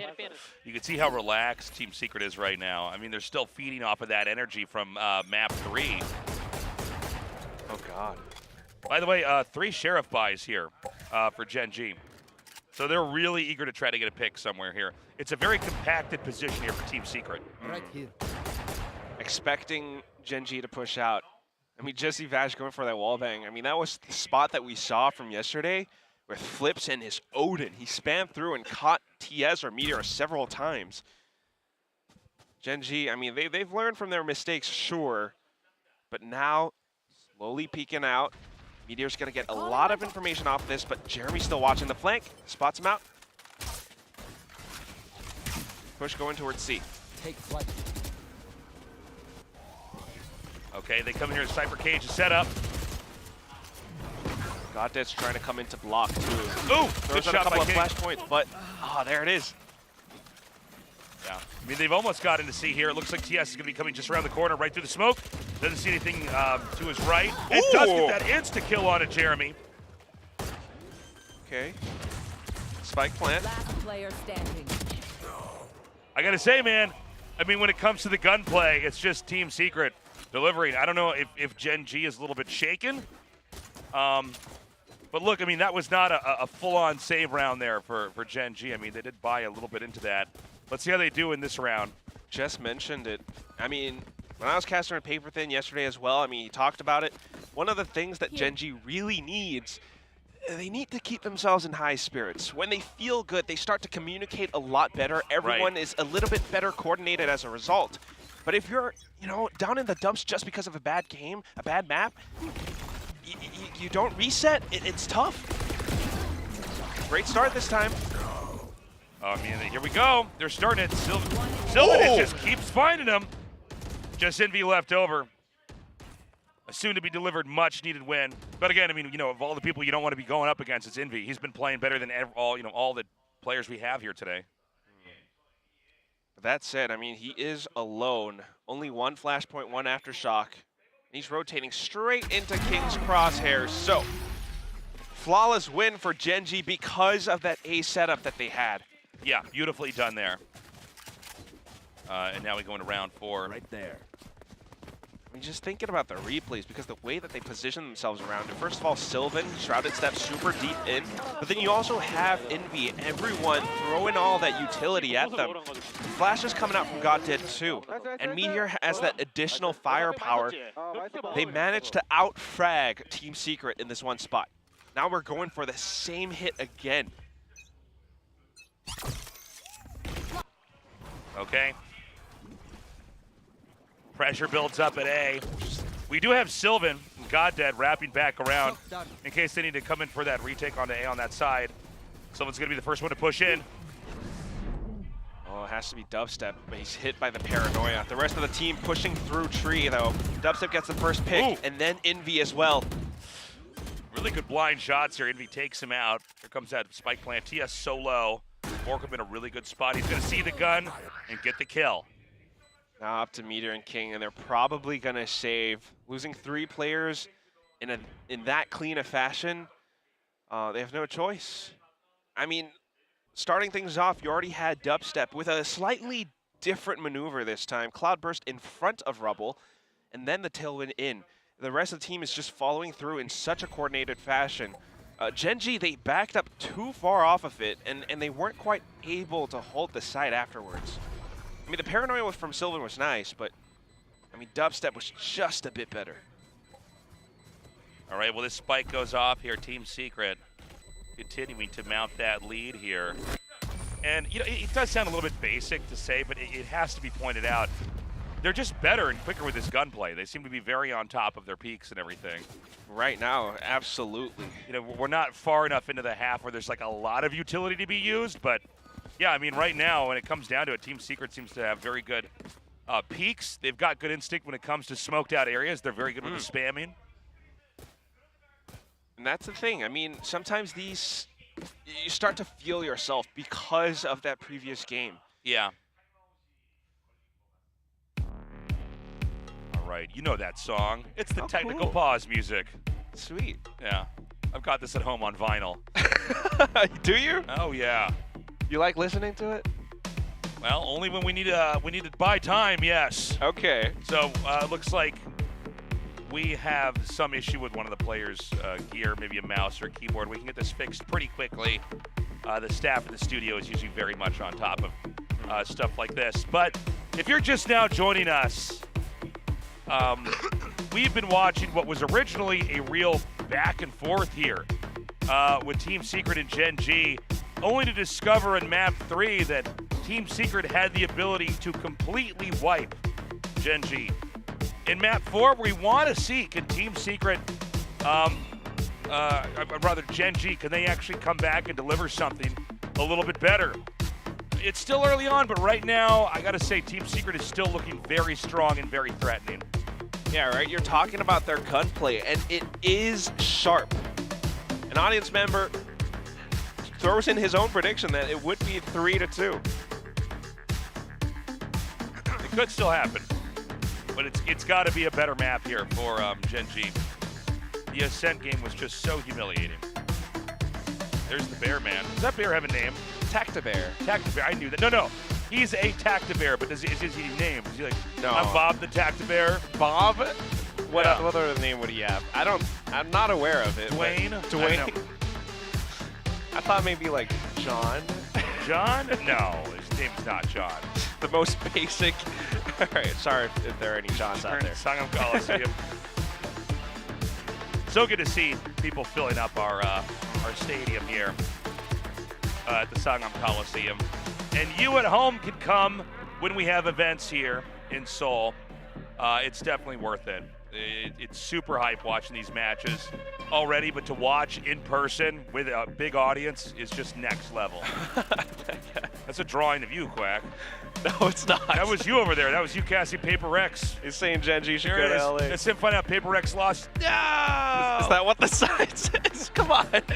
No, it doesn't say that. Of course. No, but that's the thing. I mean, It's a Gen.G support sign. I love the little headbands too. But that's the thing. It's a very lovely community, and a lot of them are here to support Gen.G, surely. But we've got Team Secret supporters as well, flown in.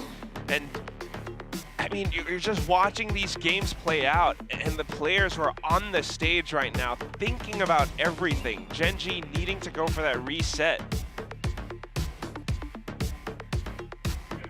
I love the signs out here in the audience. We do supply you guys with the paper and the pens if you come down. You don't even need to bring your own art materials. Oh, but if you want to bring it, you know, if you got Good, yeah. I mean, artistic like, talent. over there on the right, they brought that. They printed that out. It's always fun. They went to Kinko's. What does that say? I am waiting for this game to get back going. Okay. Oh, you mean with the sign? I'm Yes. sorry, that's not what the sign says. All right. Do you have the button, Tasteless? Huh? The caster start Yeah, there's game a button? special button I could hit that would just start the games, but I'm not going to hit it yet. Why? Because I'm a megalomaniac. I was informed we have a little bit more time up here. And then we're going to be going back into this game. But I'm hoping for Gen G's sake they can actually take this time and use this to figure out what they're doing wrong exactly and come back even stronger than before. But that said, I mean, that's one of the things that people might not know about is that during a tech pause, you're not actually allowed to do anything in the game, and you're not really allowed to communicate with your team. You're not meant to use this time to like set up strategies for the next round and whatnot. So it is a little bit nerve-wracking. And right now they just need to fix whatever tech issue it is that they have. I can't translate that. I'm really sorry. I don't know Tagalog. Morcom time over there. Dubstep is pretty cool. There's dinosaurs in the drawing in the back. I wouldn't mind looking at that one. Chrono Me. Chrono Me. Right. Because that's a reference to, when he played a previous game. And that's the reason why he uses that mace. Titan Mail mace. I want to see these dinosaurs. There's blue dinosaurs, green and blue dinosaurs. Oh, I figured it out. I'm so good. What does it It's say? for Meteor. Ah. Am I right? Yes. Guy in the audience is nodding at me. He is. That's why I'm here, guys. It's not because Nice. I know anything about games. It's for moments like that, all right? I can figure out a sign like that. When the pressure's on. I actually was going to have some kind of a dinosaur joke if Meteor could get like a whole team kill. Did you? Setting this team the way of the dinosaurs. It still could happen. But right now in this game, it's looking like the dinosaurs are fighting back, and the Meteor's not gonna take them. Well, that's a good story right there. Someone's gonna steal that and make a movie. The dinosaurs fight back and beat the Meteor. Oh my God! I gotta get out of here and go make this. Yeah, actually, with the T-Rex with the tiny little arms. That's trying right. to They gotta hold go stop the Meteor. We could see Team Secret's tears. They could be tears of joy though. Wow. Not necessarily bad. Cry. I mean, that was one of the things that TS, the Gen G player, said during one of those interviews during the regular season. TS, Team Secret, there's 5 of them, and I'm just one guy, and I'm better than them. Gen G love here. I mean, just thinking about Meteor, though, I mean, yesterday he actually didn't have that bad of a performance on Lotus. Sure, the team was a little bit quiet, and it was a 13-2 scoreline against RQ, but Meteor was up at 14 kills and 15 deaths, so just -1 on overall KD. Still finding that impact. It's a blushing tactic bear on here. Hey. His mouth is open, too. What do you think he's saying? Meteor win. Yeah. Just starting the word win there. That's what he's mouthing out. Win. That's what that is, and that's what Gen G needs to do if we're going to go to a map 5. Then we'll really have a series. Yeah. So, just a little bit more time, everybody, and then we're going to be back into this game. Yeah, I mean, they've got pretty similar compositions, these two teams. Jeremy on the Killjoy instead of the Cypher coming out from King. Today, man, Team Secret's been bringing it. The whole team's been playing so well. And if you're following this today, you got to tune in tomorrow for the final match. It's going to be epic. And we're going to see which is the last team that's going to survive this region. Whichever team, first of all. I mean, if Gen G makes it through, that would be pretty incredible. But if Team Secret makes it through, then it's a bit of a rematch. And it's against the Zeta division that is fully awoken. Laz on that chamber, if you miss out on that, I don't know what you're doing with your life. Well, you're messing up. Exactly. And you're kind of a bad person if you're missing that. Rethink everything. Let's get right to the bottom of it. It's a moral issue, Quack. Oh! Yes. You don't want to miss it. Definitely cannot. Especially not after Zeta has put in that much effort. They demand your attention. Your eyeballs must pay attention to Zeta Division whenever they play. Zeta's really stepped it up too. I'm really happy to see the improvements they've built into their play. They had some rocky matches, a couple months ago, but they've definitely brought it here this week at LCQ. Surely. I mean, first of all, with that insane overtime game that we had from before. Right. 40 rounds. That was a fun one to cast. And with Depp at the helm of that all, I mean, he did it on Sova. Very different than what he's normally used to, but he still had that impact. And then Les on the chamber. That one match had Paper-Thin giggling so much. There's a Genji Tiger over here. Yeah. Lots of cute animals in the drawings today. We need more wingmen. Yeah, we have actually the Tactibear seems to be dominating over a wingman. That's another nice thing about Valorant. We've got a lot of cute little animals. We do. We need cute little animals. Uh-oh. Are they going to zoom in on that part of the stage? That must mean We're back!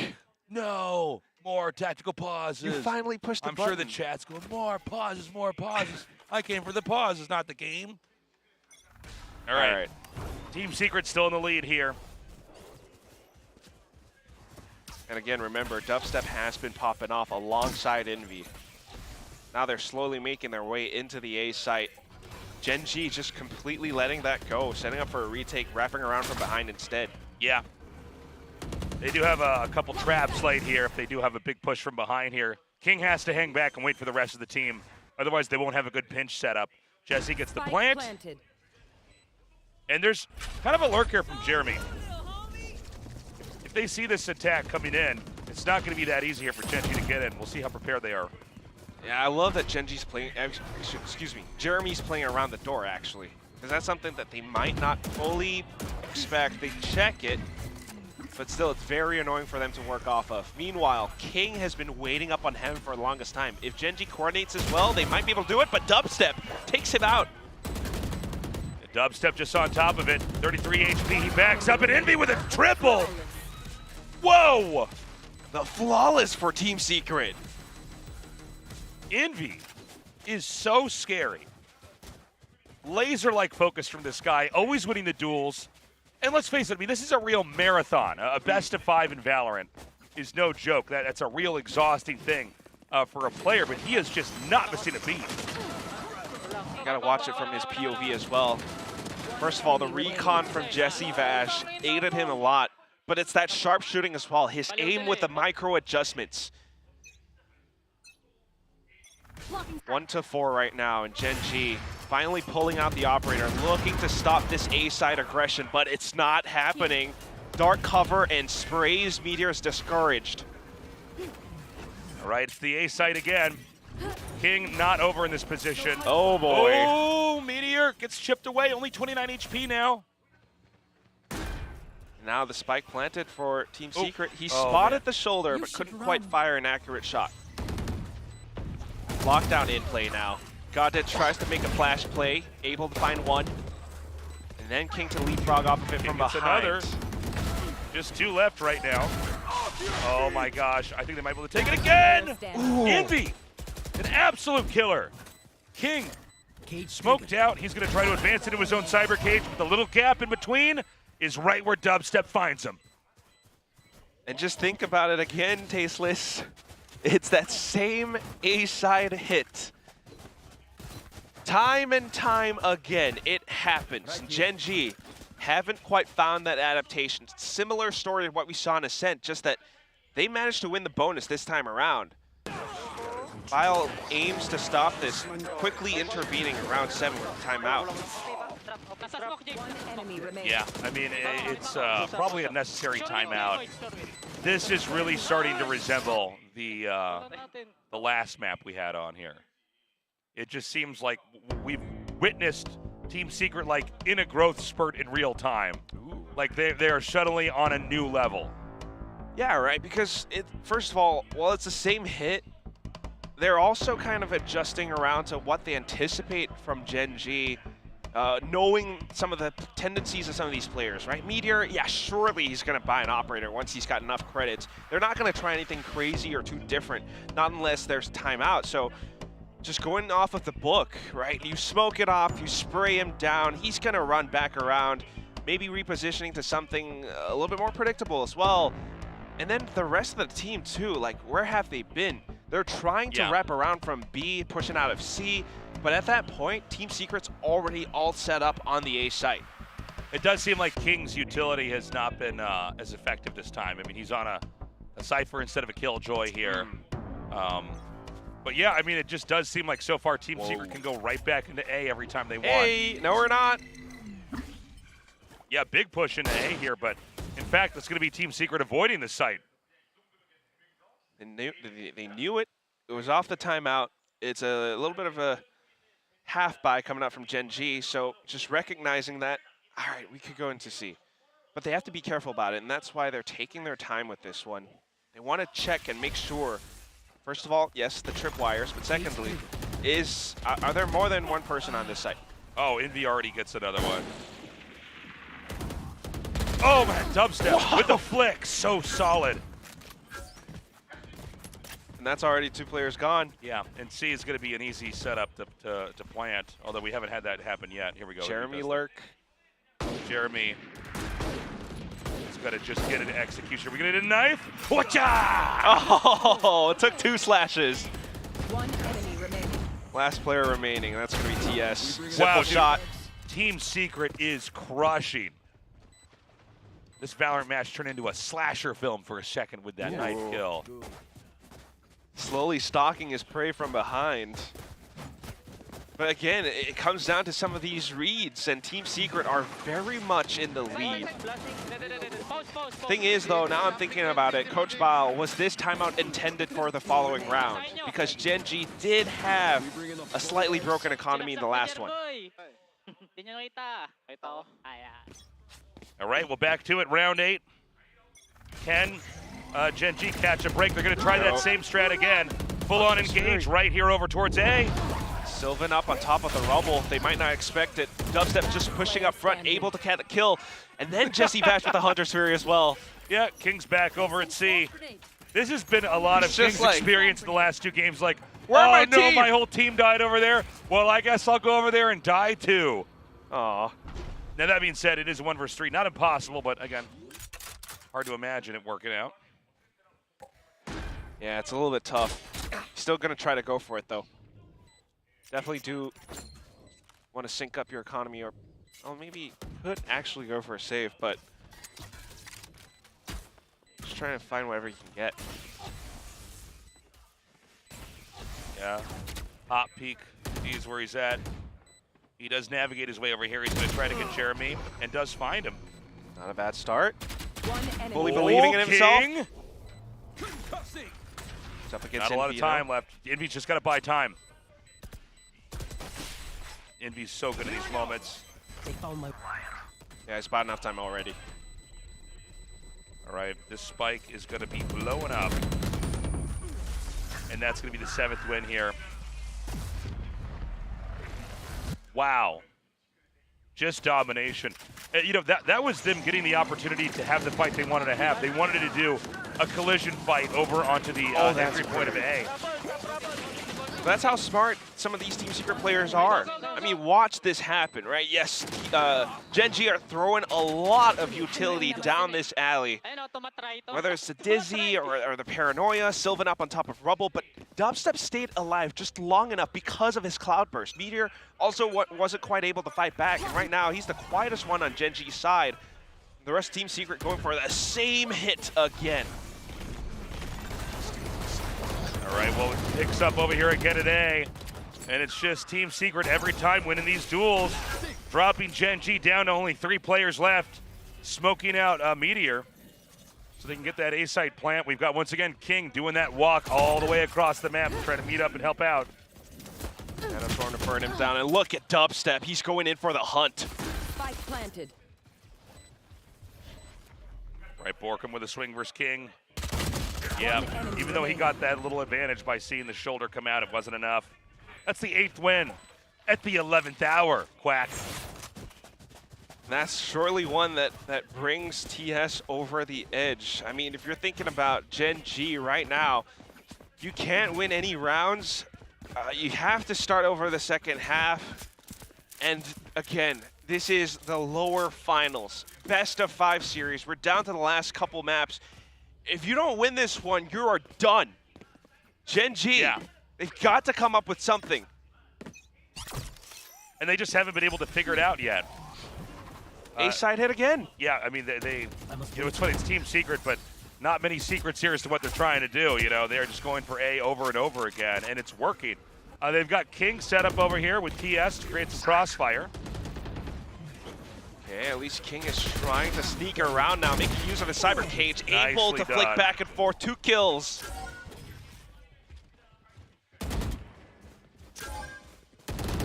Coming back in around left. Tell you what, man, it was pretty close even then.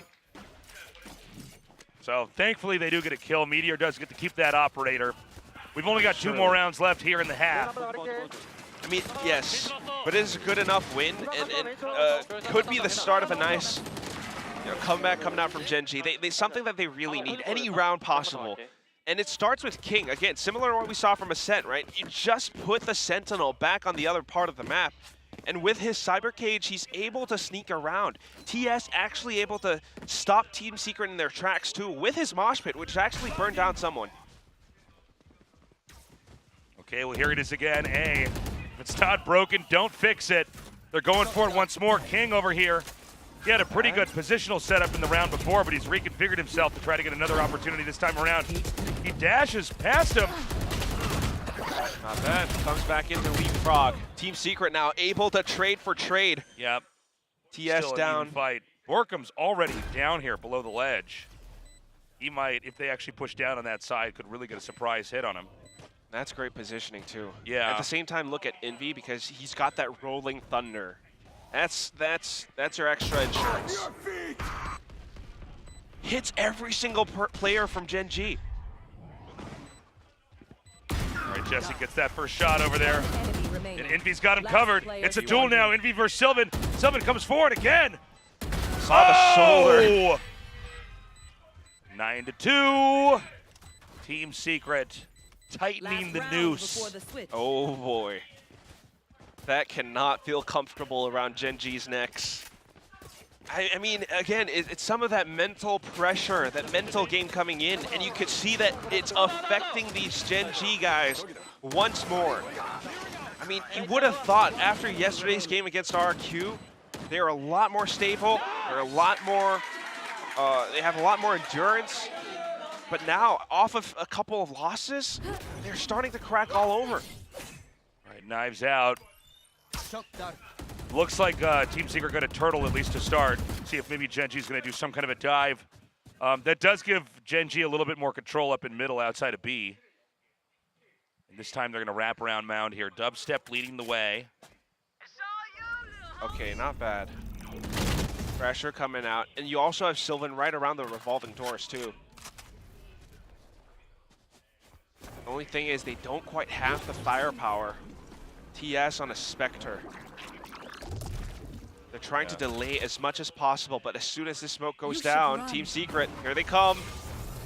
All right, yeah, they've got that lockdown set up. The counter lockdown is put in position as well. Despite being concussed, Dubstep still landing the shot. TS going in for the peak of his own, not quite able to make it happen.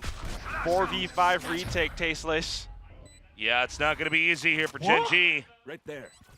Oh, Borkum. Oh, Borkum, he's getting sneaky. Great Dubstep going to be ready with the swing. He sees the hand, can't get either. Meteor gets a double instead. It's doable. Gen G can absolutely pull this one through. Jesse Vash has the Hunter's Fury though, and he's playing so far back. There are so many delay tactics right now. Right here. Yep. He could ping him there. Oh! Right here. One enemy remaining. I think that's it. That's going to be it. It's going to be 10-2. He's out of time. Yep. All right. That's going to be it for the first half.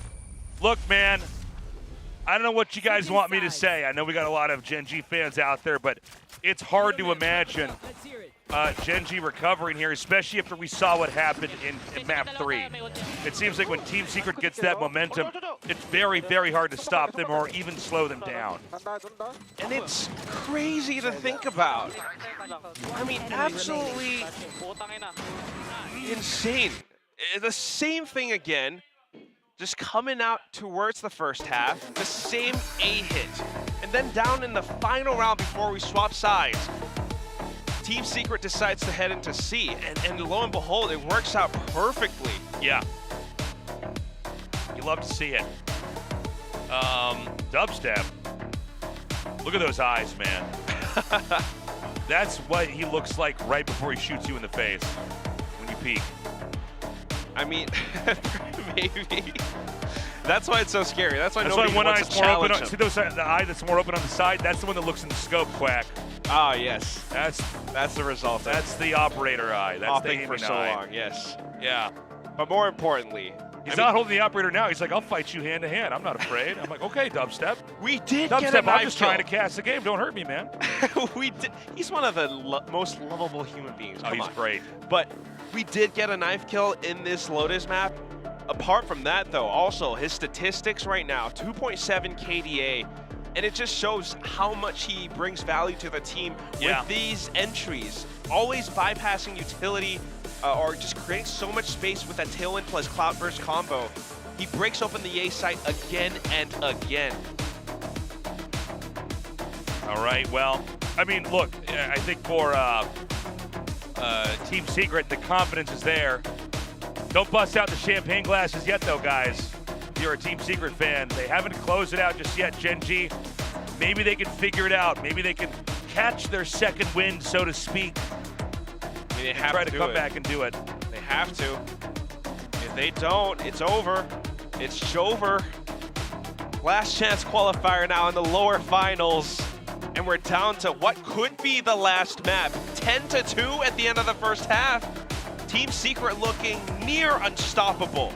If they pick up this pistol, Tasteless, I'm calling it. You're calling it? I'm calling it. Let's call it. Let's call it together. All right. Okay. Gen G here. They need to have a string of insane wins against Team Secret. Otherwise, Team Secret is going to shut this down and walk out as our surviving team, 3-1.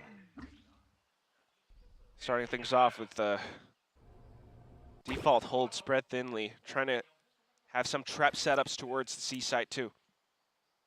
If you look at this 3-stack, you've got Envy with the fault line ready for Mound. It almost feels like they're so well prepared against Gen G. Okay. With the silence, Gen G thinks different, and they are sneaking over to the A site instead. Jeremy's got his utility set up, but if it doesn't go off, it's going to be a slow rotate for the rest of the Team Secret guys. Yeah, they're going to try to come in now. And it's going to be A this time. Gen G needs to get this set up. They need to have this win to kind of start that snowballing where they can start to string together these victories that would hopefully allow them to have the comeback. A very patient and very quiet Team Secret is all going to collect up at the top. And they're basically letting Gen G burn through some of their utility, and then they're going to spring that attack. Yeah, not too shabby. Starting to spring it off now, but look at how Gen G held it down so well. Up around heaven, up around stairs. King did his job, and the rest of them finding their own kills too. Big cheers in the audience here. Obviously, being in Korea, there's a lot of Gen G fans here. They were very quiet in that first half. Let me just say that. But seeing that pistol round win, hey, happy to see those cheers back in the audience. It's inspiring, and now it brings them back. Keep those spirits up. You need to communicate. You need to reset mentally if you are to come back in the second half. Starting this with this pistol, it is pretty good. Cutting noise and then going for that slow rotation over.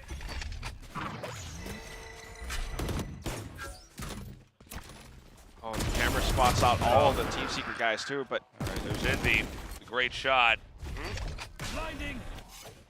Mound. It's going to be Borkum just kind of lurking behind the mound. Doesn't seem, though, like they're going to commit to that. They're actually going to instead maybe even come towards B. Seeing if there's going to be any peeking plays here from Team Secret. Jeremy going to lurk over in A here. Not too much. Jeremy's just playing off of his turret. He's got a shorty as well, so this is close contact, close duels if Gen G pushes into A. But off of all this time, I mean, the side that's most commonly left open would be B, and if Gen G just makes a guess or goes for that gamble, or maybe just even getting a bit of contact around A and then rotating through, they might be able to sneak away with a free plant. If they walk into A on the other hand, well, if they can't survive against Jeremy Shorty, that's going to be hell to pay. It does seem like it's A is the place they're going to try to get into. It's a guessing game. And we've got Envy as well. 30 as seconds Borkum left. here, ready to try to get these snipes. Okay, wingman plant. So it's safe enough. Oh, but TS makes the mistake of pushing too deep. Borkum able to get a couple of shots, and then now Envy 2-on-1. Just Meteor over here. Oh, and Envy! It's always Envy. A perfect shot. This spike's getting diffused, and the 11th win is going to go on the board here for Team Secret. It's a thrifty 2. Despite, you know, maybe the early contact towards B, Gen.G finding that trade, just operating off of zero information. Team Secret did such a good job at defending, hiding so well. The setup on the A side was perfect. We had They know Envy they're with so the close. fault line, the shorty coming out from Jeremy. It's unbelievable, man. Okay, good luck, Gen.G. They need all the luck in the world right now. Yeah, it's very likely going to be a match point. Yeah, it's going to be a very tough round. Obviously, they have one Vandal and some Sheriff buys here. Maybe they get a good pick here or there. Team Secret's lining him up and mowing him down. Borkum finds God dead. Puts up the smoke as well. The rest of them just trying to find whatever. Either picking up the rifle. Pretty soon they're going to have to start forcing it as well. Shock Dart. Not many recon gathering abilities left. But Team Secret, all they have to do, and because they won the Thrifty, is just to hold down all of these entrances. The Odin now being sounded off around the A side. Gen.G tucks tail and turns away. Yeah, he's still alive, 5 HP. That's wild. Oh, Envy. He's slowly taking apart Gen.G. They're going to try to go for the C site. unbelievable. One enemy remaining. Oh my God. The turret! That's it. We only have one more round left. Team Secret. It could be. Bigger, better, faster, stronger. Yeah, I mean, the guns, first of all, because they won that Thrifty, such a good read, such a good play. Coming down to this side now. I mean, first of all, Borkum landing the shots and blocking it off with the dark cover. The Odin coming out from Jesse Bash. He was just suppressing fire a little bit. I don't think he actually saw anyone, but it was just enough to push Gen.G all the way into the open arms of Borkum and Jeremy on the C site. This could be the last round, Tasteless. Yep. Good luck, Gen.G. We've got a push over here into A, and it looks like it could work. It's just going to be Jeremy here. How many can he get? He gets none. Beautiful wall bang there from TS. And it's going to be a 2-2 stack over here, top to bottom. Well, I like how King's prepped up on top of this, though. Gives himself the first shot. The Rolling Thunder coming out from Envy, but unfortunately not quite able to find all too much. Yep, just Borkum moving through now. And, I mean, this is probably going to be the fourth win here for Gen.G, but I think he actually wants to just try to go for exit frags. Probably. Oh, Is he's he going to push all the expect way up here. Sylvan, though? Oh, he does. Borkum. He's running out of time, but yeah, it's topping down. A bit of a Hail Mary. But, you know, anything you can do to kind of sandbag the progress of credits, you know, forcing your opponents to buy back there is going to be a good play. So I think that's the best that Borkum could have done, given the situation. We could already see, I mean, first of all, Gen.G, good job, good hit. And then the way that they held it post-plant, I love that King was standing up on top of Root because that elevation just throws off your opponent's crosshairs. And at the same time, the rest of them finding those early shots through tree gives them the sight. But the impact is felt. Like you're talking about, the economy, some of them are on light shields. TS, though, he's got his Thrasher ultimate. That's going to create a lot of space. And Jeremy would have no choice but to respect it. As soon as it gets sent out, Jeremy's running back towards defender spawn. All right, well, here we are over at the C site. Team Secret scrambling to try to get the defensive set up. The spike plant hiccup for a second. Meteor going to swing around, gets the shot on to Jesse. Oh, God, that is absolutely murdering. And it looks like we're going to get that fifth win here. Just dubstep left over. Playing safely around. Very much He's going to go for a save, I assume. Maybe try to get an exit kill or something. He would have enough to buy up for a teammate. Because he hasn't sustained any damage yet, as long as he keeps his health this way, he should be able to make it into the next round without having to buy heavy armor. But look at Genji. I think he heard those hops. Yep. Shot fired. Oh, this is wild. Oh my god, dubstep is so sick. That was so good. More damage, not too bad. But still, I think with the spike plant, Genji gets to buy up in full. And Team Secret now just slowly starting to choke a little bit. They need to close this out. It is 12-5, but still the hit coming out from Genji is so good. I think the thing that I really want to focus on is Meteor. Because apart from this kill at the end, the way that he goes in so quickly, so deep into some of these positions, his opponents never ever quite expect him around, especially like, you know, C-Link, B-Connector. So this is going to be a budget round here for Team Secret. They're just going to charge right into C. Not much Jeremy can do with that right now. Meteor's actually going to dive in. Oh, nicely done. It's going to be the right clicks. Now the rest of Team Secret trying to push forward, but without the best guns, we're just trying to take whatever we can get. Yeah, that's going to be that. Okay, 6th win. Hopes rising right now for Gen G. Team Secret knows they just need one. Oh, and there's the timeout.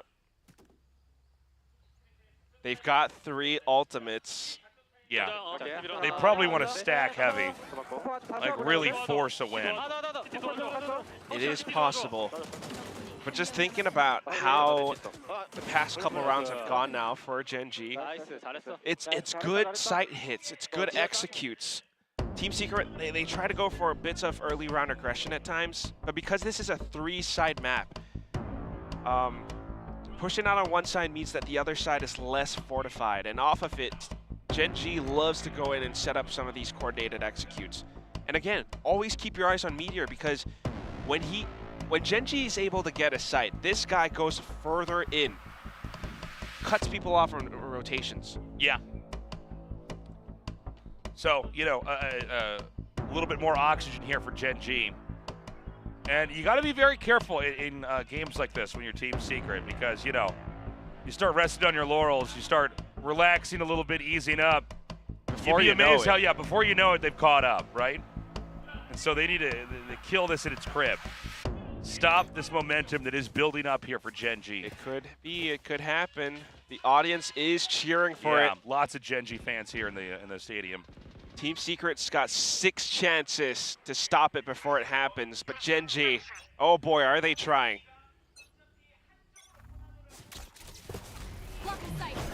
Lockdown available for Jeremy. And look at the positioning too. Borkum so far back. It's a setup that allows for Gen G to come in and quick enough for Team Secret to potentially retake. They're smoking them out. Yeah, we can have a lockdown. If we have anything used like that, they could kind of flush them. Oh, look at this. Paranoia sent out now. All right, they're moving through. Jeremy finds one. Could it be? Lockdown in place. Yeah, here we go. It pushes them into dubstep. But there's still a little corner here at C they could take. Oh, dubstep's going to be ready. He's hiding the fault lines. Perfect for him. Double kill. Is this it?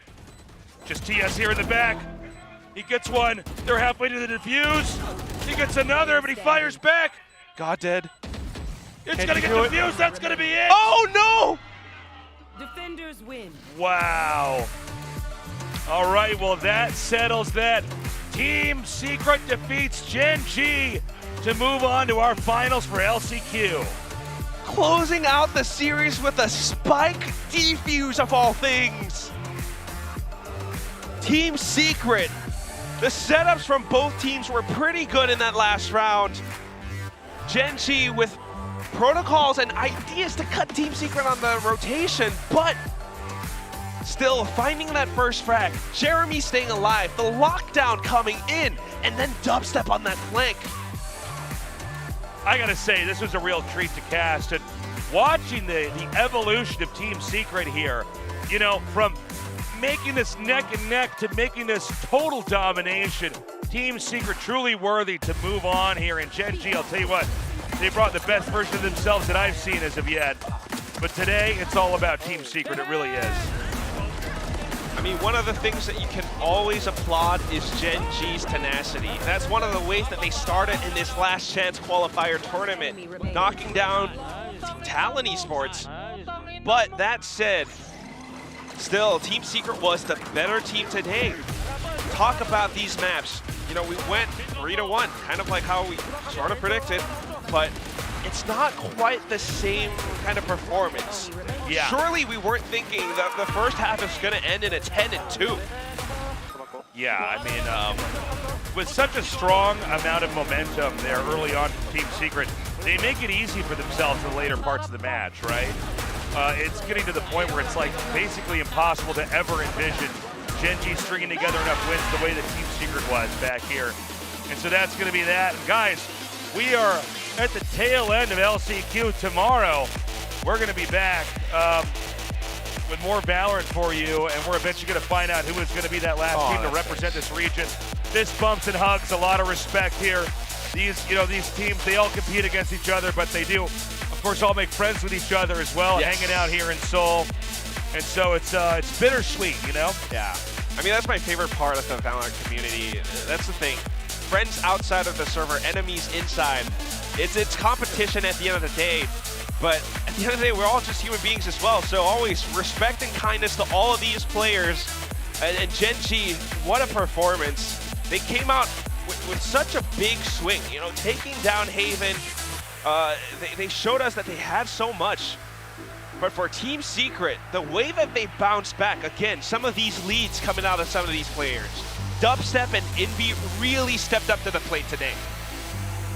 Envy, I mean, Envy was like the greatest player ever today. I could not believe these shots he was getting. If Envy wasn't here in this lineup, I'd be very curious what this would look like. Obviously, everybody played so well today, but man, Envy was just on fire. Again, I mean, first of all, dropping a 30 bomb, I think on Haven or some of these other maps, but yeah. Now onto Lotus, he got 22 kills, 295 ACS. A lot of these follow-ups, some of the setups for Team Secret in some of these retakes comes from Envy. Apart from that as well, it's gonna be Dubstep who got a lot of first bloods. So many of these A-site hits, you know, we saw it on Ascent, we saw it on Lotus again, it comes from him. Yeah, and you know, with Team Secret playing as well as they are, I'm excited to see, you know, how they're going to develop and continue on here in Valorant. It's kind of sad when you realize that only one of these teams is going to be advancing here from LCQ. It's such a brutal format that we have here, but I think Team Secret has a real shot to go all the way. Potentially. Again, I mean, they're going to have to first of all face off against Zeta Division, which is going to be fun, by the way, because Zeta were the ones who knocked them into this lower final. Right. If they can make it happen, oh boy, what a story that would be. And it was great to at least see that Gen G was able to make it close. I mean, they lost to Team Secret earlier on, right? And we weren't sure what to expect. And we saw these two teams duke it out here again, but Map 1 and Map 2 were extremely close. We had no idea who was going to win that until the very, very last round. But then you see Team Secret recover. And in Map 3, looked like they had absolutely leveled up. They looked untouchable, and they carried that momentum with them as we went into Map 4 where they closed it out. Yeah, I think that's one of the things about these two teams. First of all, I mean, they've got very similar characteristics, similar compositions, in fact, if you actually take a look at some of these maps with the agents that they pick, maybe apart from the Gecko or the Phoenix coming out, but the way that they play it, the way that they win some of these rounds, like Paper Thin pointed out, a lot of the teams today, they won the bonus. It's always very streaky in how they actually come back into the game. But at the end of it, Team Secret were the ones with the slightly stronger mental stability to carry themselves forward throughout the entire best-of-5 series. So tomorrow we find out who actually survives. Luckily, this, you know, for the sake of Team Secret, this wasn't an insanely long evening. They're going to be able to go home. They're going to be able to rest up a little bit. figure out whatever they need to do to tighten up their play, and then come back and bring it tomorrow. Yeah, I mean, they have to do it. They have to prepare against an awakened Zeta division. I mean, Laz on the Chamber, Depp, who could still pop off on whichever agent is playing. Maybe not Breach on Haven, but for Team Secret, I mean, there's things that they need to think about. So we're going to give them a little bit of a break, but before that, we also have an interview coming in soon. I mean, just thinking about all these games, man. I mean, crazy performance from, our interviewee, Envy. Yeah, we're actually going to go to that interview now, so we'll, excuse me, we'll throw it down to the stage.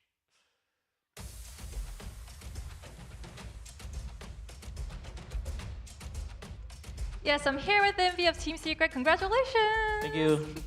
Yes, it was Envy playing so good and winning against Genji 2-0 before, and now again with 3-1. So it was definitely a need of stamina because it was a BO5 match. So how can you express your victory today? It was fun game. It lasted 4 maps. The Vetoes, we expected them how they should be. So yeah, it was a very fun match. Yeah, it ended so early. Was it all expected? Yeah, it was expected. Wow, confidence. Okay. And also Genji showed like aggressive moves like compared to the last match. So did TS have their other strategy upgraded and like different from the last match with Genji? For me, I don't think so. They just played the same because they just played together like all 5, all 4, and then they just hit the site. So we kind of just expected that, and yeah. And for Team Secret, it was the same strategy, same win? Yep. Oh, okay. And we were surprised to see Jeremy with Phoenix. I mean, on Pearl, it was quite similar to PRX's agent comp. So I want to ask about the reason for the agent pick. I think it's just because in our team, our roster, we have 2 really good duelist players. So we have Jeremy and Dubstep. So we try to use them to our strengths and play their comfort roles. So yeah. And it turned out good, right? Yeah, it did. Yes, and on map 3, Ascend, it was exciting to see Team Secret's A-side strategy. Was it all planned? Why do you think it went so well? I think it's just we kind of knew that they were like kind of panicking, so we just kind of like just took the advantage against them. So yeah. Oh yeah, it was really exciting to see like going all to A and winning all over. Yeah. Okay, and tomorrow is going to be a match with Zeta, the grand finals. So are you gonna have a special prep or just a good rest tonight? I think we'll have prep and have good rest tonight. Last time we didn't have really good rest because the match ended like a bit too late after their like overtime. So yeah, tonight we're gonna have like a bit more rest and hopefully we do the same tomorrow. Oh yeah, nice match today for tomorrow. And we have a last question brought from HP Omen. What was the most exciting moment of this match? I don't know, there's so many things to get from, but I think just me popping off on Pearl where the team needed it the most, so yeah. Yeah, it was crazy aims, crazy play. We all liked it. And best of luck tomorrow also. Thank you for the interview. Thank you. Okay, now I'll toss it back to you, Victoria. Bye.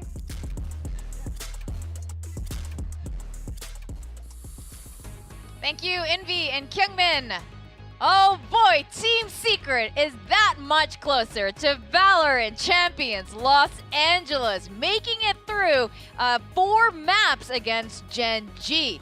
And they really dominated on Lotus one more time. And you know what? Going into tomorrow, that's a really good sign. It is. I mean, this is a good confidence builder here for Team Secret. It's kind of the result we expected on this map. But regardless, the way that Team Secret finished out the day, in particularly Envy, was so impressive.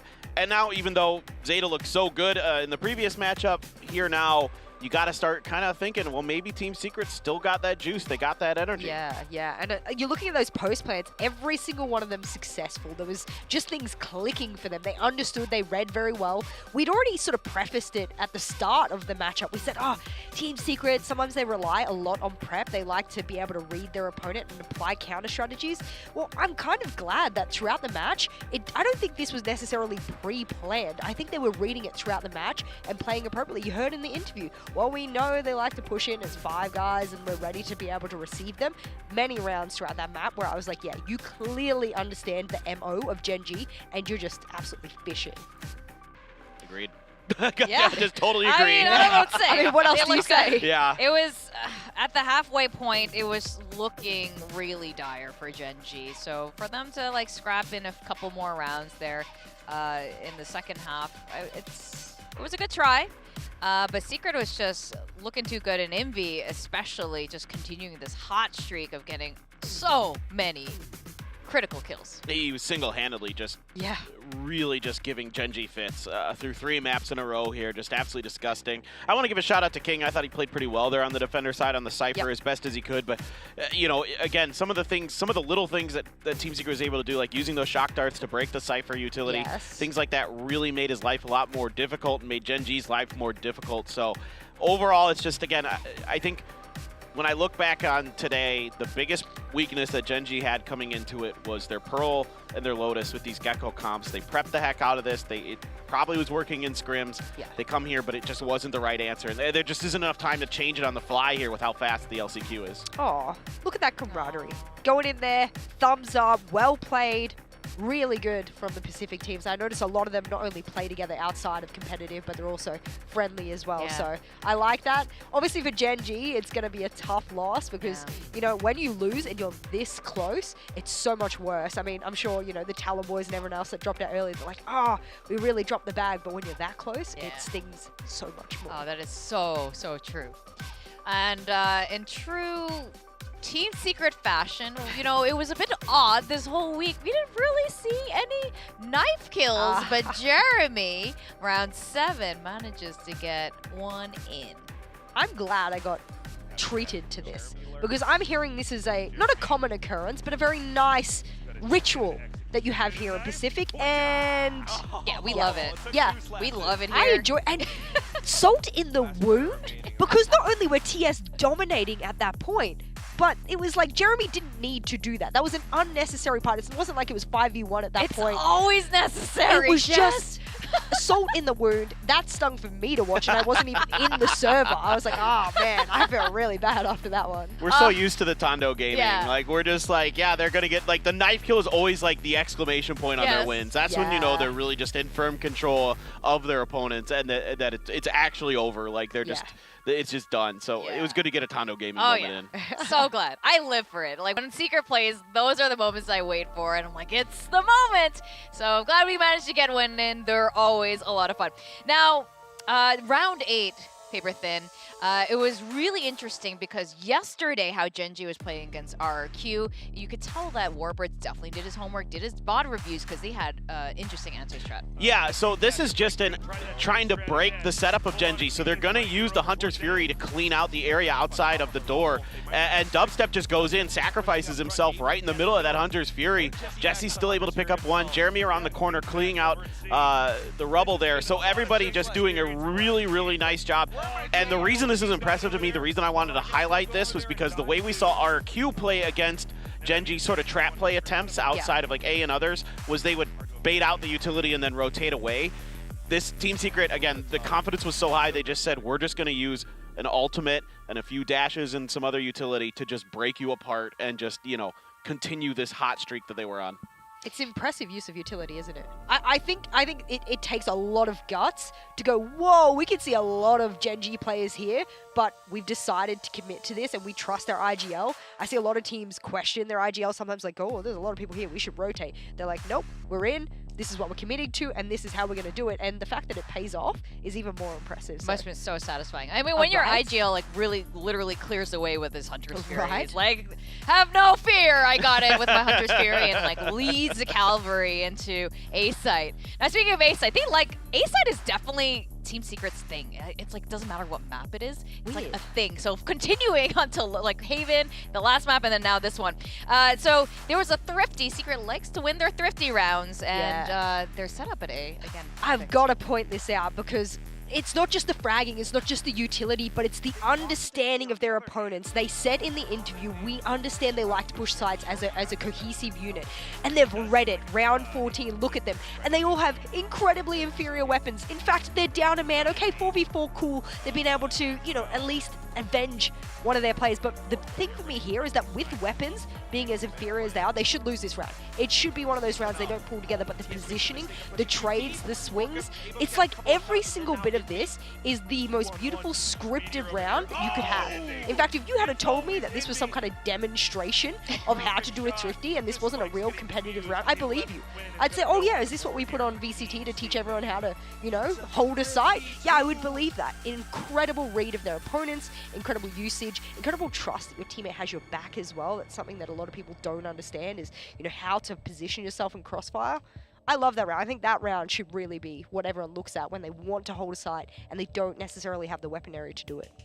I completely agree. Yeah, no, they were really Beautiful. good today. They read Gen G like a book on this map. Yeah. It was very clean. Yeah, beautiful plays there. Now we got to talk about our key player. Envy was amazing, but we want to give a little, you know, nod to Dubstep here. Yeah. Dubby. I'm so happy. I mean, he had struggled a little bit earlier on, but as the match went through, you know, that boomer energy was able to come out and really shine for him. He's so versatile as a player, and he's so fearless as this Jet, you know, doing a lot of the dirty work, doing a lot of the heavy lifting for his squad. So we've got to give him a shout out here with his really stellar performance on Lotus. It's not just that, is it? Because you can say he makes space, you can say he does this. We spoke about, you know, first kills in the previous, you know, series, and we started the series by saying this might be a win condition for them. They blew us out of the water and they said it actually doesn't matter if we get first kills or not. Our mid to late round is really good. Dubstep is one of those players, however, that I think has up and down games with how he plays Jet. We've already said that he's a little bit more of like a new gen, like stay with the team, maybe a little bit more passive compared to Meteor and the other players. And I sort of say to myself, that's all well and good, but look at this. And I want you to sort of look down to the first blood percentage. You look towards Ascent and how much first blood percentage he's able to work with there. And then you look on Lotus and you say, oh, but it was so dominant on Lotus. I don't believe that the numbers should be so different. I want you to take away from this that Dubstep is able to do his job and have his teammates around him in so many different ways. It doesn't require him to do what Meteor does for Gen G. They don't have this massive reliance on Dubstep to get that opening kill. Team Secret might be the most impressive LCQ Pacific team that's in the league that is able to deal with players without requiring their Jet or their Raze to get that first kill for them to convert the round. So for me, I really want to highlight this. It looks pretty similar, but the first bloods are the ones that you really got to notice with Dubstep. It's really interesting that you point that out. Precisely with the duelists, with the Jets and the Razes, because that is a huge contrast going into tomorrow's game with Zeta, who definitely very much rely on it. Well, until yesterday. Changed. Now it's changed. Now Zeta's different. Now we're back in the Laz Chamber era, and we're back in that arc. So I'm very happy about that. Yeah, that whole thing is also insane. I'm also really excited to see this, you know, this like evolution. It's almost like they came out of their cocoon and reemerged, like, but bringing about like a bit of like what they had before and looking so much stronger than last time. Now let's talk about the brackets. You guys know what's up tomorrow. Team Secret is going to be facing off against Zeta Division. And what's really interesting is how all these teams have placed. It's exactly how they placed during the season in Pacific with Zeta, Team Secret, RRQ, Global Talent, and then DFM. And it's all kind of fallen back into place one more time.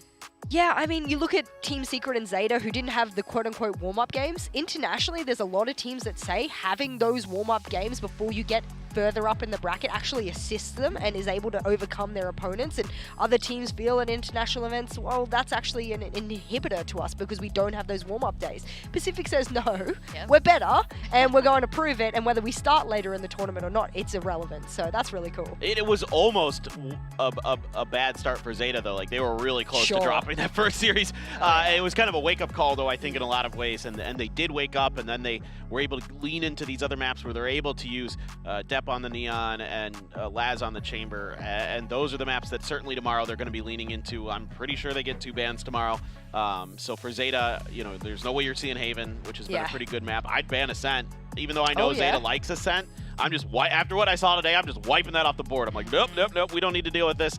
We're cool. I mean, they're a good Ascent team, but especially after that unbelievably grueling overtime that they played against RRQ, and now here with what we saw today, I'm just throwing that away.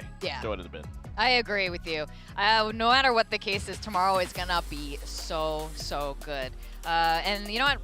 we're gonna end it for today. Thank Yep. you, Jess Goat, Thank for you. joining us here in Korea at the It's been desk. a pleasure. It's Oh been my goodness. fantastic having The you production here. quality, the quality of games, the players. We got Zeta back as well. Everyone knows I'm a big Zeta fan as well. So I've gotten all of the holy trinity of games and treatment here in Korea. And I mean, the food's fantastic too, which speaking of, because I'm not working the grand final tomorrow, I'm off to get some Korean barbecue and everything like that. So if you see me around eating a bunch of food, mind your business. I'm just enjoying Korea. You're doing the right thing. A is what must I'm do, saying. a must do, yeah. Thank you. And Paper Thin, of course, I'll be always here. fantastic. I'm not going He's anywhere. hanging out. I got nothing else to do. I'm just coming back. I'm glad I can hang out with you again tomorrow. And tomorrow's going to be the big day. The day when we find out the ending of this VCT Last Chance Qualifier Pacific chapter. Who is going to go to Valorant Champions Los Angeles? So with that, ladies and gentlemen, have a very good night, and we will see you tomorrow.